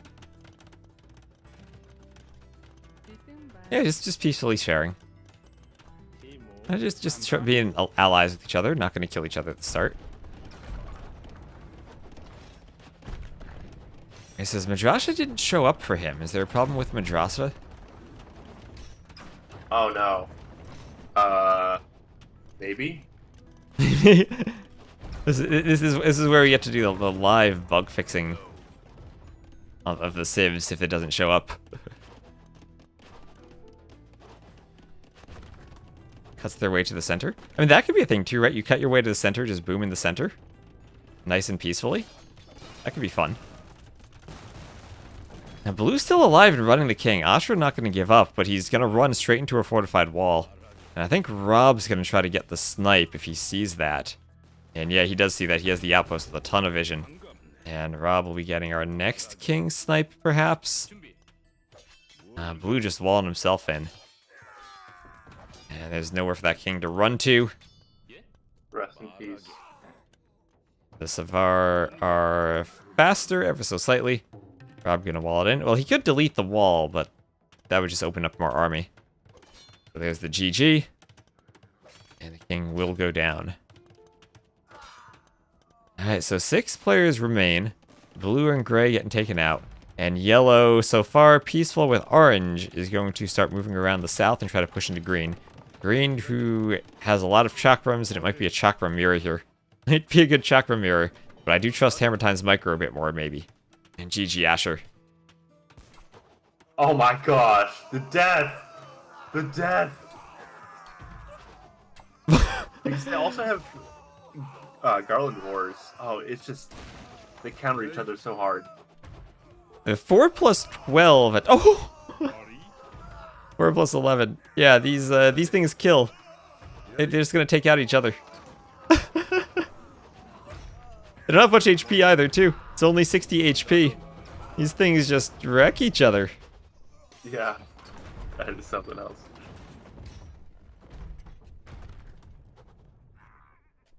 Yay. Ready. It's like, whoever has more immediately wins just by slightly. Right. Or whoever gets the first attack. Yeah, you get that first attack and you just carve a path through them. And Hammer Time stopped now. Hammer Time not able to push into that fight. The reinforcements there from Silenor, now with 4 castle production, arriving a bit sooner. And that's going to make things tricky now for Hammer Time, as he has to hammer down a bunch of barracks now. And everyone else just deciding to be peaceful for the moment, peacefully booming. So Hammer Time over there. Okay, so we see Ganji be the first one to put up walls to the middle, which I think is really smart. That's the Black Forest player inside of him, knowing how dangerous those cuts can be. Yeah, that everybody else is just could get rolled, whereas Ganji actually has a completely safe base. I just looked at the walls for a second, and I looked back, and green just has corpses on the farms in the south. Those chakrams just tear right through each other. Yeah. Ultimate micro battle. Can Hammer Time make the chakrams from the barracks? Yes, he has Anarchy, so Hammer Time can make the chakrams from the barracks. He'll have great production for them, not limited by the castles.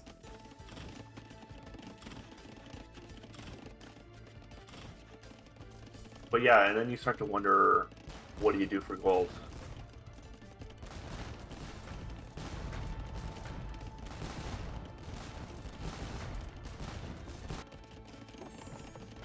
So we've got a lot of production buildings for purple, and he's starting a massive army. Yep, that's a lot of stables. And he's starting to make Mangadai. Can he do the Mangadai from the stables there? No, he can't. It's just from the castles. Just has a lot of stables there for the Hussars. Going again for that Mangadai Hussar combo. Or even Mangadai Paladin. Ooh, Mangadai Paladin could be nice. Okay, so we're seeing Ray. I just saw him delete villagers, and he's going for the siege push. But he's also keeps around everywhere. his base. He does the king and the keep, and he probably has them shift queued with gather points to make a whole complicated maze for the king to run through in case a snipe comes in. Okay, here's the big question: Chakrams versus Megadai. Ready. That depends on micro, right? The chakrams still only have 6 range, so if the Megadai can stay far away, they can survive. But then if the chakrams do manage to get the hits in, I think the Megadai are gonna die just like we saw all the other chakrams dying. This unit does feel pretty insane. Paladins. The paladins melting the chakram because they're forced into so many choke points because there's so many production buildings.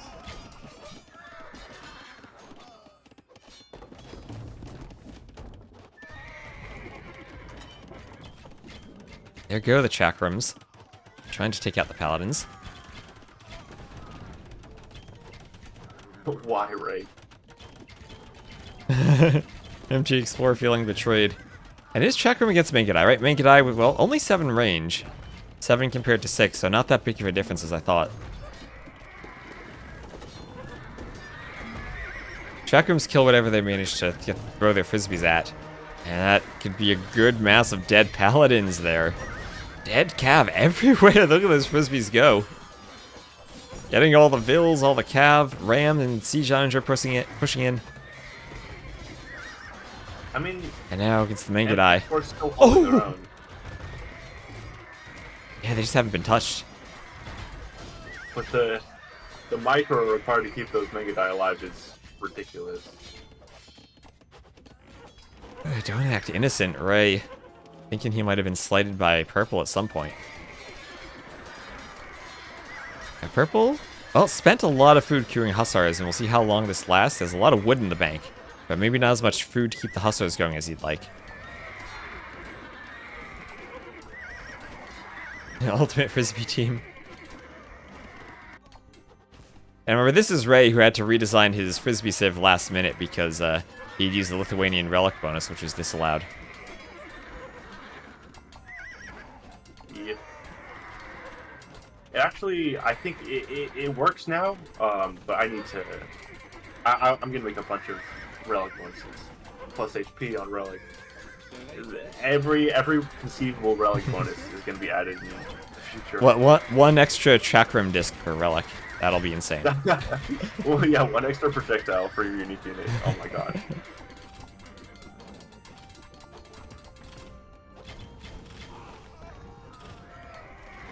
MT is bargaining. He says, "Get back and I'll delete the buildings." And Ray's just like, "I'll delete them myself." You know, green and yellow are still pushing each other in the south, but it's mostly just chakrams stacking up other corpses. I don't think there's much progress being made there. Siege onager forward, attempting to flatten the chakrams. We'll see if that is useful. So we're also starting to see other people wall their wood lines, which is smart. Yeah, very smart indeed. Mandatum. Oh, orange cutting to yellow. Big moment here.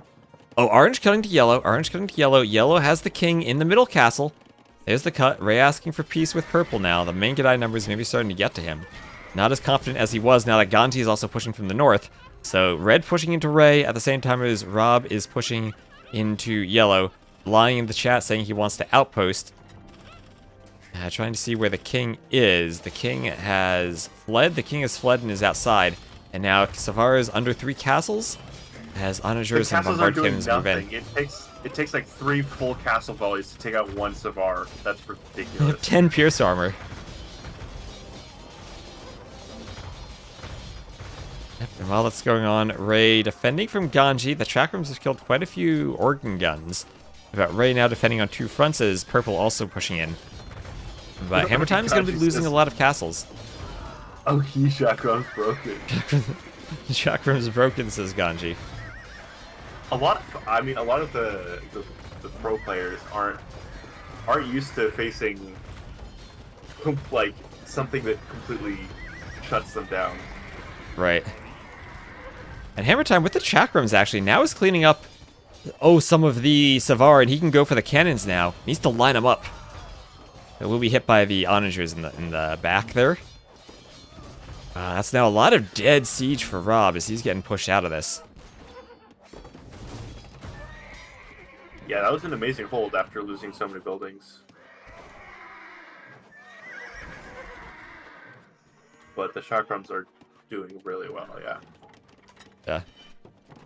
So Hussar is running in and out of the gate, now being taken out by the chakrams. Oh, the chakrams are doing insane there. And Rob doesn't have a unit to fight that. He's laughing in the chat. Ray upset about the buildings that are still there. Trying to negotiate this. He's just going to be fighting Ganji and trying to make an alliance with Explorer. In the south, though, Hammer Time now, well, he had to hold 1v2 as Green is pushing in from the west and Rob from the north, but the chakrams are good enough you might be able to get the job done.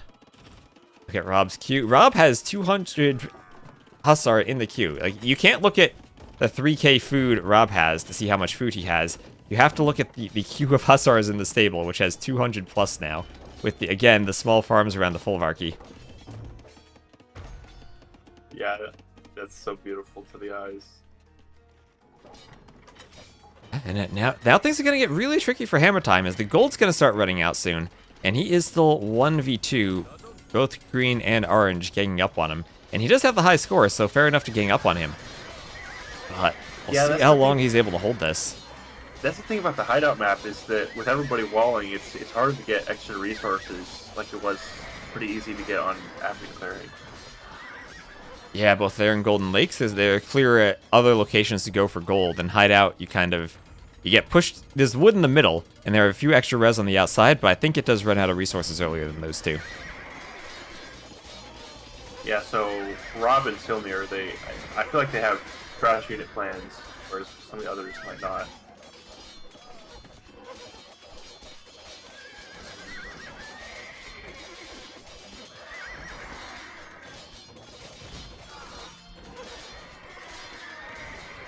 Hussar is still moving in. You good, Purple? Yeah, Purple and Green talking to each other. Like, Purple, Green, and Ray. They all feel like they're trying to team together somewhat.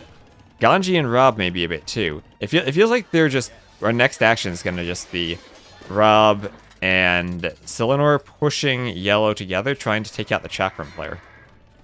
I mean, Purple and Green have always been chill. Like, they took the golds together, they took the stones together. Yeah, they seem to... They've been sharing. Seem to say, yeah, you don't touch me, I don't touch you. But, I mean, clearly all of Purple's army is facing teal. So, there's a much less trust there. Now Ganji maybe thinking of cutting and getting more stone walls using the bombard towers.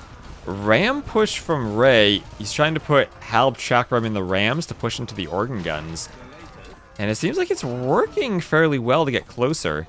The Chakrams just need to get off a good couple of volleys and they'll probably kill the organs. Ram Chakram is not something you see every day. Maybe it's something we need to see more of.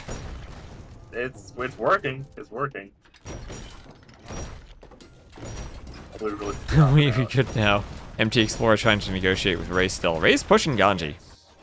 And Rob's still trying to push Hammer Time.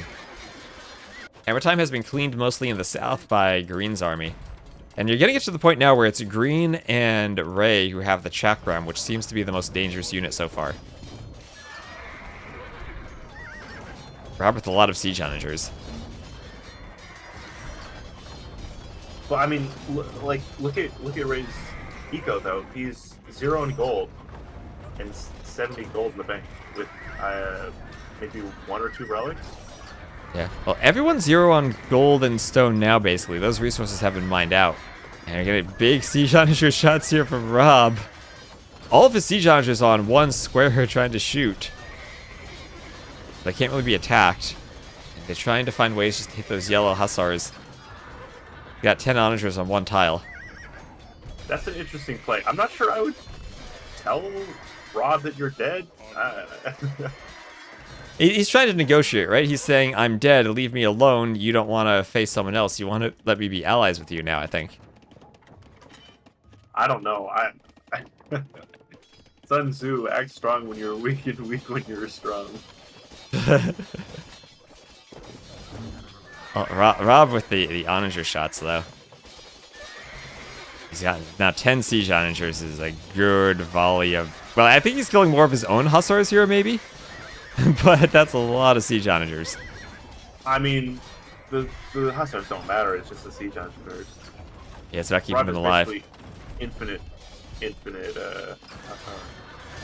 Yeah, and yep, this is indeed the real Ganji. Okay, we've got some halberdiers versus organ guns, but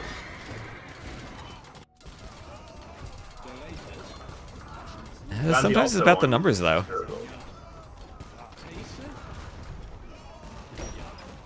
Ray with the chakram still cleaning. Ray's gonna be annoying as heck to take out with all those keeps, though. Yeah, that he is. And he got so many because of detonates.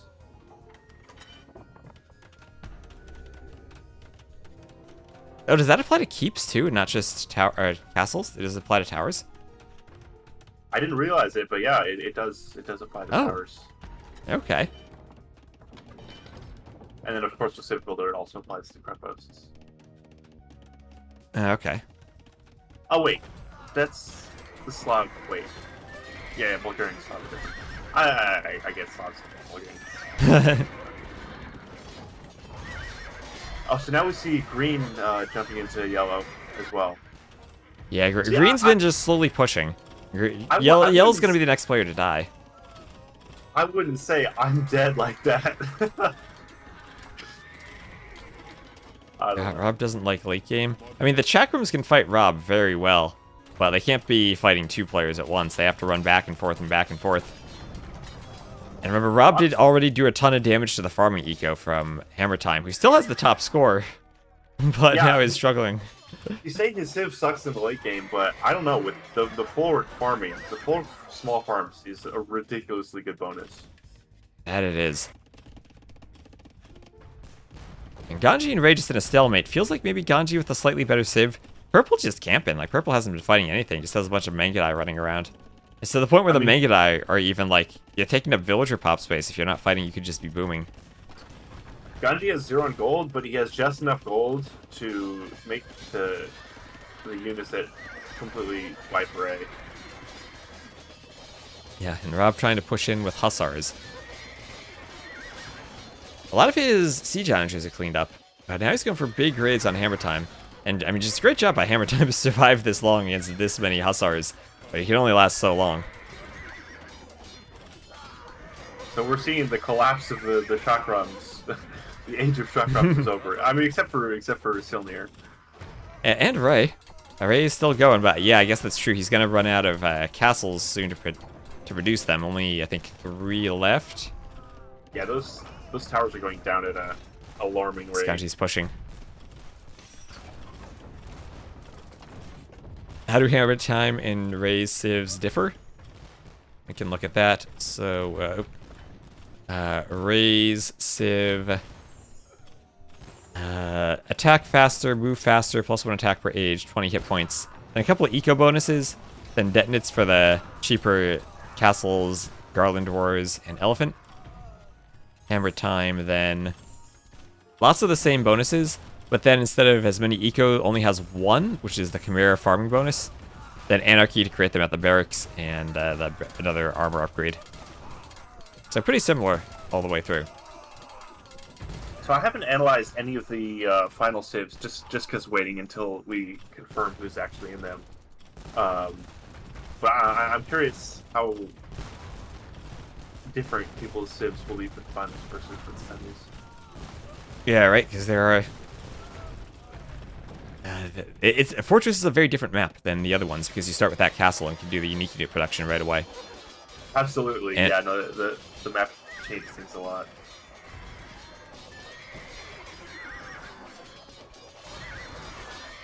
Oh, those chakrams are so strong. Look at KD.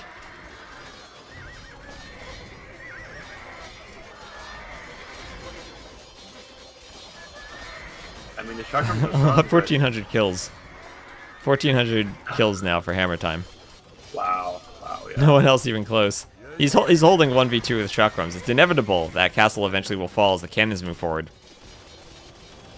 But he's doing a great job. And unfortunately for him, he's just the alliances didn't work out in his favor this free-for-all game. Yeah, and On Hideout, it seems that you really need to plan more for the trash than on the other maps. Yeah.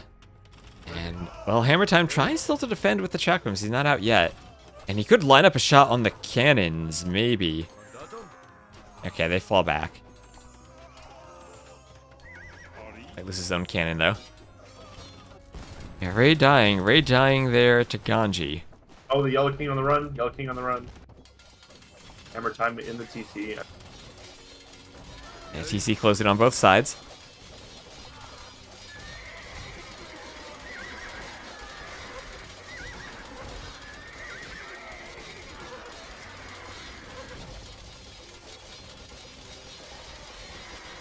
And Hussar is still going for the TC. Going for the barracks.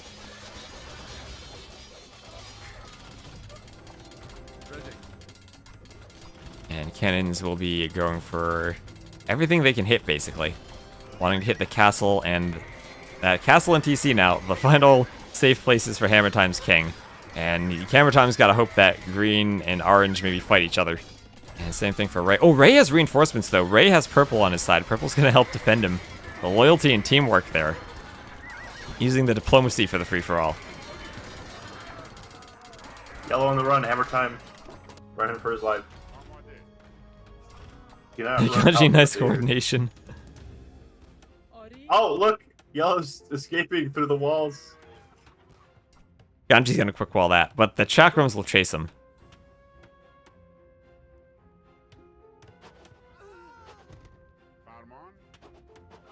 Oh, rip Hammer Time.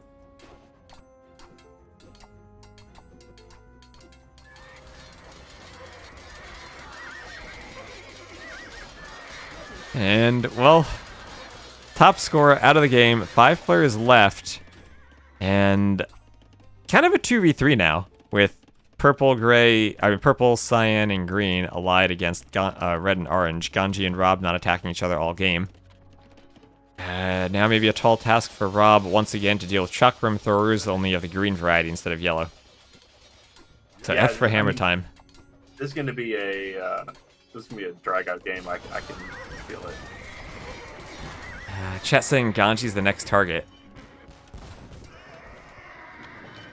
Possibly.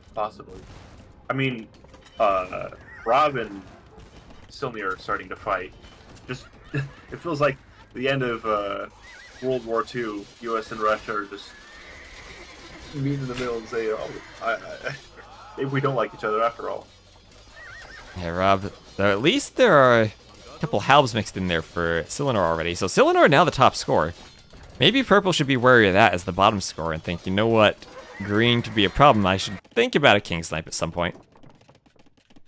Still, what's that? 200 population, 118, 82. I mean, Villager military. Someone's really planned out the trash war. I know they're an experienced free-for-all player, and so they knew the trash war was going to come, and so they've buffed their halbs significantly. I have a lot of barracks, 38 plus barracks. Oh, and even more. I like that. 50 barracks, continuing to move them forward. MP Explorers the main Decisive.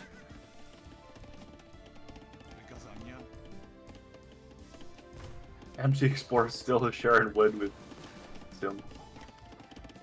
Yeah, so peaceful on each other's wood line there. So I might need to remake a couple of those lumber camps.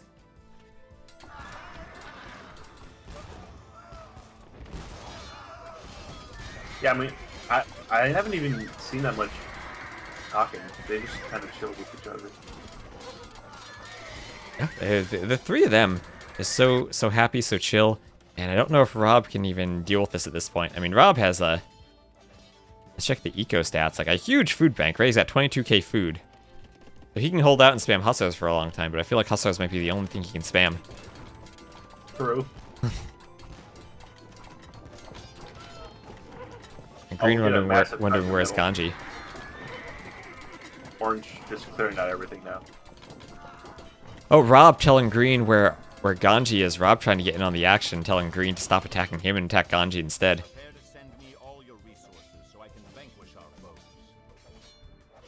I mean, imagine if Ganji won this and got to the finals. That would be insane. I don't think so. Out of gold now. They're looking at Ganji and says, can't let this 2 point, I don't know how many K Elo player live. Alright, Ganji by far the highest Elo player remaining. Why no trading? Because I disabled it. Because trade cards cannot be trained at the markets. No trading allowed. So the games eventually will end. That was my worry, right? We're an hour 22 minutes into this one, and we still have 5 players left, still all fighting. These free-for-all games can last a really long time if they get going. So, also, if you are just tuning in now that we're almost an hour and a half into the game, we do have, if you in the Twitch chat type !enter, we will be doing a giveaway for the AoE2DE base game during the game. So if you want to enter that, you can type !enter and sign up for the drawing. Has to be in the Twitch chat. If you're on YouTube, you can do that. You have to move over to Twitch to enter. And hello, Floops. And yeah, if you have it, you can get the code and give it away. Oh, Rob! Look what Rob's doing in the middle. Look at this. He's cutting everything. Yeah. This is a haven for no trees. Well, it makes the wood run out faster. Yeah, that's a plus of the game ending faster. Right. We'll run out of wood. It's gonna be a wood game. Yes. To explore saying Rob now. Who has the most wood? Rob and Cylinder have a lot of wood right now. Somehow Ray is alive right now. I don't know how. It's all due to that alliance with Purple, right? It's all based on the alliance. And Ganji now needing to deal with Purple instead of Ray. I see, yeah. Buy all the wood. And Ray made himself as unappealing to kill as possible with those dozens of towers. Yeah. So now we really see the difference. Yeah, go ahead. Between Purple, Purple not walling is Purple and Ray are the only ones that aren't walled. So Orange, are you gonna naturally attack them? And wherever Orange goes, Orange is gonna run into chakrams. Orange just is still fighting Green in the bottom, but it's Hussar against Halb. Rob just has 34k food in the bank, but then Purple has 20k food. Cylinder has 25k food. All the players who constantly have been fighting, the lower resource banks for the late game. Okay, here comes the Hussars. The charge of the Light Brigade. Alright, the Hussars have arrived. Good luck quick walling that empty Explorer. Tried to. The Hussars are in, and they're gonna start hitting the eco. Where is the king? The king is far to the back, so safe for now. But yeah, really not wanting there. Just was made themselves the only target. Yeah, right. He and Ray were open. Ganji wasn't. Green wasn't. And this is where the Hussars now go. Perhaps going to their death at the hands of the Mangadai. And the Winged Hussar. Damn. And the Winged Hussar, right? Purple just has the better units there. I mean, if Rob's gonna do this, I feel like he needs forward vills and more stables at the front. But his Onagers get cleaned up. His army gets cleaned up. And, well, he's still ahead in score, but all of a sudden, things aren't looking too good for him. So, I mean, Empty Explorer has a massive bench here with 7,000 gold and an entire army of Elite Mangadai. That's true. That's a lot of gold in the bank. Right? And if you're just making a Hussars, you're not really spending it on your melee unit that's going to die. It's just going to be for that long-term siege and Mangadai investment. Exactly. And they've basically fought nobody. I mean, they had a little kerfuffle with Ray earlier, but they've basically saved everything. We'll see if Green and Purple at some point betray each other, because Purple does have a clean line for sniping Purple's king. And Green now at the very top score. Yeah, I can definitely see MT Explorer backstabbing at Cylinder at some point. But Cylinder's walls. That's the thing, though. Yeah, the walls definitely help. But I feel like there's more of a risk if Cylinder just backstabs MT Explorer, that he can get right there and take him out. Exactly. But Cylinder doesn't have the gold comp that MT Explorer does to quickly rush that down. I'm looking at MT Explorer with those Mangudai there. It just feels like he has a much better unit composition than Rob, saying he's holding purple. The Civ so bad. He may be disappointed he went for too big of a boom and not enough of a bite from the army. I mean, Just for it's the Hussar really about spam. The gold. Yeah, it's really about the gold. Like, MT Explorers fought nobody. They have all of the gold left. Yep, sometimes it's just about the diplomacy and making friends with your neighbors. That's what Purple was able to do early on. Third in score right now. Ganji's still up there. We see Stilner going for relics now. He's at like in gold. I don't know what Stilner spent their gold on. They did make a fair number of shock rounds, but still.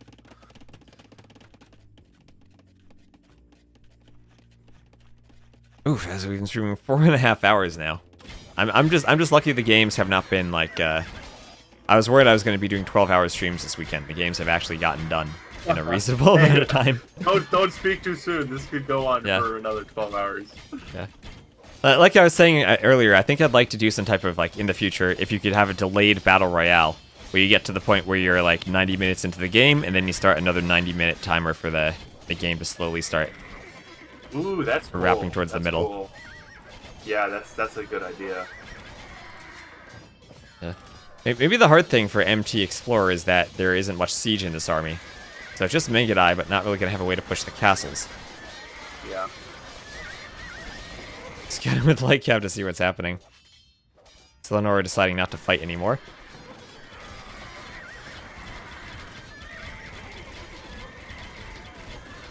Yeah, Battle Royale is very buggy right now. So it's not something I can use now, but maybe in the future, if we can get some changes to it for free-for-alls, would love to try it again. Yeah, if they enable like an option that says Battle Royale after X minutes, that'd be so cool. Yeah. GP, Purple calling for peace, because I think Purple's realizing that he needs to save Ray, because Ray is fighting and losing to Ganji. Ganji looks like he's pushing again. I mean, I see Purple's bonuses again. Rob's complaining about their Civ, but they have a wall of food. They just have a wall of SR. It's almost impossible to get through.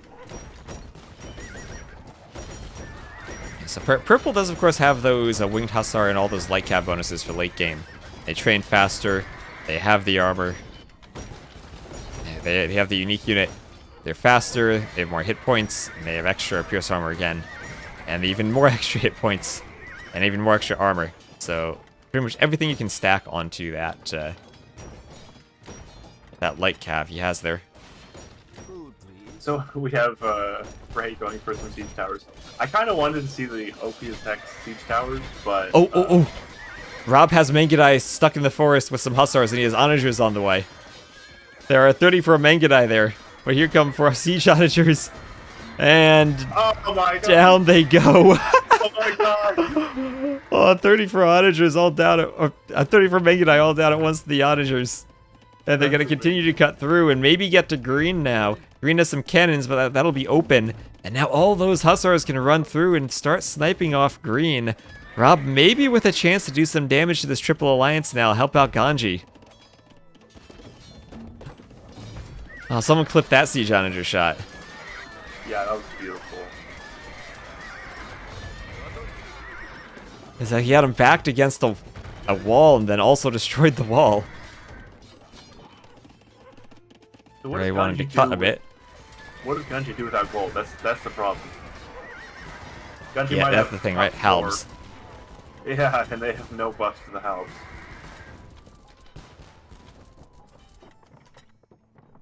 Like, just compare Ganji's halbs to Sildur's halbs. I mean, okay, I'm just looking at the KDs right now. How long has Hammer Time been out of the game now? At least like 30 plus minutes, right? He still has more kills than anyone else. He's at 1,400. Ganji's the next at 1,100. Those chakrams were insane for him against Rob's Hussar spam. I was like, what? How does Sildur spend all their gold? And it's because they and Hammer Time just poured gold into each other so fast they died before you can even blink.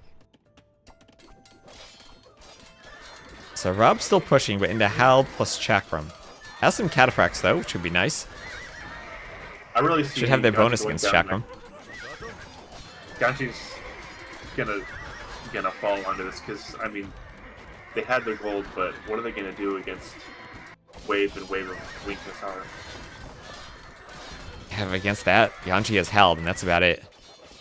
Rob continuing to push. Rob just with normal Hussar, but pushing so fast that Green isn't able to do much about it. Seriously, though, it's crazy to check the stat difference between Ganji's Halbs and Silver's Halbs. 6 plus 12 compared to Yeah. 6 plus 4. 6 plus 12. Now that is a Halb. Yeah. Ganji's still kind of pushing. Ray's on the outside. He's gonna run out of wood out there, right? He's got a good bank. Sillinor, look at all that food Sillinor has. 40k. I mean, versus Wing Hussar, unupgraded Halb is still gonna do decently. Rob getting some nice Onager shots. It's just that for whatever reason, well, I guess it makes sense, but MT Explorer is so frugal with their gold. If they want to save until probably they're in a 1v1, which makes sense. Right. Save it until the late game when you really do need it, and need to make sure that whatever Civ matchup you get, you can win. Exactly. Win like, sometimes just by having more eco. being in a 1v1 and then just being able to make tribes and your opponent can't is a complete game changer. Oh, these chakrams are better than Onagers, man. They're just splashing everything here. Those also stand no chance. Oh my gosh. Who needs Halb when you have Chakram? It's just a wall of bodies. Unto the breach once more. Oh my gosh. Ganji nerd. Ganji saying he's versus all. Well, probably 1v2 right now. As Ray and MP Explorer are definitely grouping up. And Rob's still trying, but dying to green. More like Rob and Green are in a 1v1. Everyone else is in a Ganji versus all. The ground is just those feathers on the Hussar. It's no longer winged Hussar, it's just wings. Yeah, it's just the terrain is. Imagine if that were a terrain type. It's just the dead. Yeah, the body. Hussar terrain.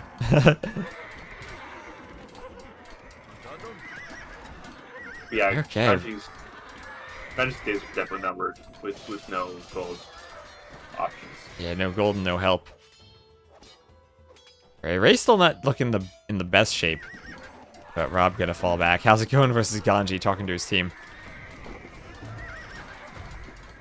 I mean, super late game, I feel like it's gonna be green versus purple. Because Ganji dies, Rob dies, Ray's kind of a non-factor.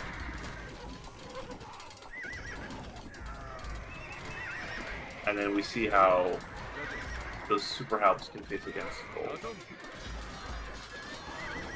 Yeah, the super Halbs, even just standing up to some castle and TC fire there. They have a lot of HP and they're just pushing. I mean, yeah, they have 8 Pierce armor. And yeah, that's good old Malian African Kingdom style Halbs back there with 7 to 8 Pierce armor. Yeah, they don't care about castles. Show the stats on the Winged Hussar that was probably asked a while ago and I didn't see it. Where are the Winged Hussar? You have Winged Hussar Okay. down here from purple, 9 plus 4. Not like the craziest Winged Hussar from purple, but at least they have a lot of armor upgrades and HP upgrades. Compared to 75 HP, they got 145. Rob trying to surrender, saying I yield. Wait, but What'd you say about... the skirmisher? Yeah, what did you say earlier about Hammer Time, though? Right, not saying you're dead? Rob kind of saying he has a weakness now. Well, actually, I think this is.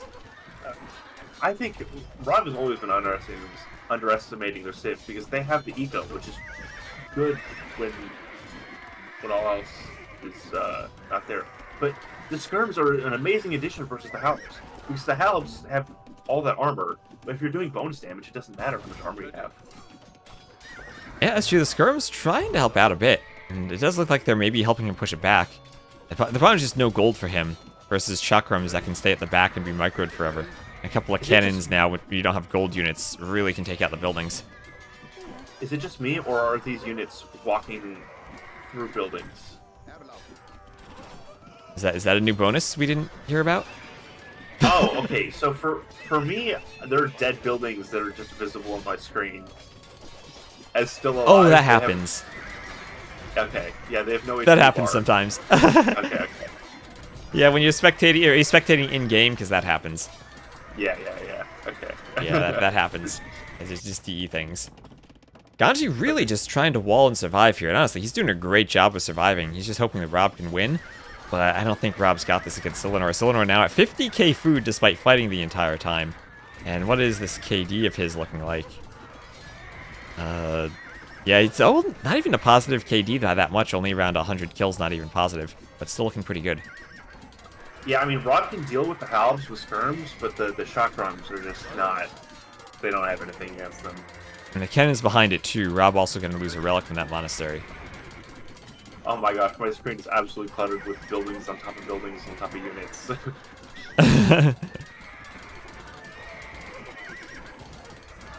Yeah, I know that does happen sometimes in DE, and sometimes when you're spectating, it does not remember what buildings are dead or not.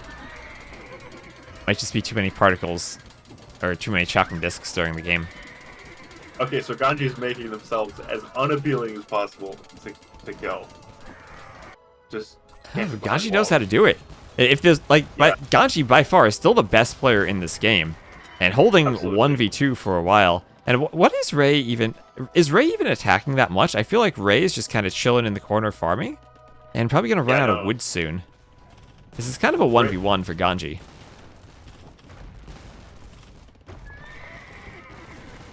Yeah, Winchester is breaking in, though. Ray's doing the same thing as MT Explorer, though, by not spending gold. Or very crudely spending gold. Right. Lots of HP and armor still on those Hussars. A pain to kill. If the Monk Gold had survived, that might be insane at this stage. Yes, now that, yeah, no, that would have been insane right now.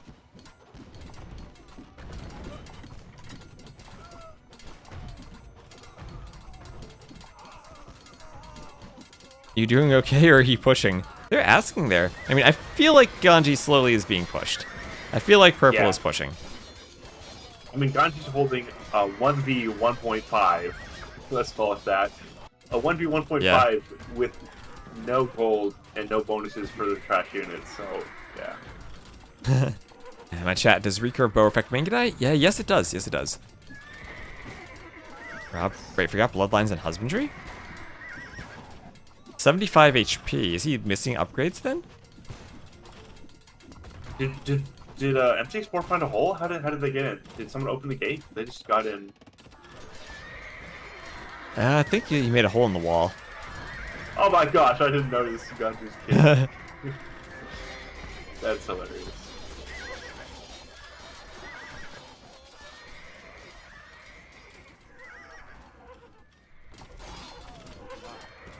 Is Halb still cleaning? Looks like there's a hole. Ganji trying to cut his vills out to safety.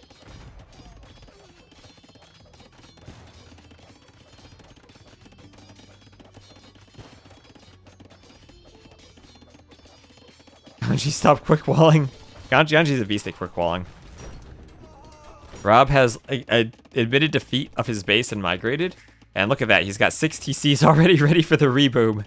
The Folvark God. small farm's ready. He's not giving up yet. He's gonna hope that some type of alliance changes soon. But Silenor looks like he's in a really good spot. That's small farms. I don't know. I like them so much. They're so fun.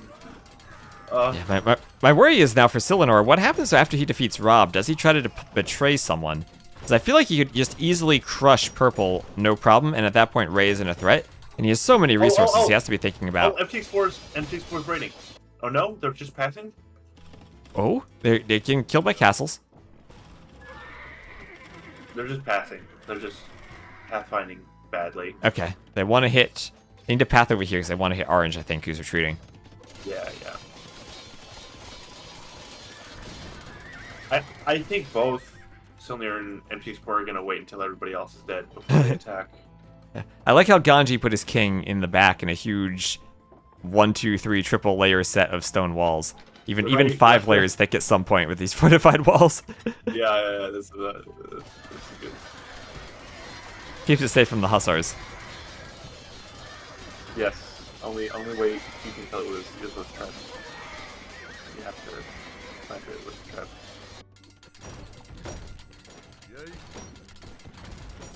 Orange base going down. Or this whole orange raid through the middle is now just allowing his enemies to pour into his base. Maybe Rob regretting that cut.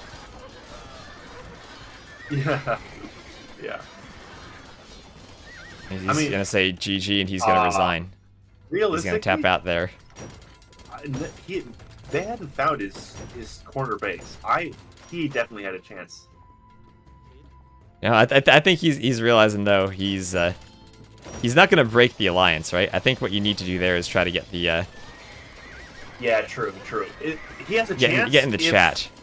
He has a chance if they completely ignore him, but I think both Cylinder and M6 Spore were gonna stay allied until he was officially dead, which is at that point you're just Now Ray helping out here. I feel like what happens though is they kill Ganji, then Green and Ray kill Purple, and then Green overruns Ray. Really. I mean, I don't know. The three of them are interesting. Who will fall first is an interesting question there. Yeah, because Ganji's now probably going to feel the pressure of being 3v1'd. Yeah, definitely. I mean, Kanji's empire has been on the decline, we can put it that way, for a while. It is the Dark Ages once more.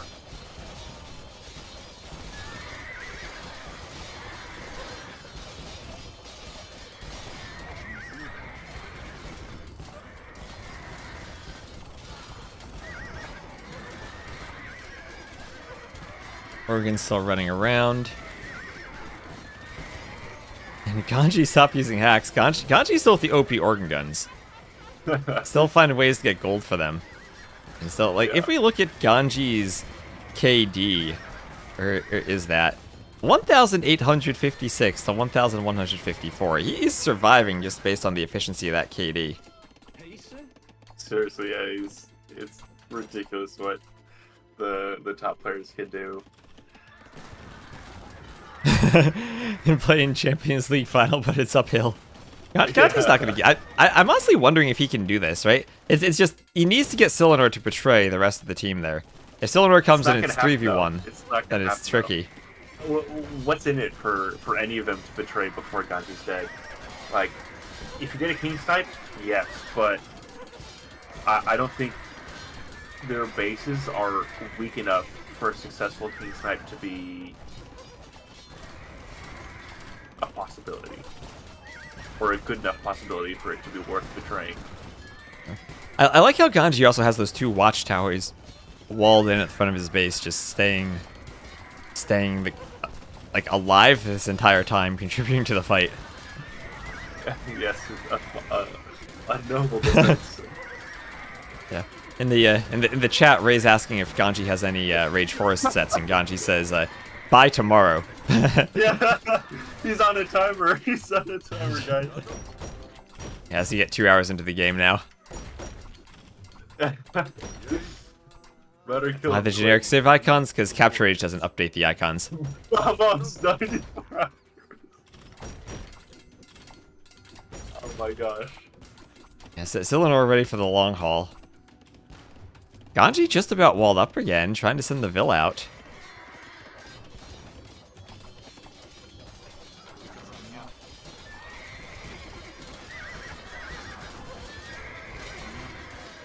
I bet Dave's glad he didn't get this game. Yeah, he's glad he didn't get the 2-hour slugfest against the organ guns. I'm just really impressed by Ganji here and how well he's holding. I mean, it is kind of a 1v1 against Purple, but every so often, you know, Purple's not pressured at all. All the pressure's coming in on Ganji. Ray's just chilling and booming. Yeah, no, seriously, it's insane. I would have died an hour ago.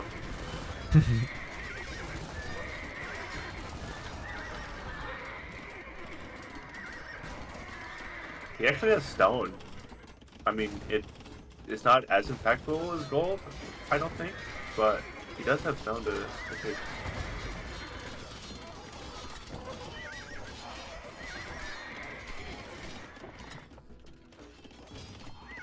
His king's still chilling there in the back. You're getting... Oh, green finally pushing, though. Green pushing on the right with some rams. Yeah. Okay, we got some PMs now. We got Silenor PMing purple. Yes. Okay. Yeah, I'm telling you, green... So Silenor and Empty Explorer are going to team, definitely. Ray for sure has a lot of gold left. He does have 3k gold. But not as much as the other two. Yeah, little does Silenor, though, know that Empty Explorer has even more gold.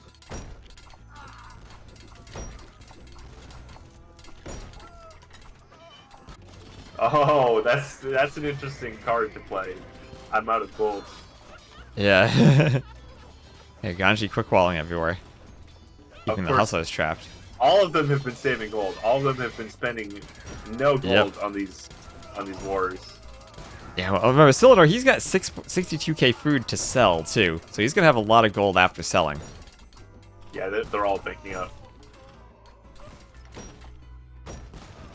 That's hilarious. All three of them are like, I have no gold. I have no gold. Well, Got a bit left, but not much.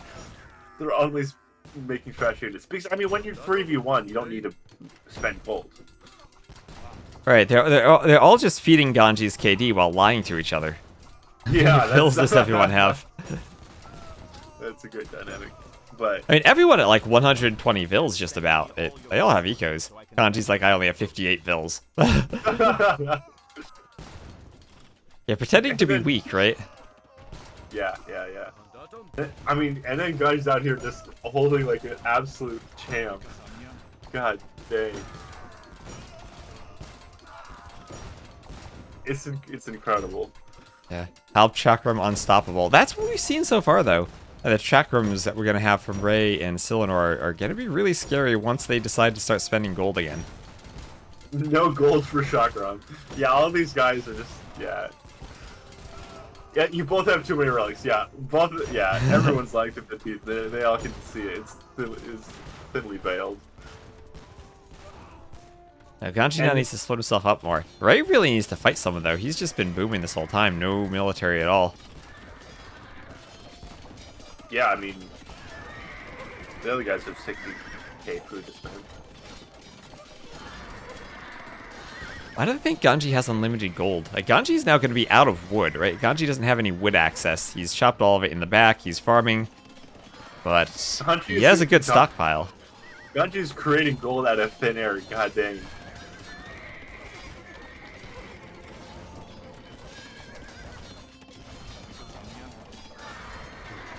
He's doing great jobs with the walls to keep the hussars out. It's wherever MT tries to raid, Ganji's prepared with a wall. The absolute value Ganji's getting from 2 relics is insane. Yeah, that's a good point. That they might just think he's Portuguese with Vitorias and not realize he only has organ guns. They help. I mean, Vitorias were banned. I'm sure. If Vitorias weren't banned, like half of these civs would have Vitorias, I guarantee. Yeah, probably. Especially if you get to the late game, right? It just helps you so much to have that trickle of resources in the free-for-all if you get to a weird spot on the map where you're denied. Yeah, and if there's any water at all, that makes it even better. Yeah. Right.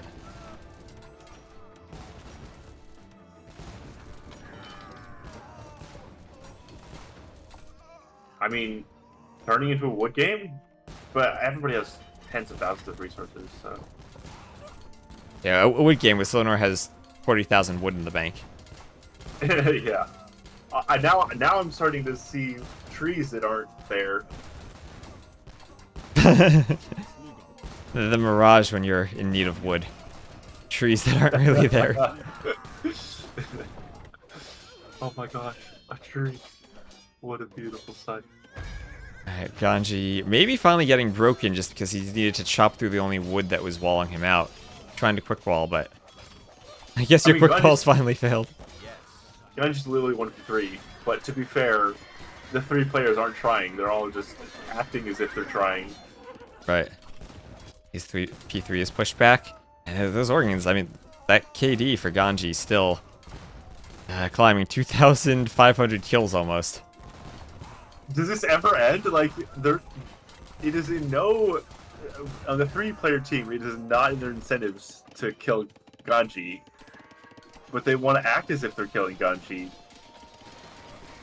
Yeah, I mean, Ray isn't even really fighting, right? He's not killing Ganji. He's just chilling with Halbs. Ray's just booming. Exactly, yeah. Ray's just booming on a low pop, like maybe trying to appear weaker than he is.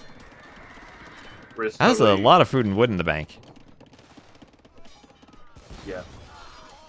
We're all just taking advantage of the situation. Yeah, having Hideout going to wood. To be fair, Rob chopped most of the wood. And Green also has most of the wood access now, right? Like, Ray has a tiny bit in the middle, and Purple's not going to have much. So I don't really see Slinor losing unless the rest of the players decide to team up against them. I mean, with an insane gold comp, MG4 could blitz down Sylvain, possibly. But even still, yeah, Could. it's hard. He's saying he has big army. Ganji has big army everywhere. Now Ray coming in with a siege onager. I mean, what someone actually needs is just a trebuchet to hit that castle. Take out the castle and you can start pushing. Oh, you have the fancy capture rate job. How many relics does everybody have? Because it looks like MG4 is not gaining relic gold at all, and Sylvain definitely is. That's because he has no relics. Ray has 1, Ganji has 2, Sylvain has 4. And that means there must be 1 uncaptured. 1, 2, 3, 7. There's 1 relic on the map somewhere. I'll go search for it. Let's see. And Genoese Crossbowman is wondering what's the most picked unique unit. So far today we've seen the Chakram Thrower. I don't know if there's an overall most picked in the CivBuilder civs. The overall most picked was Chakram. Yep.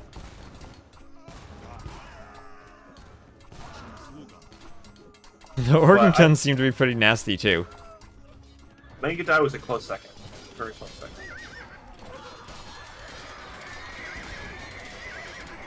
But I don't collect stats on the overall website. That'd be interesting. Is that if I collected stats of every single civ those every single mod, right? Yeah, yeah. But no, I delete that data because no. Too much. I'm not a lord of data. Okay, and I'm looking on the map and trying to find where the relic is that's left Same. over. It's like the where's all the where's the relic? It's a fun search and adventure game.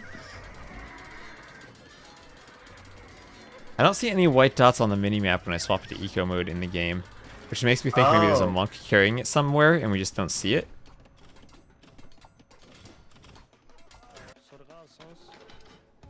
You don't have a relic?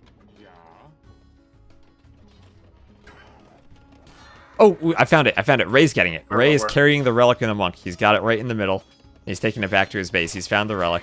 So it'll be 2 for Ray, 2 for Ganji, then 4 for Sylvain. Yeah, Sylvain not only has all those res, but has the most resources banked. He's definitely a free-for-all player. Absolutely, yeah, no. During their playtesting, they were running free-for-all games every day as part, and like he's part of the free-for-all community. Yeah, Ganji's still holding. Okay, there's the GG for Ganji. Yeah. Finally calls it. And now is where the Diplo comes in. What happens to this alliance? How do these 3 betray each other? Now we're getting to the good part. This is the interesting, spicy, rub your hands. Wrong window? What do we do now? Yeah, alright. Okay, I think I'll fix that. They collect their forces at home. Green next. He has all the map. I mean, that makes sense. Now, can Green 1v2 is the question. Hello? Yeah, so Ganji now resigned. He just said GG, got out, and now this alliance is going to hit each other. Yeah. We all good with... Yep, we're good. Okay.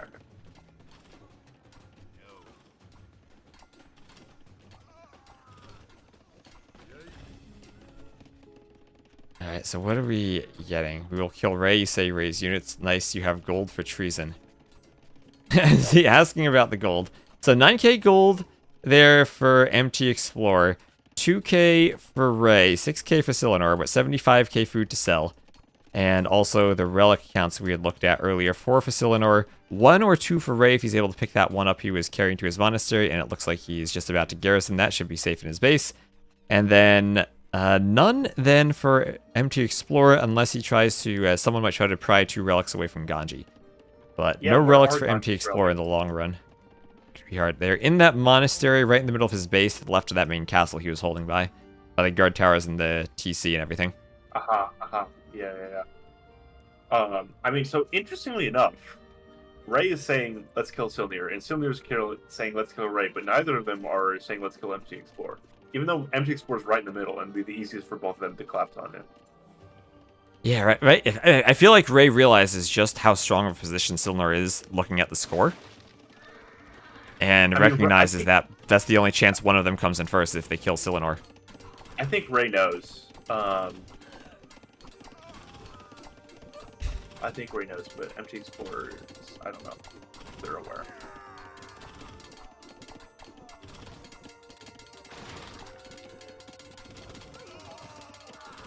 You get distracted by reds. Yeah. Everyone sees all the kings if you do treason.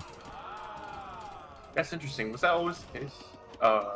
Yeah, was that always? I don't actually remember. It's definitely the case now. I don't think it used to be. I think you just knew that someone saw your king's location, but I'm not actually sure now. It's a thing to think about. Yeah, we got Halbs casually walking through trees. Yeah, I guess you see the trees. Oh, siege towers from Ray. He's gonna go track from siege tower. Yes. If only we had the siege towers fire. So, I mean, rules in the future, it's gonna be interesting. I really want to see a draft, because it's like everybody will be able to self-balance as opposed to balance with the ranks. Right. And if you see people picking strong stuff, you can get ideas about how to counter them too. Exactly. And then I think if I add a snipe phase where you can snipe any bonus at the end, that would make it even more so you couldn't get something ridiculously good. Right. So... Oh, we're just really waiting for them to betray each other. It feels like they still don't want to fight. Yes, we're in a golden age of pretend caring about each other. Yeah, a golden age of pacifism. Yes. Yes, pacifism. Now, a couple of chakrams going there for MT Explorer. This is just all, like, I feel it's all about the chat. It feels like MT Explorer is talking to both of them, and I'm not sure who he's really trying to team, right? He's telling Ray that Green's coming for him, but he's also telling Green about what Ray's planning, or what the Eagle, what the comic composition is. I find it really interesting that they're both appealing to MT Explorer, even though MT Explorer is the one in the middle. Yeah, I feel like Silenor could just overrun MT Explorer really quickly here with all of the eco that he has in the chakrams. Yeah, possibly. Someone just has to go for it, but I think they're all clearly, by the way they fought Ganji, none of these players are the ones to straight go for it, because they know in a 1v1v1 setting, you have a lot less chance to, like, if you go for it, you have to make sure you win. And if... Right. That, yeah. Yeah, the co-caster is Krakenmeister. He's the guy who made the CivBuilder website. Yep, that's me. I'm not particularly experienced in the casting realm, but I think... Oh my god! Chakram on Chakram! Chakram again. Well, everything just dying here. That's so fun to watch. Everything is just dead in like half a second. Many chakrams there. Well, not anymore. Fewer chakrams here now. But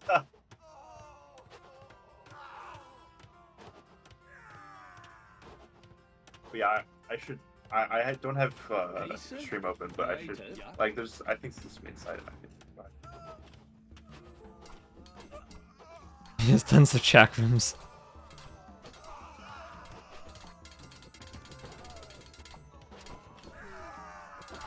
I mean, who's gonna make?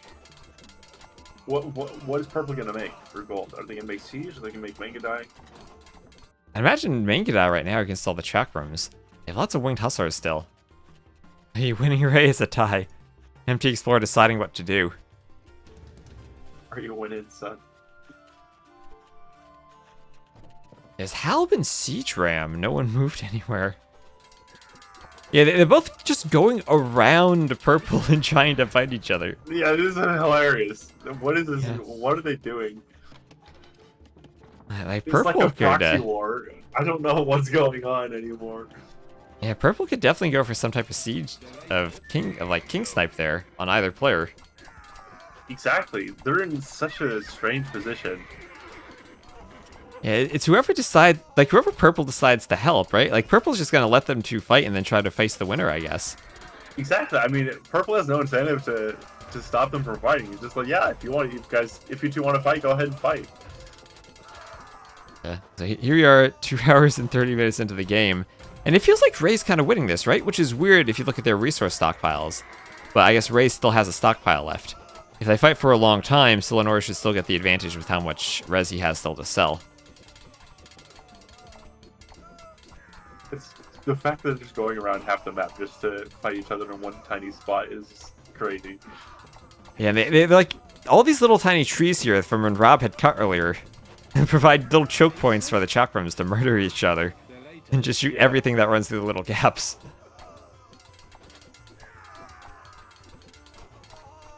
Oh, those chakrams are still insane. I mean, they're burning gold now.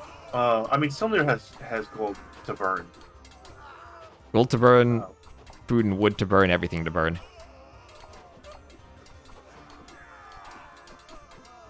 But I think it might be like if you're spending this much gold on doing that, like you might just go for King Snipe. Yeah. But their bases are so big, the King Snipes are hard. Yeah, they're such glass cannons. Yeah, Hammertime knows the pain of the double-edged sword of the chakram. Ray going for siege onagers. Now, if they can get shots off, they can hit the chakrams, but they themselves die. MT Explorer asking Ray who's pushing. I think I will slowly lose. Slowly lose to what? You're not fighting anything. You're Yeah, just I know, trying right? to lie. It's just He's saying we'll push soon. Oh, okay. Ready. Mandatum. Yeah, but you don't. Why would you make halbs? They're all lying to their teeth that are not. Yeah, right? They're all trying to pretend they're out of gold.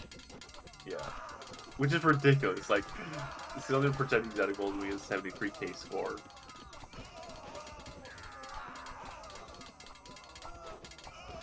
It looks like Yeah, Ray's gonna yeah, go exactly. for the Playing relic Diplo. stuff. Oh yeah, gonna go for those relics from Ganji. If he sees them there, that'll be a good decision. Yeah, you should see the monastery there. Get up to 4 relics then, so you're even with Silenor in the long, or Silnir in the long run. Yeah. Hey, MT Explorer does treason for both of them. Selling for the gold. I helped you by research treason. No, I helped you by researching treason. And Ray's gotta move to another castle after that. Or to another tower. What if Ray and Sony just said, screw it, let's just kill MT Explorer? Because they're basically fighting a 1v1 anyway. They just do it after MT Explorer's dead. And MT Explorer's just sitting there. I will try. They gotta tell this guy to pick a side. Ray's Halb's attacking him. Maybe that'll provoke him. He's much more walled. Oh wait, there's stone on the map. There's still stone that people could mine. They need it. Yeah. I honestly think. Right by those walls. No, yeah. Feels like Others- Silnir is slowly pushing this, right? He has the cannons to take out buildings, and he's gonna get into Ray's base. There's actually a lot of gold in Hammer Time's base, like at the bottom at the edge, there's 6 full piles, and then 3 more piles of stone. And then 3 more piles. Oh my gosh, there is so much resources over here. Inheritance. I think you might be seeing just shadows of resources, actually. Oh, yeah, whoops. Yeah. I don't see anything else back there. Honestly, I think you're- I'm gonna leave and rejoin and see if that helps. If you do that, you're gonna have to fast forward through 2.5 hours a game. Thank you for telling me that before I did that. Holy crap. Oh, wow. I'm glad I did not decide to do that. on Yeah, my own. it might just be like an alt tab and look at the just look at the stream at this point. That might help and be better. Yeah, maybe. Because what in action-packed moments. Yeah, are there Hammer right Time's now? like, I would have liked another 6 tiles of gold in my base. Yeah, okay. Yeah.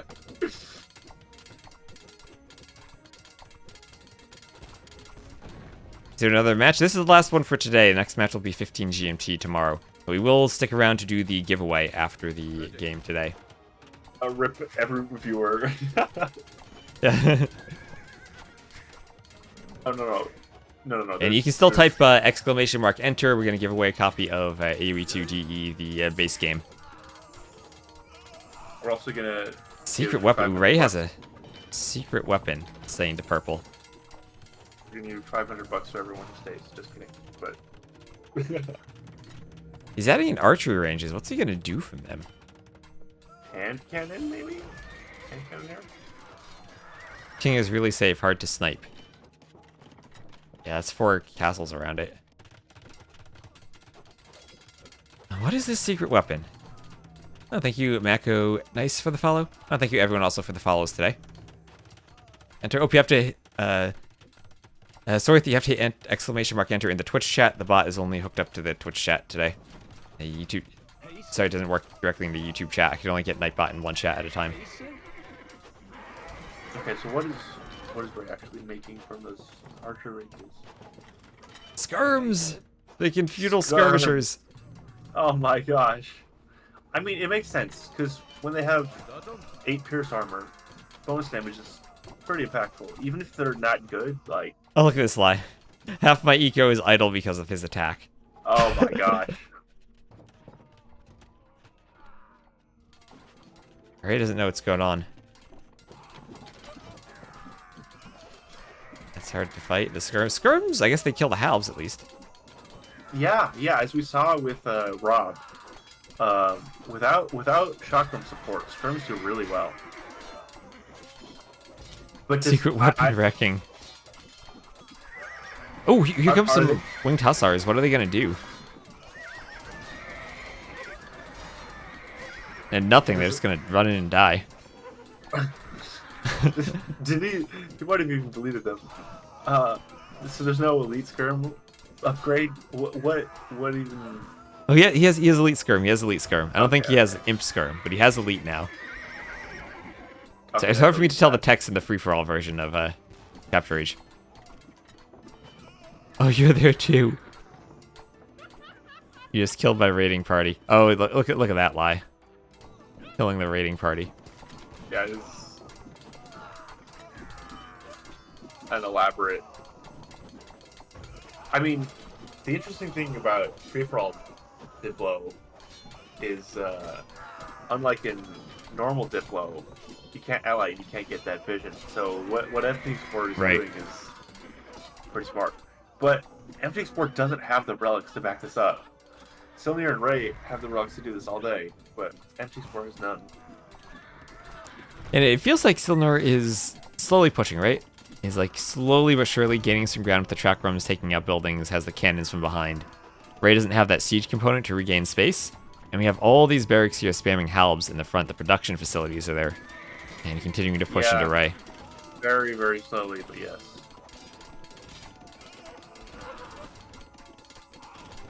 I mean, yeah, Empty Sport could win, but to strike first is... Ooh. Chakram's just getting so many nice kills.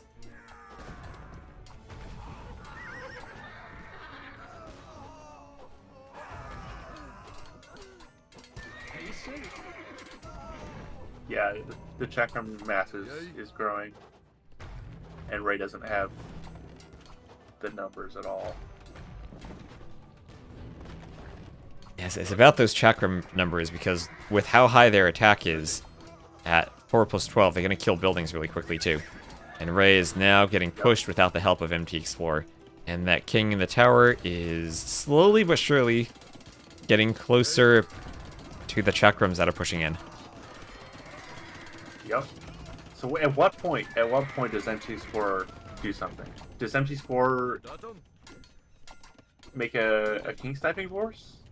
Or just a overall... How are you That's doing? stalemate Says to again. everybody. Okay, oh my gosh.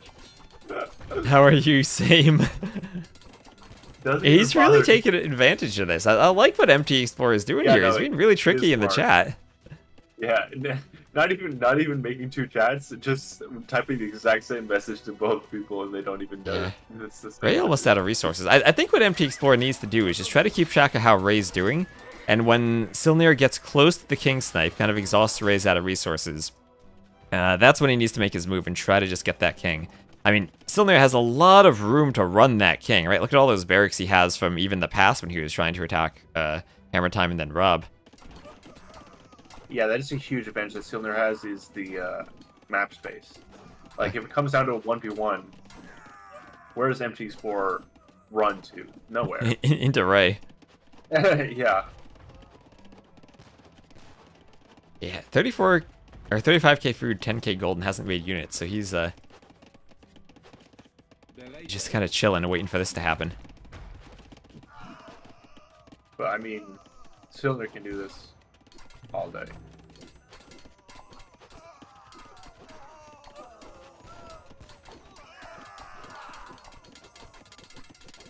I mean, it's not surprising the free-for-all players Yay.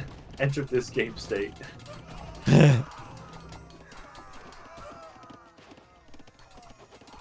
Okay, we got some shotguns from Ray. Yeah, right, and they should be able to tell like how slowly the score is changing, that he's not really fighting anyone. Yeah, yeah. But that's hard to suss out. Yeah, maybe. But if you're paying attention, I guess. need to Yeah, fix yeah. eco, then I'm fine. Ray is really confident in himself, and I don't think he has any idea the eco he's up against in Silner. Even with the 80k score, which should be giving it away. Right? Yeah. If I had half the score, I'd be like, oh my god. Something- Yeah, Yes. yeah. Russell knows how the free-for-alls can get 5 hours plus. Who got Ganji's relics in the end? I think Ray did. Is he up to 4? He got one of them. He has 3. Okay, yeah, so there's one left in the monastery, presumably. Or where? I don't- where'd it go? See the last one. Is he still bringing it back? Maybe.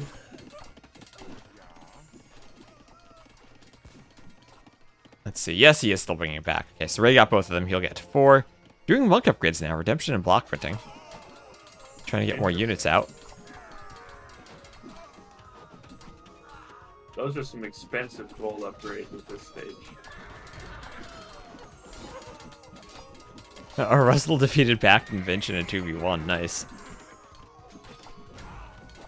Yeah, and well, that is true, MP Explorer. You do have no more wood eco.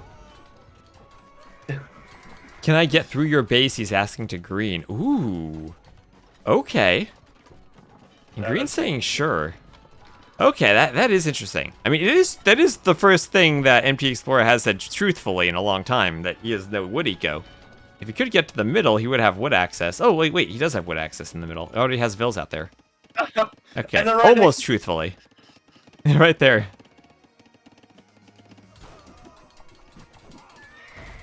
Okay, now I'm actually seeing the tree lines now for the first time, and they're pretty sparse. Ray still thinks it's the 2v1. That's crazy. Yeah, no. Both Sylvia and Ray are very. He has confident 30k of in each the res banked or something. Nope, Ray, you are way, way off. He has much more than 30k.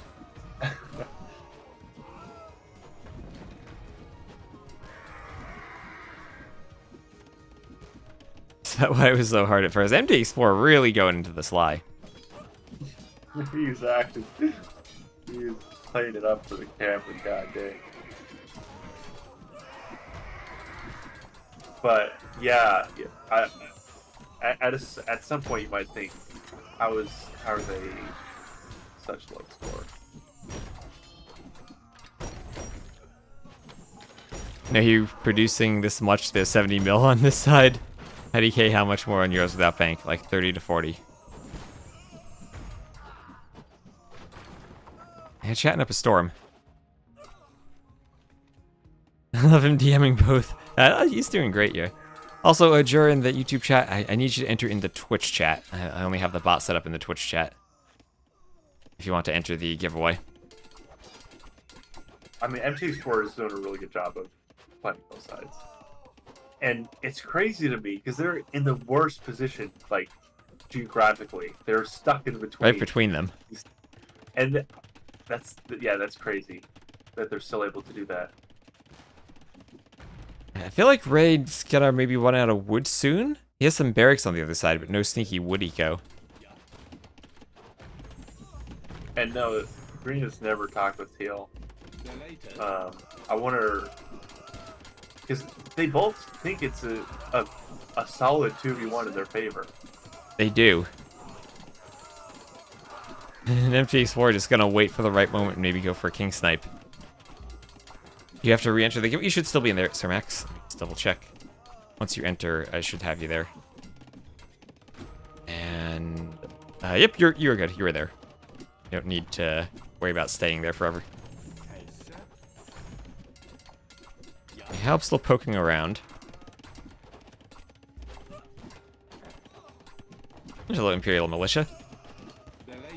Interestingly enough, none of them. Okay, I mean, still there is, but neither Ray or MC Explorer top cap.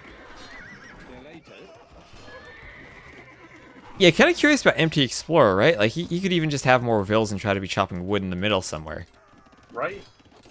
He's in the market a lot. Oh, he's got 14k gold. And I mean, is 14k gold enough that he could win against Silnir? I mean, Silnir could probably sell and get more than that. MT Explorer is really just banking on Silnir not having that big of a bank. Yeah. And Ray's quickly running out of steam. I mean, they're surviving, but yeah, banking res all game. Wow, little does Ray know that it's not a 2v1. That's hilarious. Yeah. But I mean, if MT Explorer does want to win, at some point he has to turn it into a 2v1. And hope that Ray has just exhausted himself. Because right now, if you look at the res count, I mean, he should be favored against Ray. Unless the chakrams are that much better than the Mangudai. I mean, at any point, MT Explorer could just squash Ray. Like, it'd be so simple.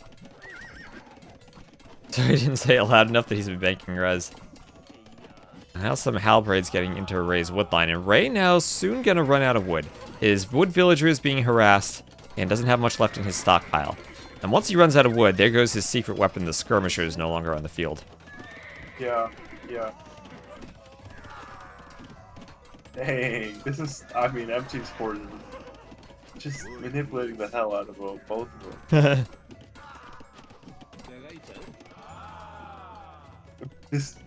This guy's scary. I mean, when both of them watch us back, they'll be like, how could you?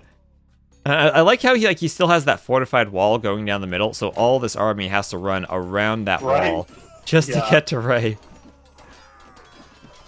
That's. I'm in his wood eco again. Yeah, you're in his wood eco with villagers. Yeah, you're sharing his wood eco with him. Yeah.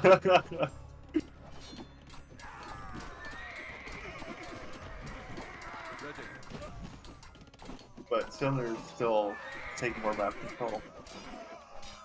And when it does turn into a 1v1, like, Silner will be able to kill all of M24's wood eco.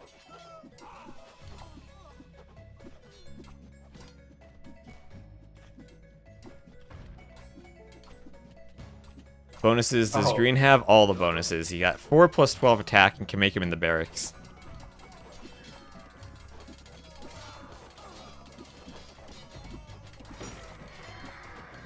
Okay, so now, I mean, Ray's down to... So you dead soon. Yeah, Ray out of wood now. No more wood and green pushing in. So now is MT Explorer's chance to make a move if he wants to go for King Snipe. Okay, Ray's... That- at this point, Ray's got to be wondering, how the heck is Silnir fighting with so much... Like, think about the map position. Yeah. How does Silnir have army all the way Oh, up this is there? perfect. This is perfect. Silnor asking you have gold for treason just as MT Explorer wants to go, saying he goes for a King Snipe. And saying no, he doesn't have gold for treason. Well, it would have been the perfect opportunity to do it. He can market abuse. Me neither. Yeah, no one really has gold for treason, do they? So he's going to use the market. Just make sure the Yeah. score changes. Looks like he's using the market. And then treason. He knows where the kings are. Everyone knows where the kings are. And now maybe that was the perfect cover for him to go for his own King Snipe.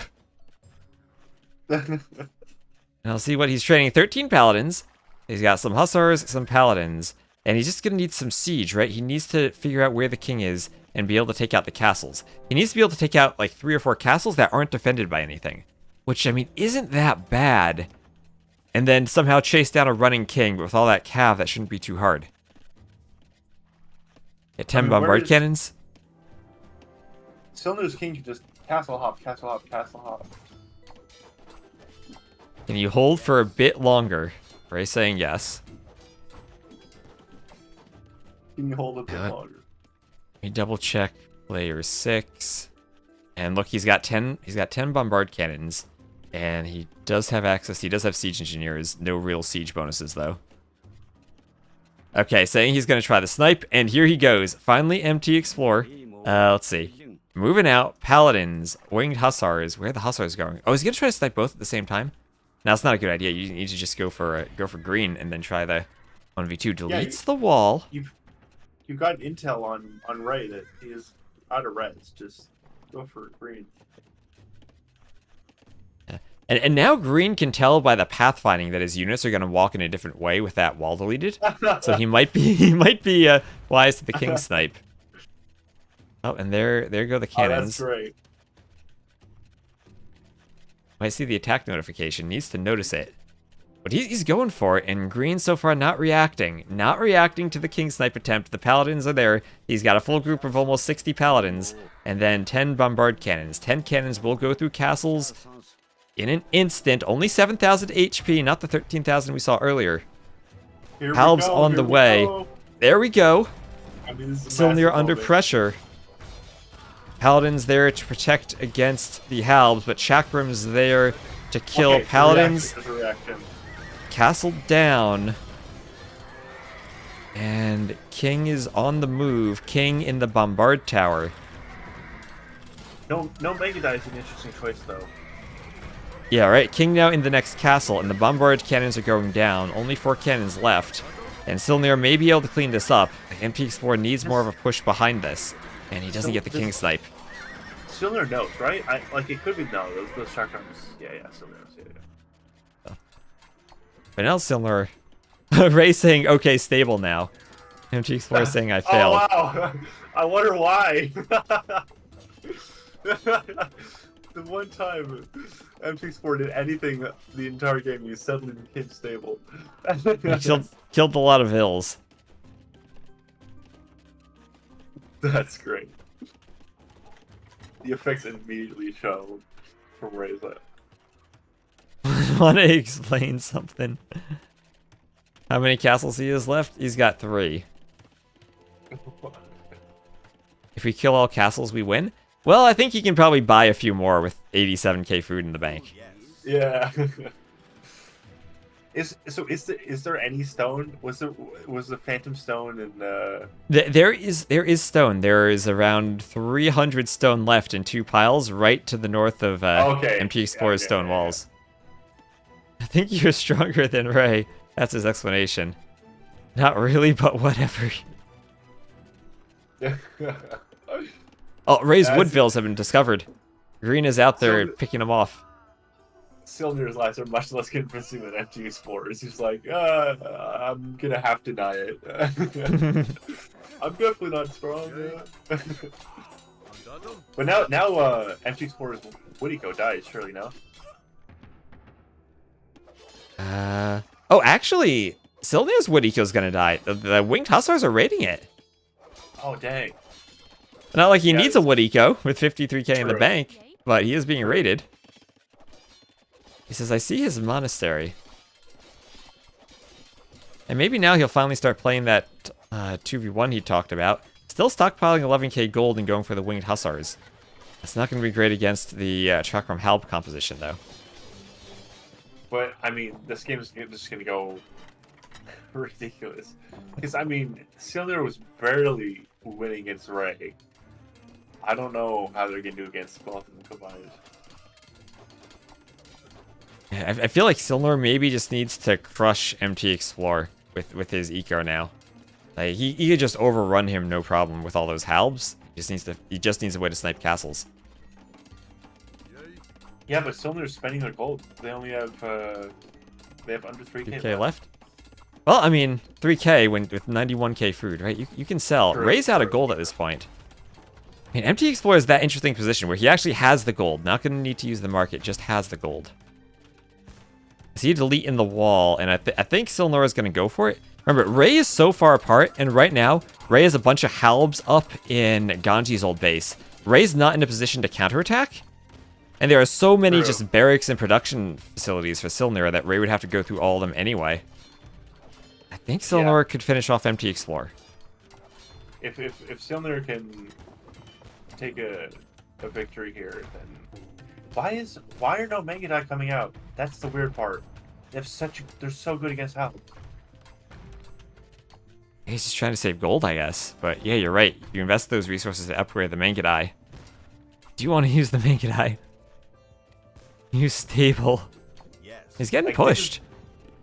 This is the point where you have to use your res. Yeah, now the push is coming in.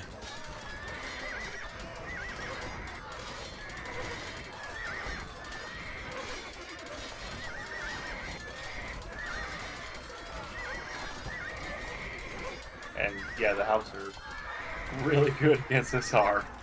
even if they're winged Hussar. Like Right. they don't have the trample damage. 12-hour stream gonna happen? Specific god? Well, 12-hour game might happen. Yeah, 3:15 so far. And I mean, you've been at this far longer than I have. Did you start? been at- Did you start before? How far did you start before the first game? I started pretty much at the first game. I'm 5 hours and 23 minutes into the stream. Insane. Okay, so we just got more stuff. Like, okay, there we go. Finally, the Mangadai Q. We needed the Mangadai Q. Yeah, there go the Mangadai, and finally coming out from those castles are the Mangadai. Now you have to be careful you don't ungarrison them. And we'll see how the Mangadai now do against the Chakrams. Yes. Yeah, Ray's still mostly fighting Ganji at this point. Just trying to clear those buildings for space. A few hustle raids on the wood line, but at this point I feel like Silnera might not even need vills. Just needs to push and get to the castles. Right, we have 5 total castles here from purple. And 3 TCs left, and the stone's going to be expensive at this point. So every stone building you lose puts you farther behind. So the thing is, if Silnir can take out the castles, MT Spore is kind of toast. Whereas MT Spore has to take out all of Silnir's barracks to actually...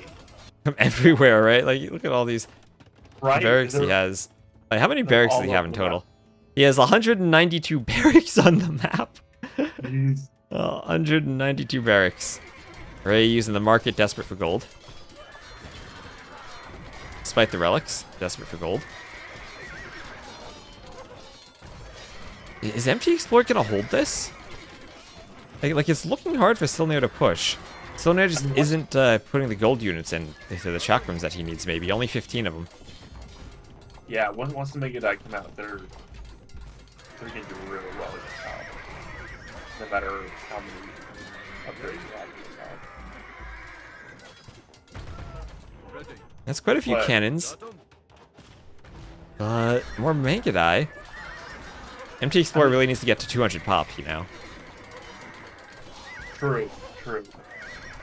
And I wonder what military and eco Sylnir has idle.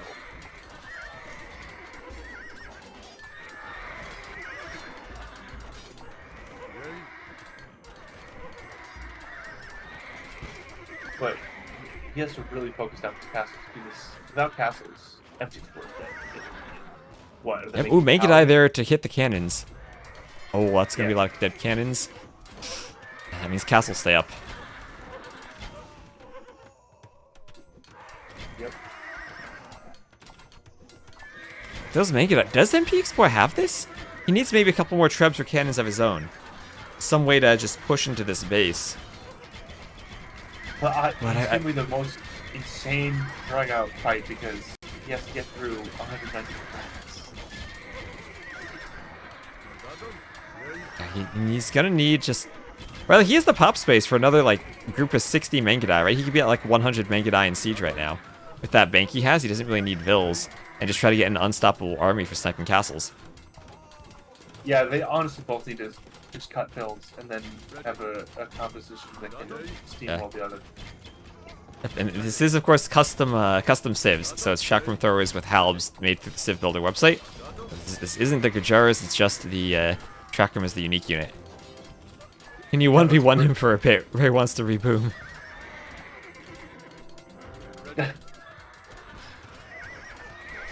Oh, those chakrams are so insane.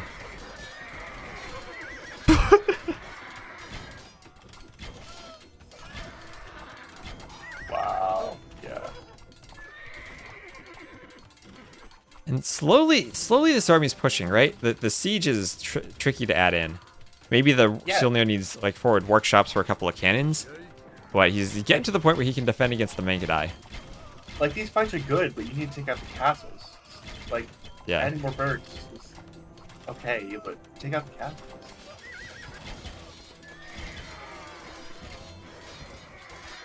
We've always seen today how ineffective skirms are against Mangudai. Yeah.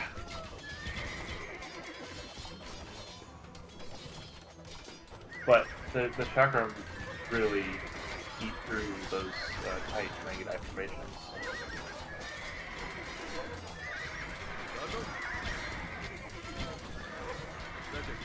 So cannon in the back, one of them. But you're absolutely right about that, right? The Mangudai group up so much that the chakrams do a lot of damage if they hit. That's an if, because the Mangudai can be microed well. Yeah. I mean, Silnir is on a clock here because once Ray gets the space they want, they're going to come down and fight Silnir again, and then that's not going to be good. Yeah, once it becomes an actual 1v2, then Exactly. Silnir's in trouble. Yeah. Because they're taking the time as if it's a 1v1, but I mean, Ray could come back at any time and actually hit the top. Yeah. Yeah, where is Green's production? I think Green maybe just needs to focus the hotkeys a bit better. Like, Green is producing everywhere, and also trying to fight Green a bit at the top of the map. I mean, fight Ray a bit at the top of the map. Maybe Green just needs to make sure he has all of his pop down here fighting Purple. His production is literally everywhere, but he has so much production so spread out, it feels like he doesn't have any units here. Yeah. I mean, same thing for MC Explorer. You're at 150 pot.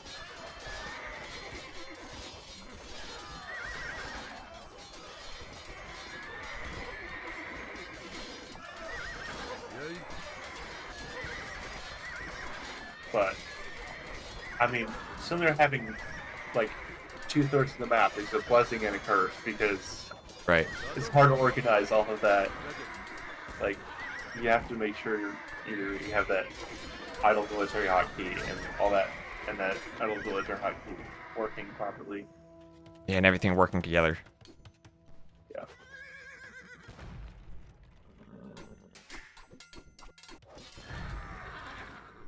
Okay, Ray- that's a couple of cannons now. I Ray's feel like starting to maybe come Green down should now. open another hole in this wall, just make it easier to run forwards and backwards. Yeah, yeah. or a whole host of the castles so they can snipe the castle.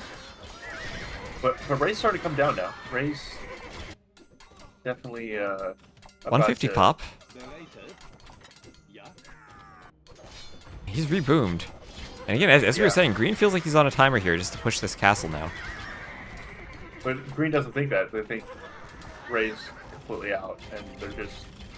I mean, Green has a mentality that I got my time. This can be a 7-hour game. I don't know. Ray definitely is not completely out. That's the one mistake you can make, assuming someone doesn't boom back. Yeah. Ray using the market there, trying to get something of gold eco. But now a castle going down and Green continuing to push into purple. That is a massive. Ray's now on that timer. Oh, the chakram versus Mega Dog. He's pushing me. Now Ray's trying to clean up barracks, but he's got a lot of barracks to go through. Those barracks aren't going down anytime soon.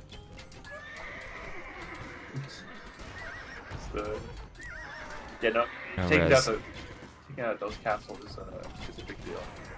Yeah, Ray still doesn't really have resources, but yeah, you are right. Right, the Mangudai go down, and suddenly the unit comp changes drastically. Truckin's too OP. Yeah, and purple at less than 100 pop, right? Struggling to stay pop capped. 68 bills and not much army. He's just kind of feeding the army of green at this point. Might hit 5 hours. Well, we're 90 minutes away from that. 3:30 into the game.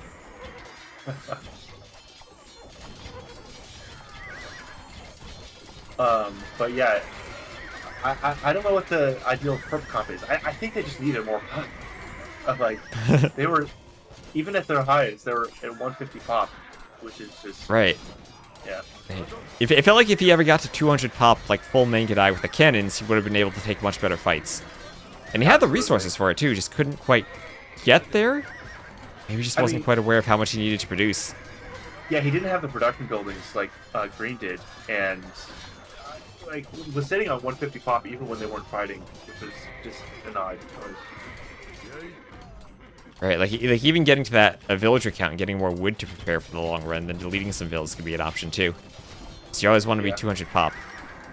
And now the king is starting to be exposed for purple. Some of the villas are running. Yep. Now, question is, a great micro on the chakrams. Does Ray come back and make a difference? Red. Ray's clearing red. Yeah, he's just. There were some castles there. Maybe some farms he could steal. But for the most part, I think Ray is just looking for wood access, and Rob had cut all the wood earlier. Rob's impact's still looming large over this. I don't think Ray realizes how strong Silmir is, because the entire time they were fighting, Silmir had to like walk around the map to fight. So Ray hasn't seen the full power, unlimited power of Silmir. Someone just did treason. People know where the kings are now. So the question is, if you're purple here, what do you like? What is the unit comp to go for? I mean, Mangudai obviously for one, but how do I think it has to be like Mangudai, right? Like just lots of Mangudai. That's Mangudai. I feel like if you build up too much Mangudai, though, you're gonna die. They're gonna die too fast from pumping up. Well, I mean, if you want to add in some Paladin too, but I think the Mangudai are your best options against the Chakram, as long as you micro them. That and some cannons in the back, right? I mean, the Chakrams still are pretty squishy, but this is the castle with the king in it, now under siege from Silnir, and we might be seeing an end to the game if the king can be sniped as it runs out. Has another castle to run to, but the Chakrams are getting underneath the castle, 7,000 HP down to 1,400, or down to 800. Skirms are in the back, the king has to pop out, and down goes purple. Wow. And now Ray's in a 1v1. A 1v1 that I don't think he can win. I mean, was that Ray's play all along to get second place? Oh, wow! This is great. This is great. So, the entire time that MT4 was manipulating Ray, Ray built a sense of distrust, and now after that, thought that MT4 wasn't fighting at all. Oh, that's hilarious. Yeah, finally he tried Wolf and Ray didn't come to his rescue. Yeah. So Now, yeah, Ray's because- trying to push, but Ray is still just down in terms of everything. Ray's like, oh, I'm sitting on 10k food, but Silnir has 100k food in the bank. And I don't see Ray's chakrams winning against Silnir's chakrams. They're both going into each other's bases, and at this point, Ray is on, what, 3 castles now, and a bunch of keeps as those cannons and chakrams will help push in. the funny part is that MG Explorer was more talkative with Ray when he wasn't doing anything. So when he was well, actually that's fighting, that's all he had to do, right? All he had to do was talk then. exactly. when MT Explorer needed his APM to fight, he didn't have the APM to talk. I thought it was this. But I mean, all around, really well played. Like, He tried to be manipulative. If he just that he didn't have enough population when he went for that king snipe, right? Like if he had a lot more Mangadai mixed in there and a few more cannons to defend the cannons and snipe castles, he might have won right there. Because look at his bank, he still would have been better than Ray in the 1v1, I think. Unless the chakrams were insane. 10 trebs, 40 Mangadai on top of what he had. Yeah, like that's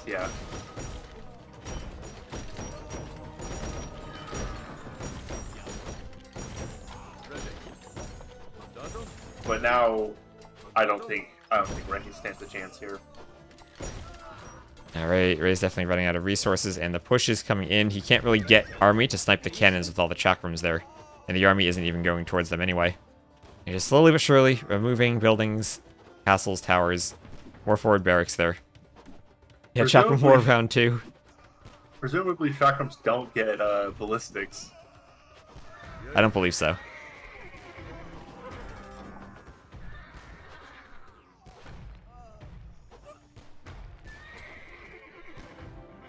Awkward indeed.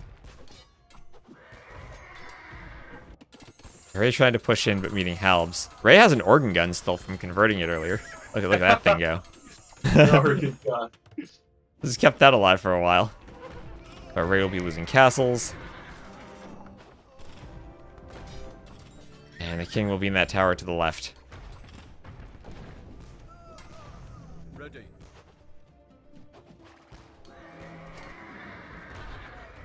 And he sees it. We'll see if Ray bothers to run. Is there a composition that can beat Chakram Bombard Cannon? Well, I guess that's what we're going to find out soon. These Chakrams seem to be the unit of choice from now on.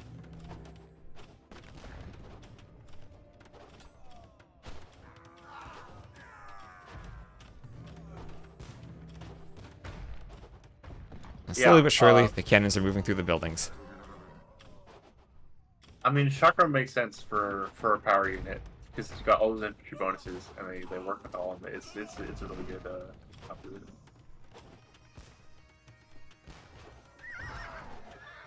And it's really the ranged component that makes them shine so much better than melee. Yeah, When you, the when you, range and the pass-through. Yeah. Has Scorpion outranged Chakrams? Ooh, Scorpions might be interesting, right? They would outrange them. Oh, But yeah. much less mobility. Hey, you say that, but with drill. Oh, fair enough.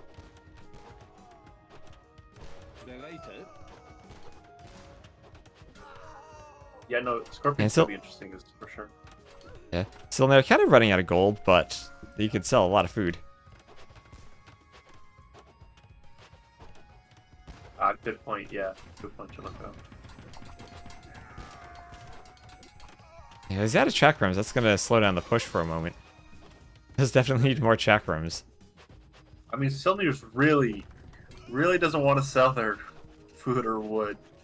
Yeah, really. Like, I think you could sell food. Just try to get to 200 pop, like, If they had 60 200 plus chak- chakrams. if- Yeah, if they had right. 200 chakrams, this game would be over, like, instantly. Yeah, that's the advantage of seeing what we're seeing, though. He doesn't know what Ray's stockpile is, so he's not going to try to sacrifice it. True. Alf needs the But you can chakrams still- would be deadly? Ooh, that would be. Still though, I think the value of one chakram is worth the gold that you sell, even though it's bad rates.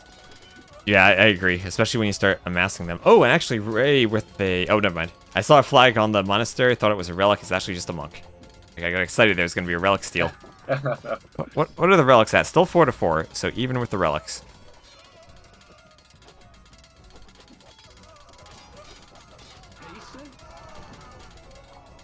Oh man, yeah, no. Yeah, the paladins might seem good, but yeah, when you have to go in melee versus chakrams, it's a rough time.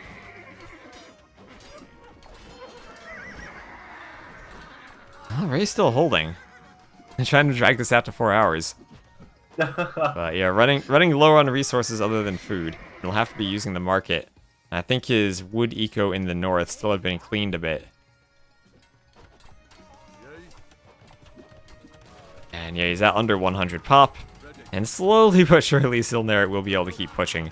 Ray has to... Oh, it doesn't even have a market. Has to build one. And he quickly sells food to buy wood. Not an effective trade there. Yeah, green down to 85k food, almost empty. He's running out soon. Oh my god.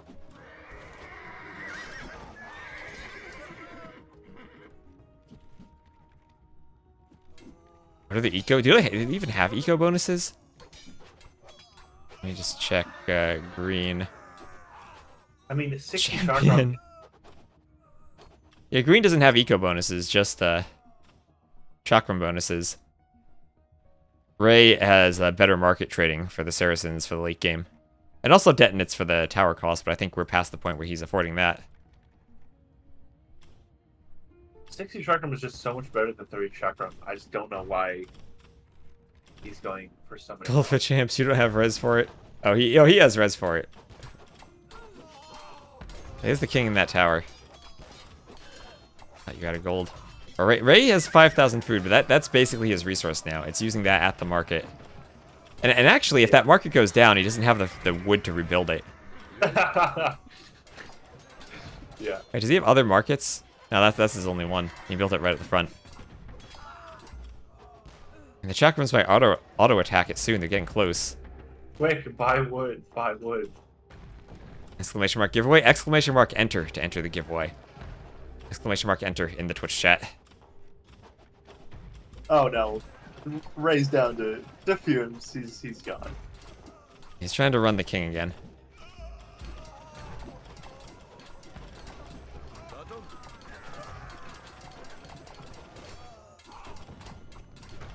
Resubmit them just on the Google form if you realize that Relic is banned. Ray did that mistake too. The form should still be open.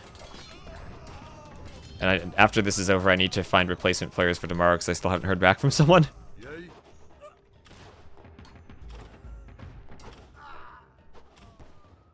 Yeah. Green doesn't need a light at this point.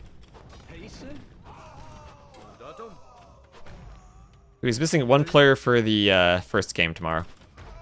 And I might have a backup already then, if they don't show up. So Ray, 73 pop and dropping. Soon it'll be the king that drops. Pop drop. As he's still waiting for Silnar to run out of resources, but nowhere close to it. And he's just going to call the GG. And Ray will be second, Empty Explorer third. They'll both get a prize, but Silnar will go on to the final game on Sunday. Behind some interesting Diplo at the end of that one, but it dragged on a long time. He ended up getting 5,358 kills. Oh collected 602,000 resources. GG. And GG. Alright, well, thanks for coming on to cast. Hope you enjoyed that, and hope you're enjoying the custom games. I gotta go double check. What are we up to? The prize pool up to around 1,500, but I need to add the YouTube donation there, so we're closer to like almost $1,600. Whew. Awesome. All right, Awesome. Thanks for the cast, and everyone give a salute to Krakenmeister for making the CivBuilder, and we'll talk to you later. Yeah. Thanks for hosting these games. All right, cool. See you later. All right, now, almost done here, but who's ready for a giveaway? Because we need to give away this copy of AoE 2 DE. And once again, I will message everyone on Monday with the codes and whatnot once I'm done doing everything for the tournament. Exclamation mark enter in the Twitch chat if you want to enter. Let me just tab over and once more post a link to the Twitch chat and the YouTube chat in case anyone there wants to go and enter. You will need a Twitch account. I can't run Nightbot in both chats at the same time. And over to the giveaway. Enter quickly. We got 60 eligible entries right now going for AoE 2 DE. I'll scroll through the list over here real quick, show you everyone who has signed up. And also, we do have the exclamation mark merch command if you want to buy merch. Again, that supports Ugly, who had designed the logo. And of course, if you do already have the game, I'm just giving you the code. You can forward the code and give it to another friend. And Batter Skull entering. And I see you entering there. Good. So everyone get your entries in. I will roll in a few more seconds. I don't know how far YouTube is behind. I'm seeing some GGs there. So I'll just get a GG there.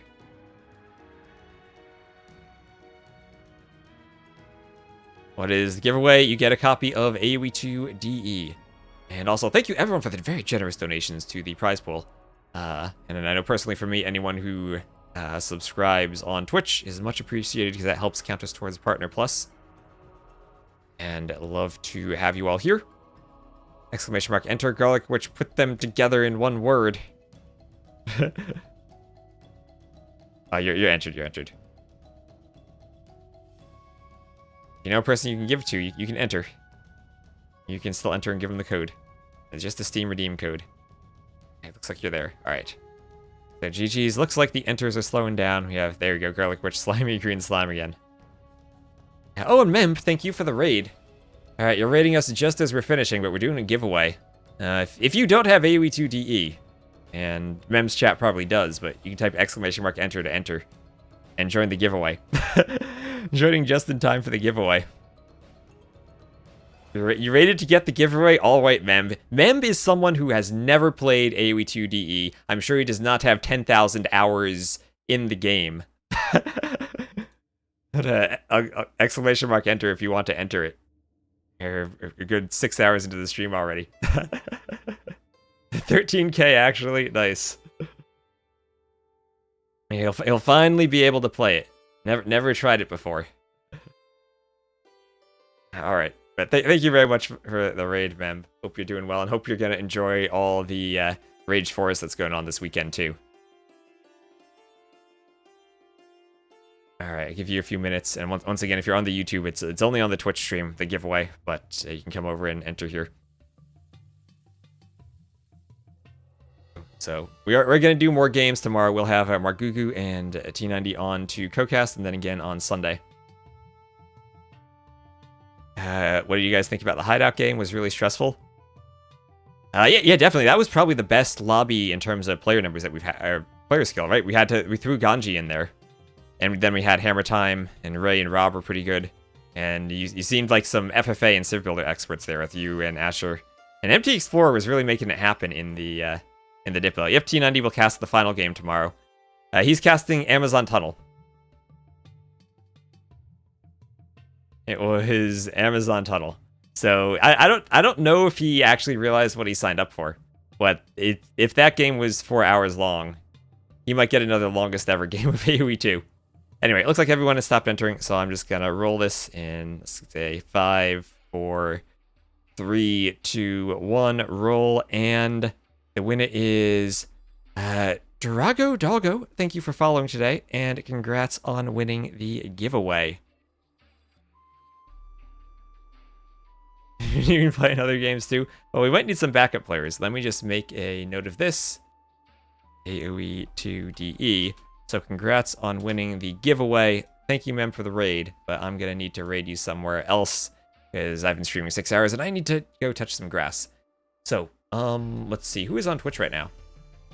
Mem just raided us. T90's doing community games there. Dave's still doing Rage Forest. I would raid Margugu, but it says French Friday. And he's probably streaming in French then. Let's go and We'll raid Daniela, because I know she's been putting a lot of work into Rage Forest. Unless, wait, did Mem raid us because Rage Forest just ended? That might also be the case. Daniel versus Samaro. Oh, do I need to raid someone who's not doing Rage Forest? Because that just ended. That might be... Ooh, that might be a thing, too. Let me just check who's online now.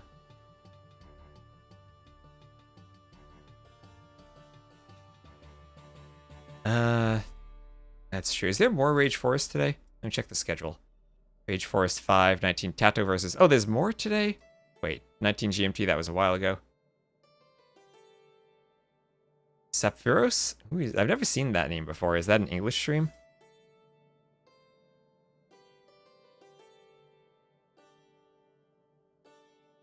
Looks like it. We'll go. Yeah, we'll go raid someone new then. Go say hi to Saphiros. And I'll see you again tomorrow at 15 GMT. And maybe I'll start earlier. I think there might be a show match I might cast before. I don't know. I'm doing a lot of streaming. I need a break. But, GG's there.